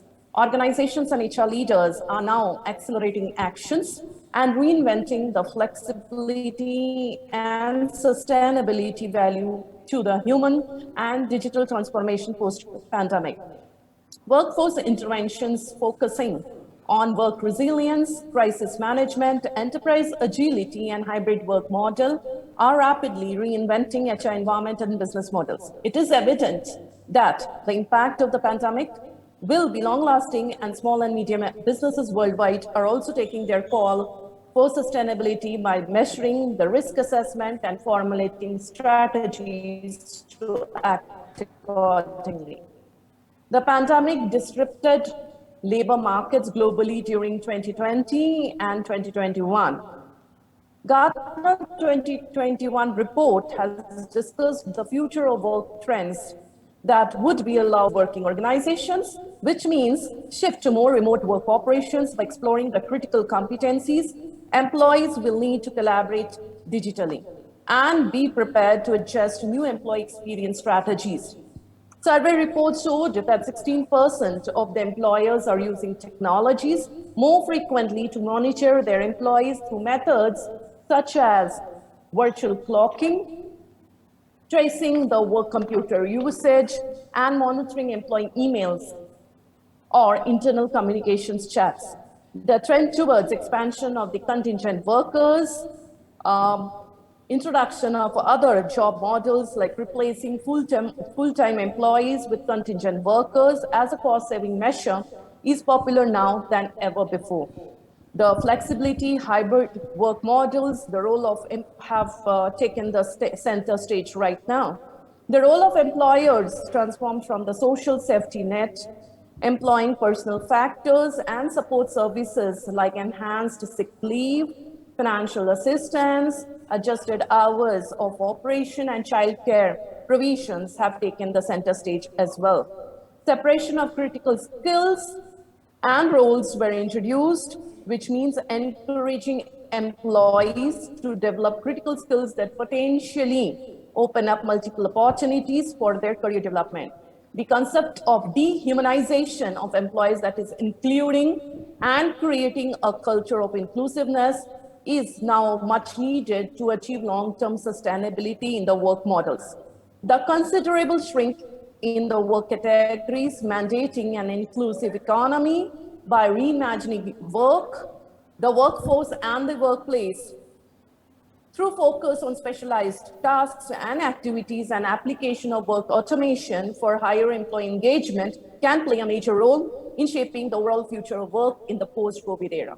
So with these thoughts and sharing a few opinions about our present research, I now end my session on the future of work trends post-pandemic. And I thank the organizers for giving me this opportunity to share my research to each one of you. And I also wish all the best to all the participants and the delegates who are present over here and sharing their imminent work on their researches with each one of us. Happy deliberations and congratulations to the Yes, organizers thank of you. ICMEET Thank you, conference. Dr. Neetu Ghosh. Thank you so much. Now we proceed now to the second session chair. Assistant Professor Madhurima Desgupta is presently working as an assistant professor under the Department of Social Sciences, Sociology, School of Liberal Arts and Cultural Studies at Adamas University in India. Okay, may we call on Professor Madhurima Dasgupta. Thank you so much, ma'am. First of all, my sincere gratitude to the organizers of the conference, Co-Research Foundation Meet 2022. I would like to also convey my gratitude to Priyadarshini ma'am for inviting me and to all the organizers, to all the paper presenters for presenting such innovative issues in an interdisciplinary perspective. So presenting my views on digitization of education during COVID-19 pandemic, which is an interdisciplinary perspective pertaining to the theme of the conference on education and technology. I hope my screen is visible to everyone. Yes, it is.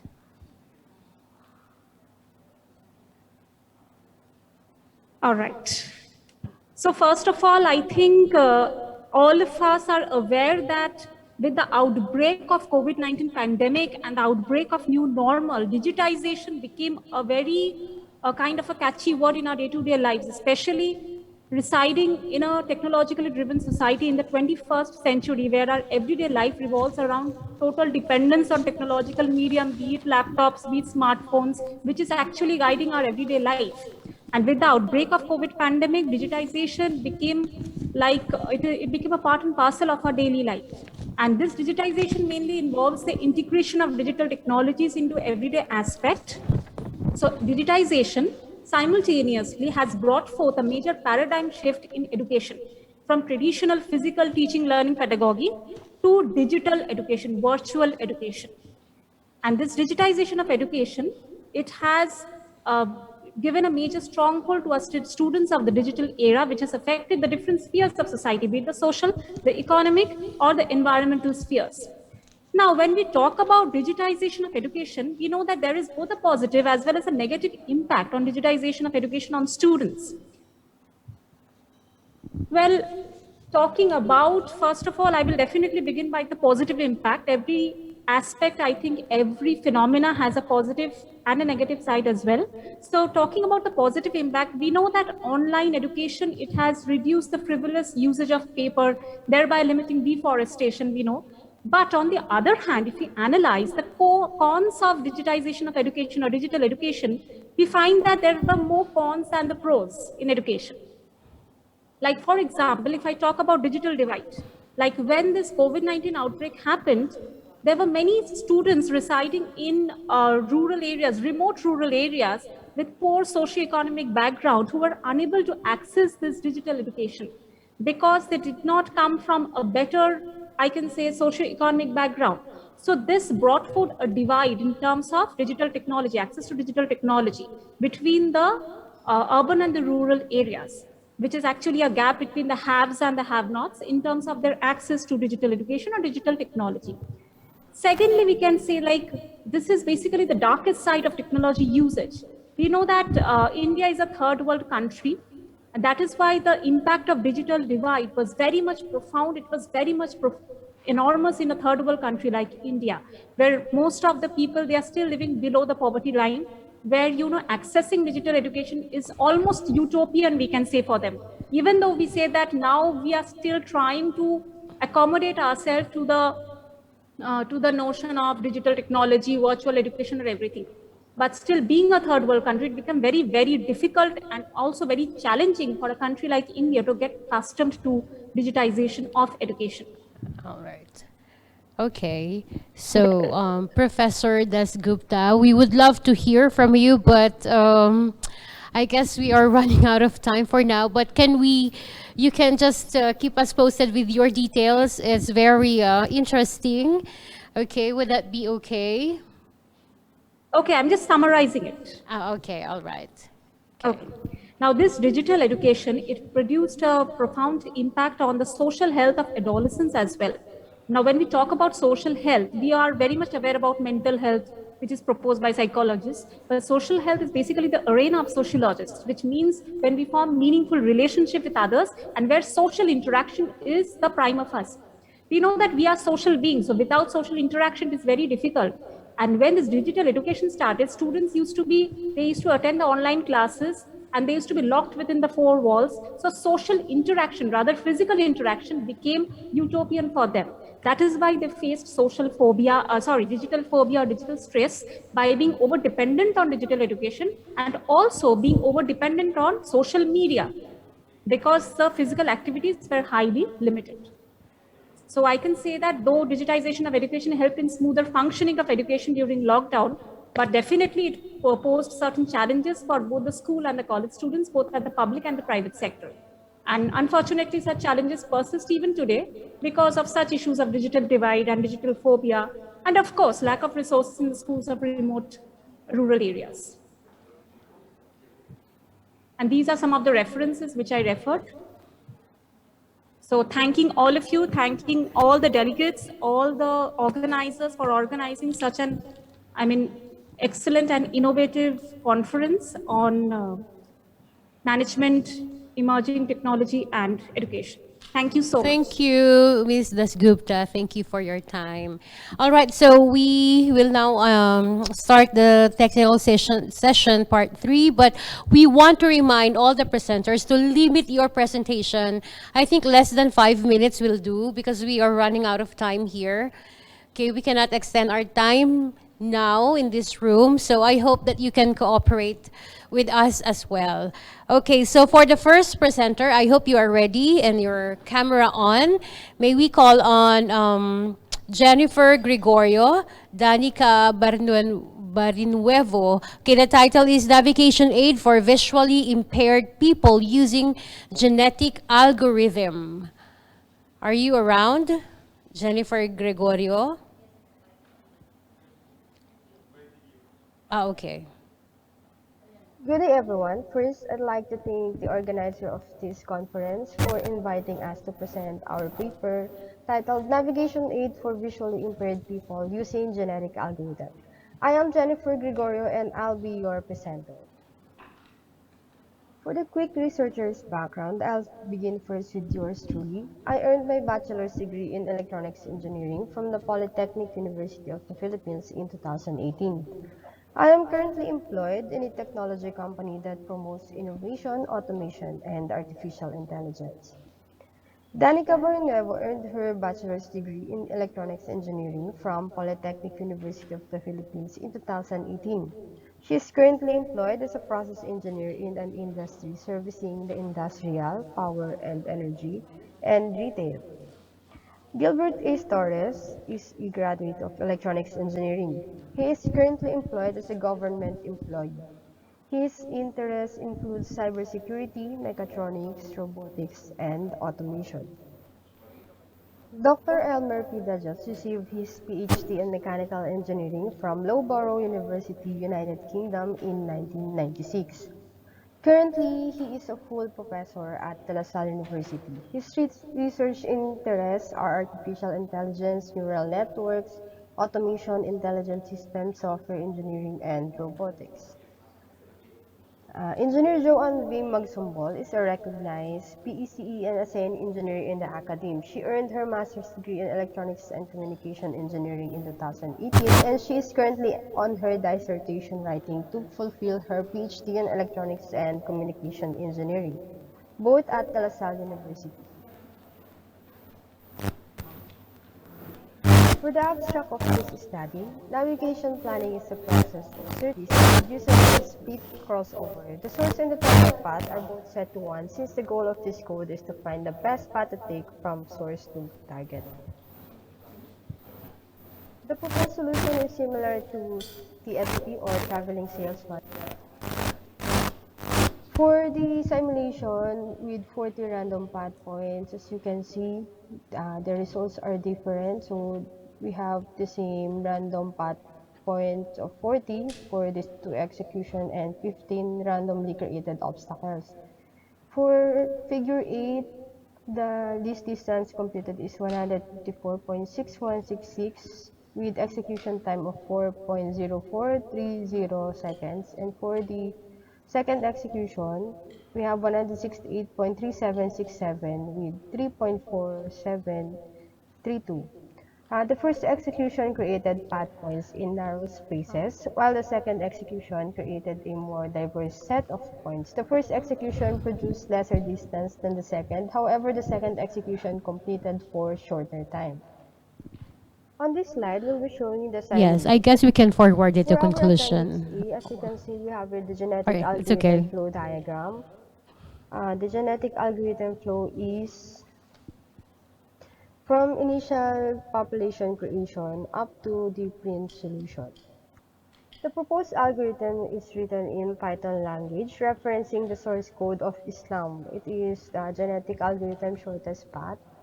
The below resources are also utilized or installed for this processing. So we have with Python 3, Spider 5.1.5 IDE, and the computer processor we use is an 8 GB RAM i5. And also we have installed some Python packages. This slide is for our first 10 references, and All then right.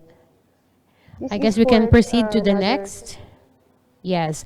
Okay, number 2, the impact of gender while making an investment decision, to be presented by Yash Sharma.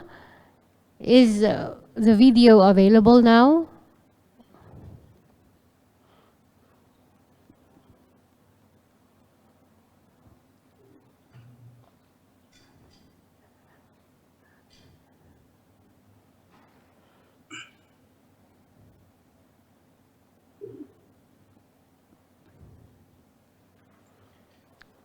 Okay, Yash Sharma.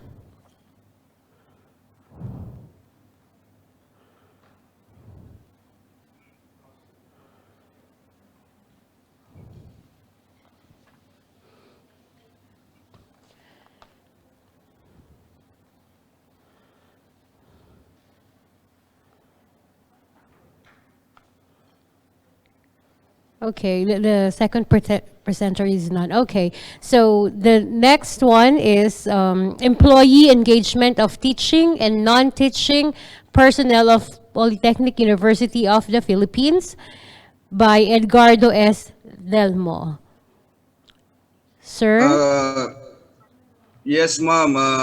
Good day to and everyone. Due to our limited time, I'm just going to present my short profile, the abstract, and the conclusion. With Yes. your permission, Ma'am Yes, Cheryl, could yes. you share the screen, please? So this is the title of my this is my short. The title of my paper is Employee Engagement of Teaching and Non-Teaching of Personnel of Polytechnic University of the Philippines, and this is my short profile. I'm currently taking doctorate degree in Business Administration at Polytechnic University of the Philippines, where I've been a permanent faculty since 2003. In addition to that, I am a graduate likewise of Master of Business Administration and Masters of Business, or rather Master in Government Management. And here is my abstract. Employee engagement is more than just being satisfied with one's work. Many organizations have satisfied employees who turn up on time and complete the work assigned to them. Nevertheless, if they are not engaged, they will not go to the extra mile to help the organization grow. In times of pandemics, it is difficult to fully engage your employees when they are worried about almost everything. This study aims to determine, okay, and this is my papers and so on. Let us proceed to the conclusion. Cheryl.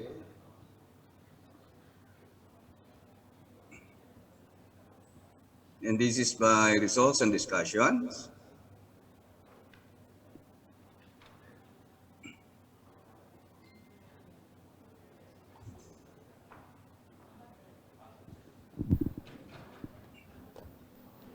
Okay. Okay, so just for a while, and this will be proceed to the conclusion. And the conclusion, in many organizations, the workforce is getting older and senior employees increasingly account for a major portion of the workforce. Understanding how engagement is affected by age allows firms to build effective human resources strategies that increase productivity while reducing costs. Developing policies and guidelines to address the employee engagement in time of crisis, as well as the organizational structure to ensure that the flexibility of work is maintained in the future. Additionally, the findings may be beneficial to the development of focused staff engagement techniques that rely on the enthusiasm and abilities of senior personnel. And here are my references. And thank you very much to each and everyone. That's all, Thank ma'am. you. Yes, thank you, sir. Okay, the next one is knowledge and practice of transversal skills, the case of basic education teachers in Eastern Samar, Philippines. May we call on Mr. Apolinario John Bocar. Okay, Maupay nga gabi hayong tanan. Magandang gabi po from the Philippines. Good evening, everyone. My study is on the knowledge and practice of transversal skills of the basic education teachers in Eastern Samar, Philippines. I'd like to thank this group for the opportunity afforded me for being able to present my paper, and also the State University of Eastern Samar for the opportunity also to be given this chance to present my paper. Thank you, Ms. Priyanka, for sharing my slides.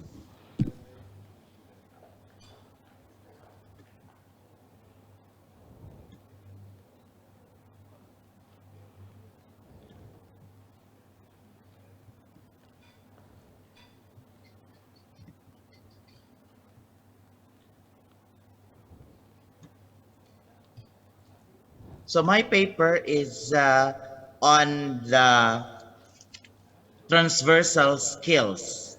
Transversal skills that are defined by the United Nations, by the UNESCO in 2014. So may I share my screen first? Okay. Andrew ka na dun.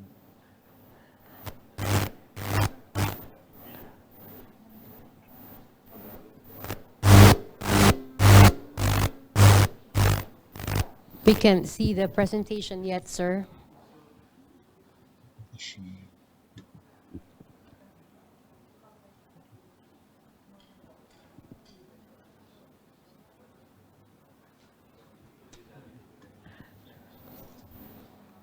Okay, let me share from the top. So this is the knowledge and practice of transversal skills, the case of basic education teachers in Eastern Samar, Philippines. I am an instructor one at the Eastern Samar State University, Maydolong campus. This is the abstract. The UNESCO defined transversal skills as those that are not specifically related to a particular job, task, or academic discipline, and that can be utilized in a variety of situation and work settings.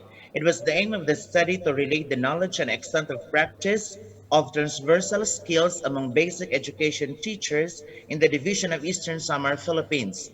Using descriptive statistics, the study found that there is a moderate substantial relationship between knowledge and practice of transversal skills among basic education teachers in the division.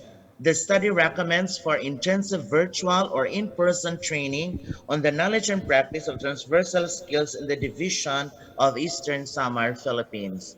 So in the introduction, in my full paper, I mentioned about the challenges brought about by technology, which was augured with the coming of the onset of COVID-19, where we were able to deliver instruction via online and a mix of online blended learning. In our case, in the university, we have module and then online.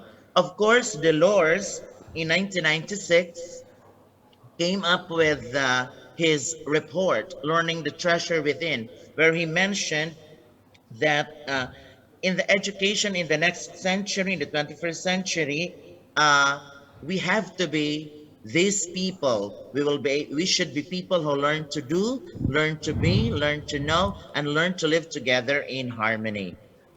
I shared the slide coming from the ERINET in 2015, the 6 domains of transversal competencies, Okay. such as interpersonal skill, intrapersonal skills, media and information literacy, other global citizenship, and then critical and innovative thinking.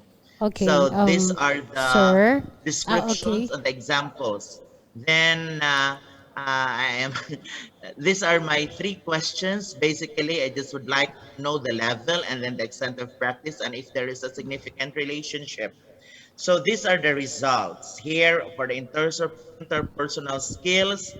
There is a very high knowledge and practice for interpersonal.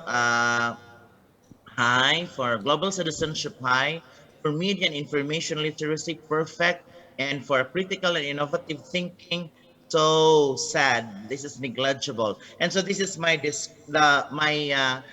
summary. Okay, so we have here that knowledge and practice on transversal skill is significant until media and information literacy, which is self-explanatory.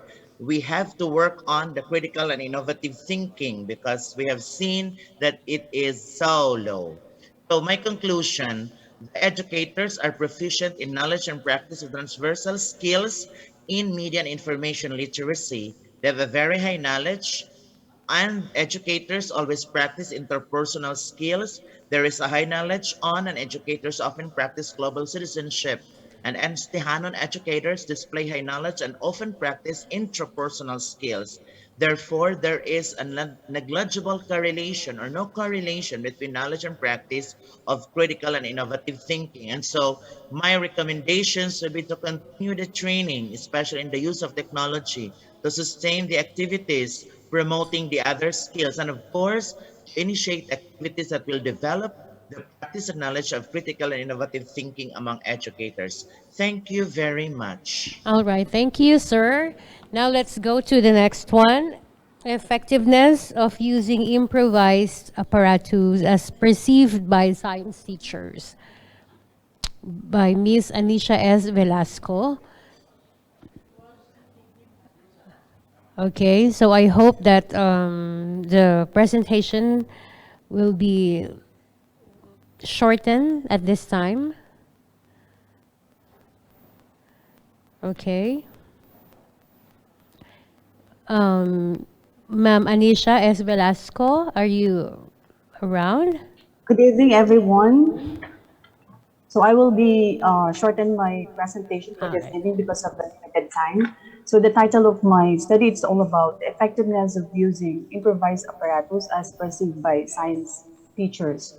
To shorten my biography, so I am currently professor, a research associate at World City Colleges, and I am a deaf ed public school teacher. So I finished my master's degree and doctorate degree at Lyceum Northwestern University. So for the abstract, the development of the improvised apparatus involved 4 phases such as design, construction, features, and functionality. So each of the developed improvised apparatus was single unit assembled, which may be used to demonstrate concepts and principles in science. So each was made by locally available and recycled materials. The improvised apparatus has manual to guide users. So they strongly agreed on the features and functionality of the apparatus. They also strongly recommended the use of the same in demonstrating the above cited concepts and principles in science.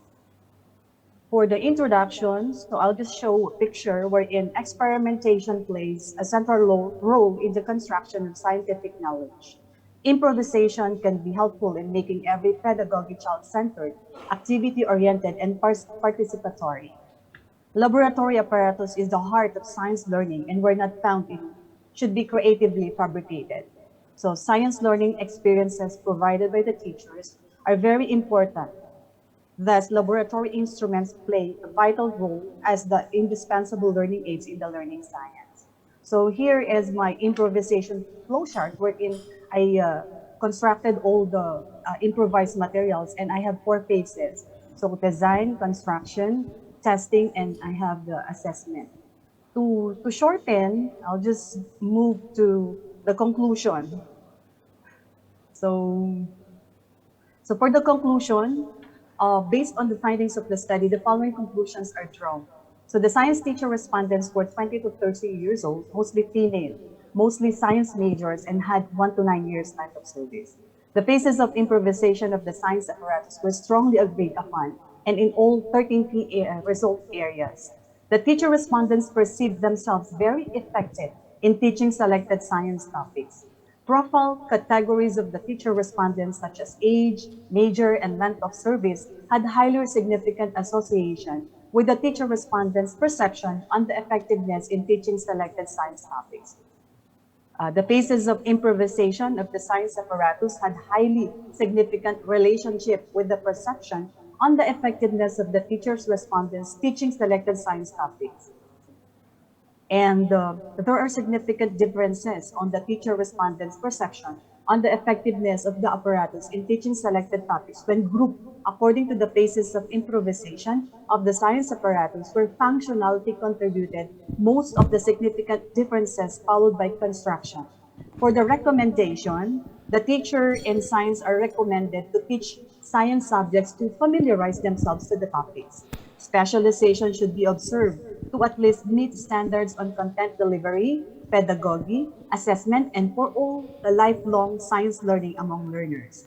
Phases of improvisation of the science apparatus were strongly agreed by the teacher respondents that the design was simple and within the grasp of the students. Therefore, the materials to be used in improvising apparatus can be improved and modified to prolong the effectiveness. Improvised apparatus contribute much of the teacher's effectiveness in teaching science lessons. Science teachers are therefore encouraged to develop improvised apparatus to address the expensive laboratory apparatus in their schools or classrooms. School heads should see that teachers, especially the science teachers, should teach as much as possible their major subject science. Specialization should be observed and be respected as well. The better the design, construction, features, and functionality of the science apparatus, the better effectiveness of teachers in teaching selected topics in science.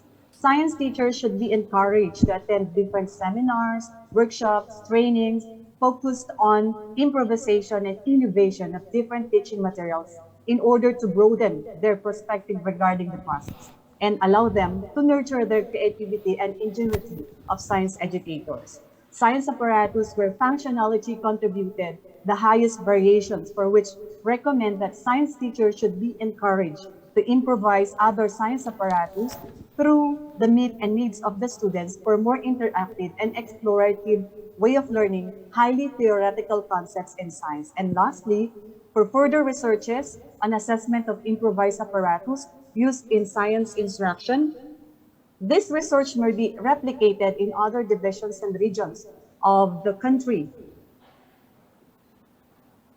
using more variables not included in this survey. So thank you so much. This is Anisha. Thank you.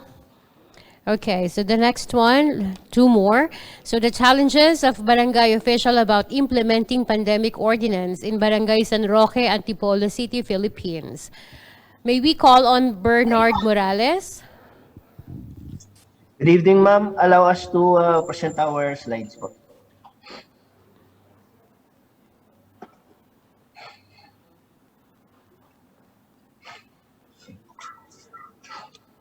Good day, everyone. I'm Bern. Good day, everyone. I'm Bernard Paul Morales, fourth year student presenting WCC Antipolo Criminology Department. Our title is all about the challenges of barangay official about implementing pandemic ordinances in Barangay San Roque, Antipolo City, Philippines.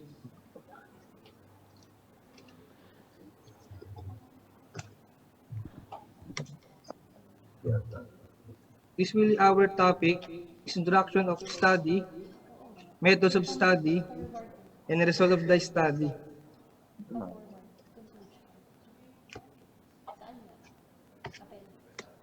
Let's proceed to the introduction. Okay, we can skip the introduction, sir. We can skip the introduction. Yes po, ma'am. Okay, you may proceed to the results.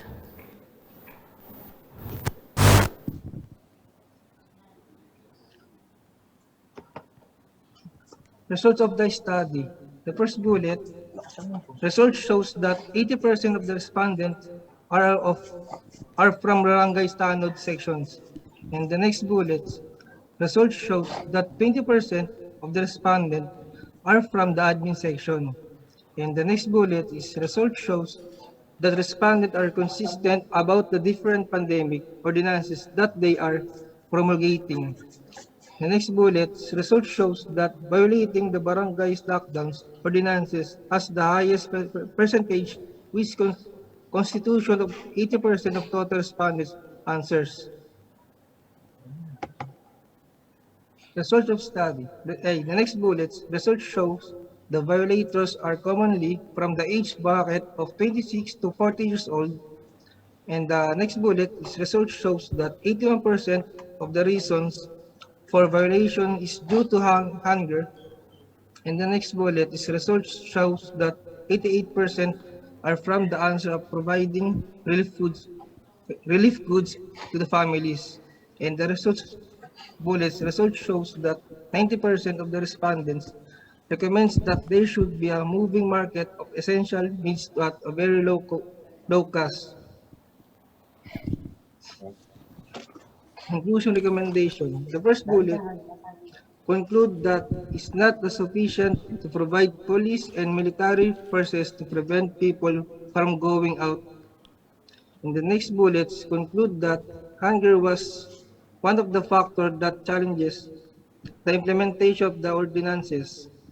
The next bullet recommends a fair allocation of budget for food, medicines, and the other essential needs like diapers for infants and elderly. The next bullet recommends that a most regular meeting with the personnel to discuss the trends from national down to local. That will be all. Thank you so much. All right, thank you so much. Before we call on the last presenter, we may go back to Yash Sharma, the second presenter. I guess they are ready now. The impact of gender while making an investment decision. Yeah. Uh, Let me present on a screen. Okay. Just a minute.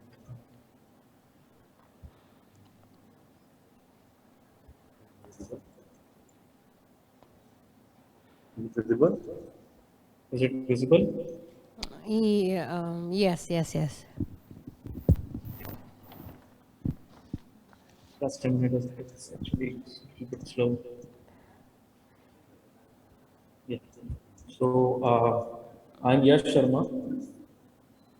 I've done MBA in Finance from Symbiosis Institute of Business Management, and currently I'm pursuing PhD from AKS University, Sapna NP in Management Finance stream. Right now, I'm also working as Assistant Manager Accounts and Finance in FirstCry.com. So today I am presenting a topic on impact of gender while making an investment decision. I have my co-author with me, Mr. Dr. Vardhan Parashar. Hello, myself Vardhan Parashar. I am also completing my PhD in the field of heat transfer from the Islamia International University, and I am the co-author in this paper. So we both will have prepared this presentation jointly. So we'll go with that. So if I talk about the abstract, we generally people think that the gender does not matter while investing, or in other words, they do not that they have any difference in point of view while making investments or while making any kind of investment decision. But that is not so. So to find out that whether the gender makes difference while making the investment decision or not, we have taken a small research on this.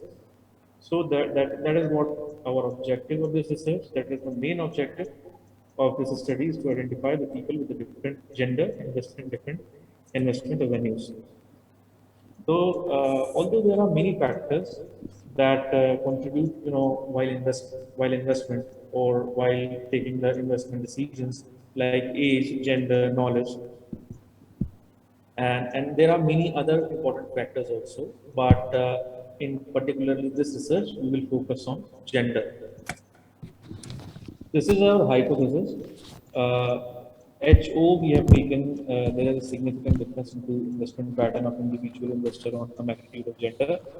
And H1 there is no significant difference into the investment pattern of the individual investor on the magnitude of the gender. Over to my partner, Dr. Vardhan Parashar. To conclude our study for the hypothesis on the basis of null hypothesis, as now there is a significant difference into the investment pattern of the individual investor on the magnitude of gender. So we analysis on the basis of case study conducted on the MBA district of Patna. We have concluded 5,000 people and sampling with concluded 20 people. We did the T-test study on the 95% confidence level. So we conclude the first analysis, that is based on the investment of the stocks on the gender basis. There are 28 number of people, and the second invested in the stocks with the 15 number of people. So we conclude that p-value is coming to 11.83 and the p-value is less than 0.5. So our null hypothesis has been success in the first case. Second case, we conclude for the impact of gender. It is investment to the mutual funds. There are 28 samples we are taking, 14 samples of the investment.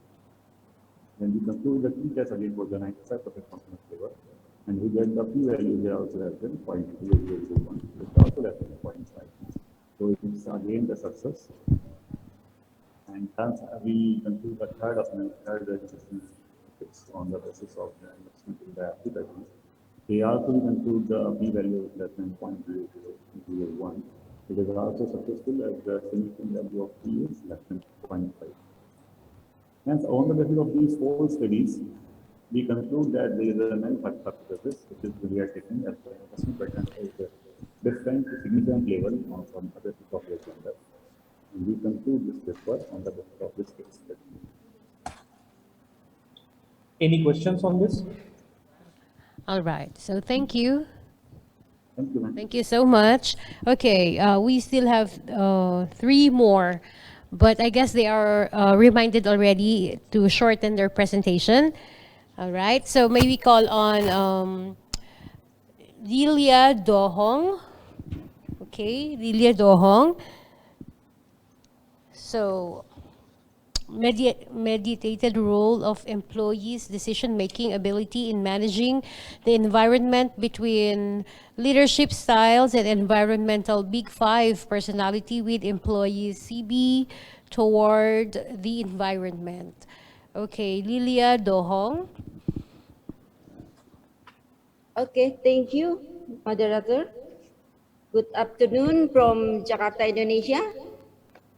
And allow me to start the presentation entitled, sorry, I'm share my presentation.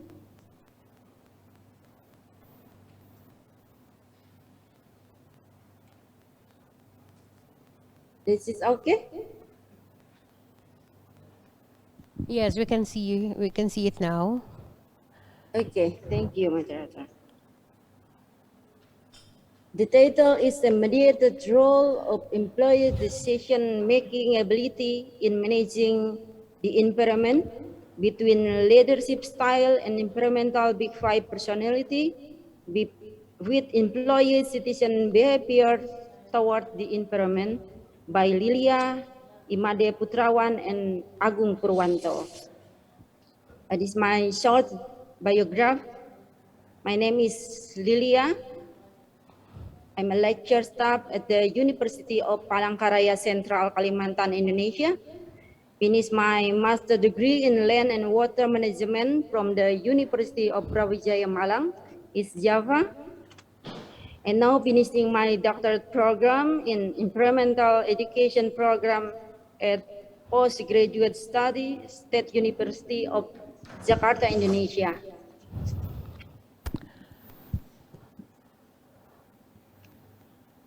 All right, This is my ma'am. We can proceed to your introduction, results, conclusion, and then recommendations. Yeah, let's skip to Okay, the but the abstract. okay, thank you. But the big question, my question is how those government employees can make a rational decision making related to the environmental issue by considering their perception and superordinate leadership style, personality, and their effect on their citizenship behavior towards the environment. That's it. That's a question.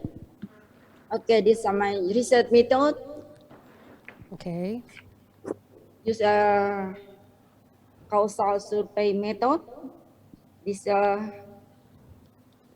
population sampling use 123 staff from the Indonesian Ministry of Environmental Forestry as the sample and data analyzed by FAT analysis. And then this is a research method. This is a reliability coefficient. This is a empirical model based theoretical model by Kulkit. And this is discussion. This is a support of discussion by Yani and et al. And this my conclusion.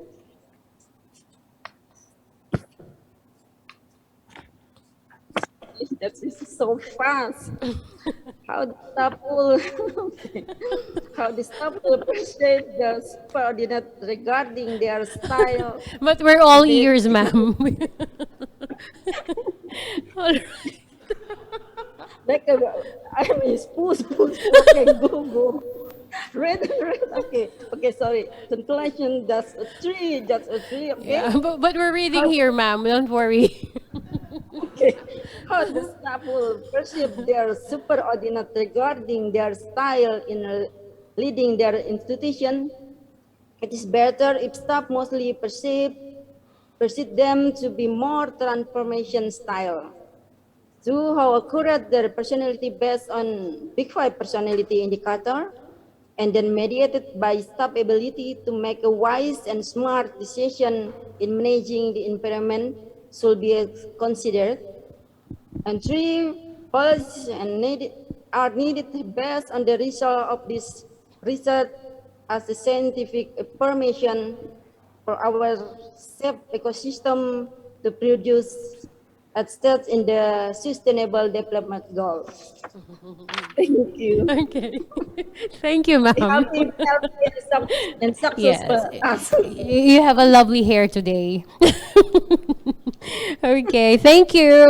Thank you. All right. So let's Thank you. proceed to next one.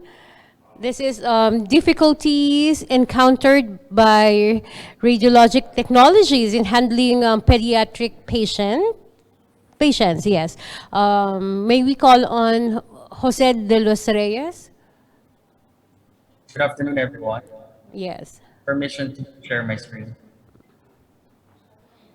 All right. So I will be presenting the difficulties encountered by radiologic technologists in handling pediatric patients. just a quick background on who am I. I am Jose de los Reyes, a registered radiologic technologist in the Faculty of World City Colleges in the Philippines. So, in dealing with pediatric patients, radiologic technologists frequently face difficulties in terms of cooperation, anatomy, pathology, lack of cooperation, and regression due to anxiety and pain caused by the illness. So, this study was carried out to determine the difficulties encountered by radiologic technologists when dealing with pediatric patients.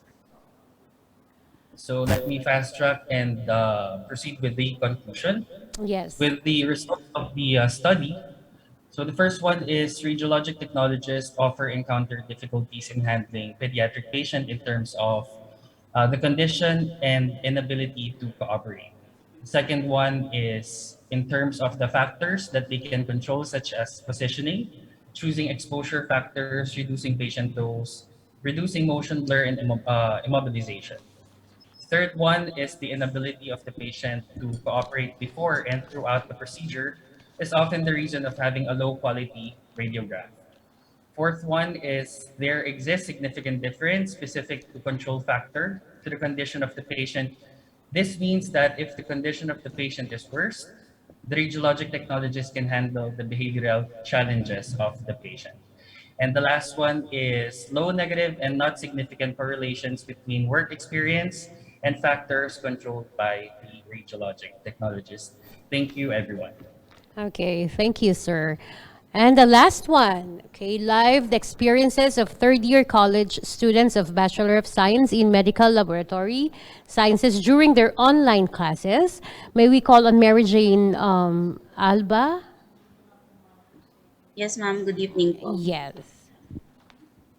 I would like to share my screen. So just a shortened discussion.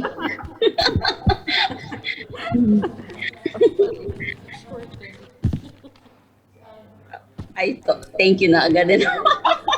Sorry naman. Pwede. Okay po. Sorry. Okay, so my discussion or research presentation for today has entitled Lived Experiences of Third Year College Students of Bachelor of Science in Medical Laboratory Science during their online classes. Together with me are my co-authors. Okay, coming from the World City College of Medical Technology or Medical Laboratory Science. So I am Professor Mary Jane E. Alba, a registered medical technologist and currently a faculty coordinator at World City Colleges, College of Medical Technology, and also the head of the Water Love Water Testing Laboratory Incorporated. To present with, I am be explaining or presenting the abstract together with the conclusions and the last. Okay, for the abstract, the study lived experiences of third year college students of Bachelor of Science in Medical Laboratory Science during their online classes has a main venture to see how the shift from face-to-face to online lecture and laboratory classes offer the third year batch of 2020-21 as well as other factors.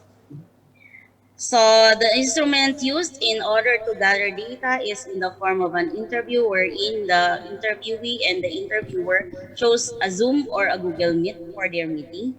And with the usage of a researchers made interview guide questionnaires consisting of a set of questions related to their online lecture and online laboratory classes. With its advantages and disadvantages, with the factors affecting it, the respondents in the study included 9 intern students from the Medical Laboratory Science program from World City College, Quezon City. And from the gathered data, there were various experiences that the students were able to convey. It unbiasedly showed a great dismay towards their program in an online class setup, as well as the advantages and disadvantages of online classes were equally discussed on each student's perspective, and internet was discussed and tackled as a whole as it plays a vital role in the online class. On other context factors and situations affected their online class facing, personal and environmental were the most important aspect which affected their online study. For the results and discussion, we do the phenomenological method and the input process output were explained on the paradigm. And the students' experiences based on the online classes were given as their comments, followed and supported by other references. For the advantages and disadvantages, we explain the advantage of the internet and the disadvantage of it, followed by for the lesson understanding, the lessons are well supplemented and reviewed again with an advantage and also a disadvantage. Followed by with the class interaction, an advantage and also a disadvantage. Supported with the different references with the internet, followed by the lesson understanding by Patoni et al., and followed by the class interaction with Patoni et al. Okay, and a summarize and includes all the proving for the zoning and solidity by 2013. Okay, other factors, context situations or factors that have influenced their online learning were gathered by means of a personal, emotional aspect, and aside from that, a psychological aspect. Aside from that, academic barriers, followed by financial, followed by environmental complaints about student surroundings. And the conclusion was all supported by the following references. Okay, for the conclusion, the impact of this pandemic led us to the new normal that affected many people and establishments, especially schools and students. Colleges and universities have been shut down, resulting in them resorting to online classes or flexible learning. Thus, this study has a main venture to see how the shift from face-to-face to online lecture and laboratory classes affect the third-year batch of 2020-2021 as well as other factors.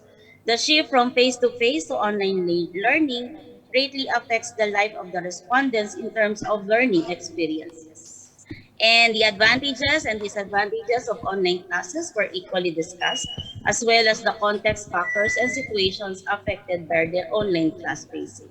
And the literature and resources supports the remarkable answers of the 9 respondents for this study. And to conclude, these are the references, followed by the appendixes, and that will be all for my presentation. Thank you. All right. Thank you, Miss Alba. Okay, that was quite fast, but finally we're done with all the presenters. Okay, thank you, presenters, for standing by. Okay, before we finally end this program, we want to give the mementos to respected people here. Okay, so may we call on Dr. Ir Bambang for this memento. All right.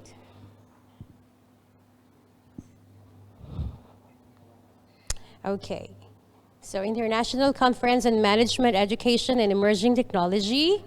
So organized by Core Research Foundation, honorable keynote speaker, Dr. Bambang. Okay. Thank you so much. We can see. We can take a picture. Yes, but you will handle it to them. I will announce it.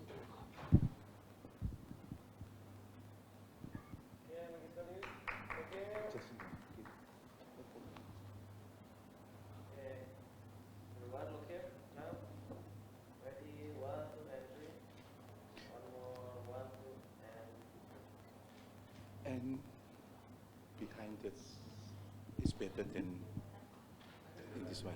We want to Okay, all right. Let's go there.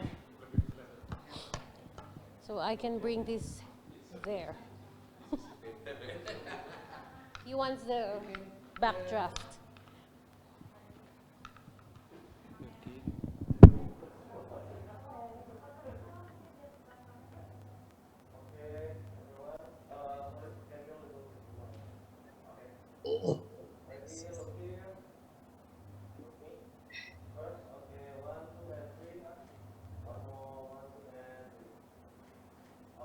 Thank you so much. Sir, you will handle to the following. Okay, so the next one is to our honorable keynote speaker, Dr. Sultan Emir Hidayat. Okay.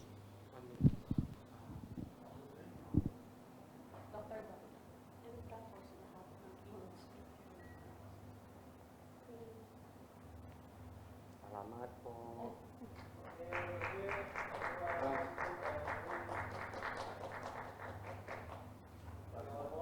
One more.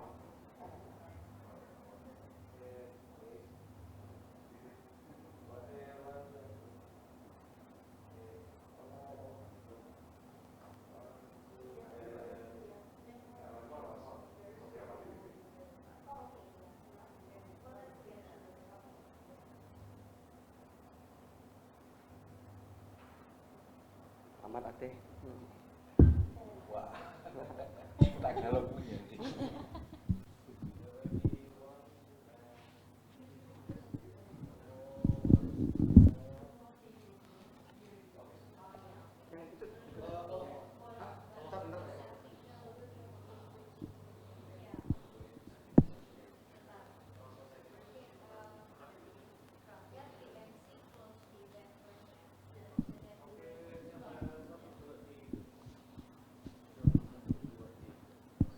Closing. All right, the next one is Dr. Putrawan is he around? Oh, he's not here. And I think I would like to. Okay. Mana saya bilang ya. Oh iya, nanti lapor Prof. Mati.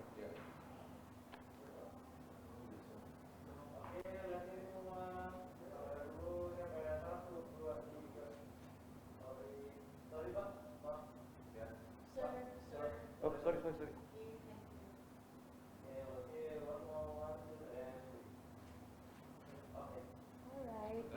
Satu lagi.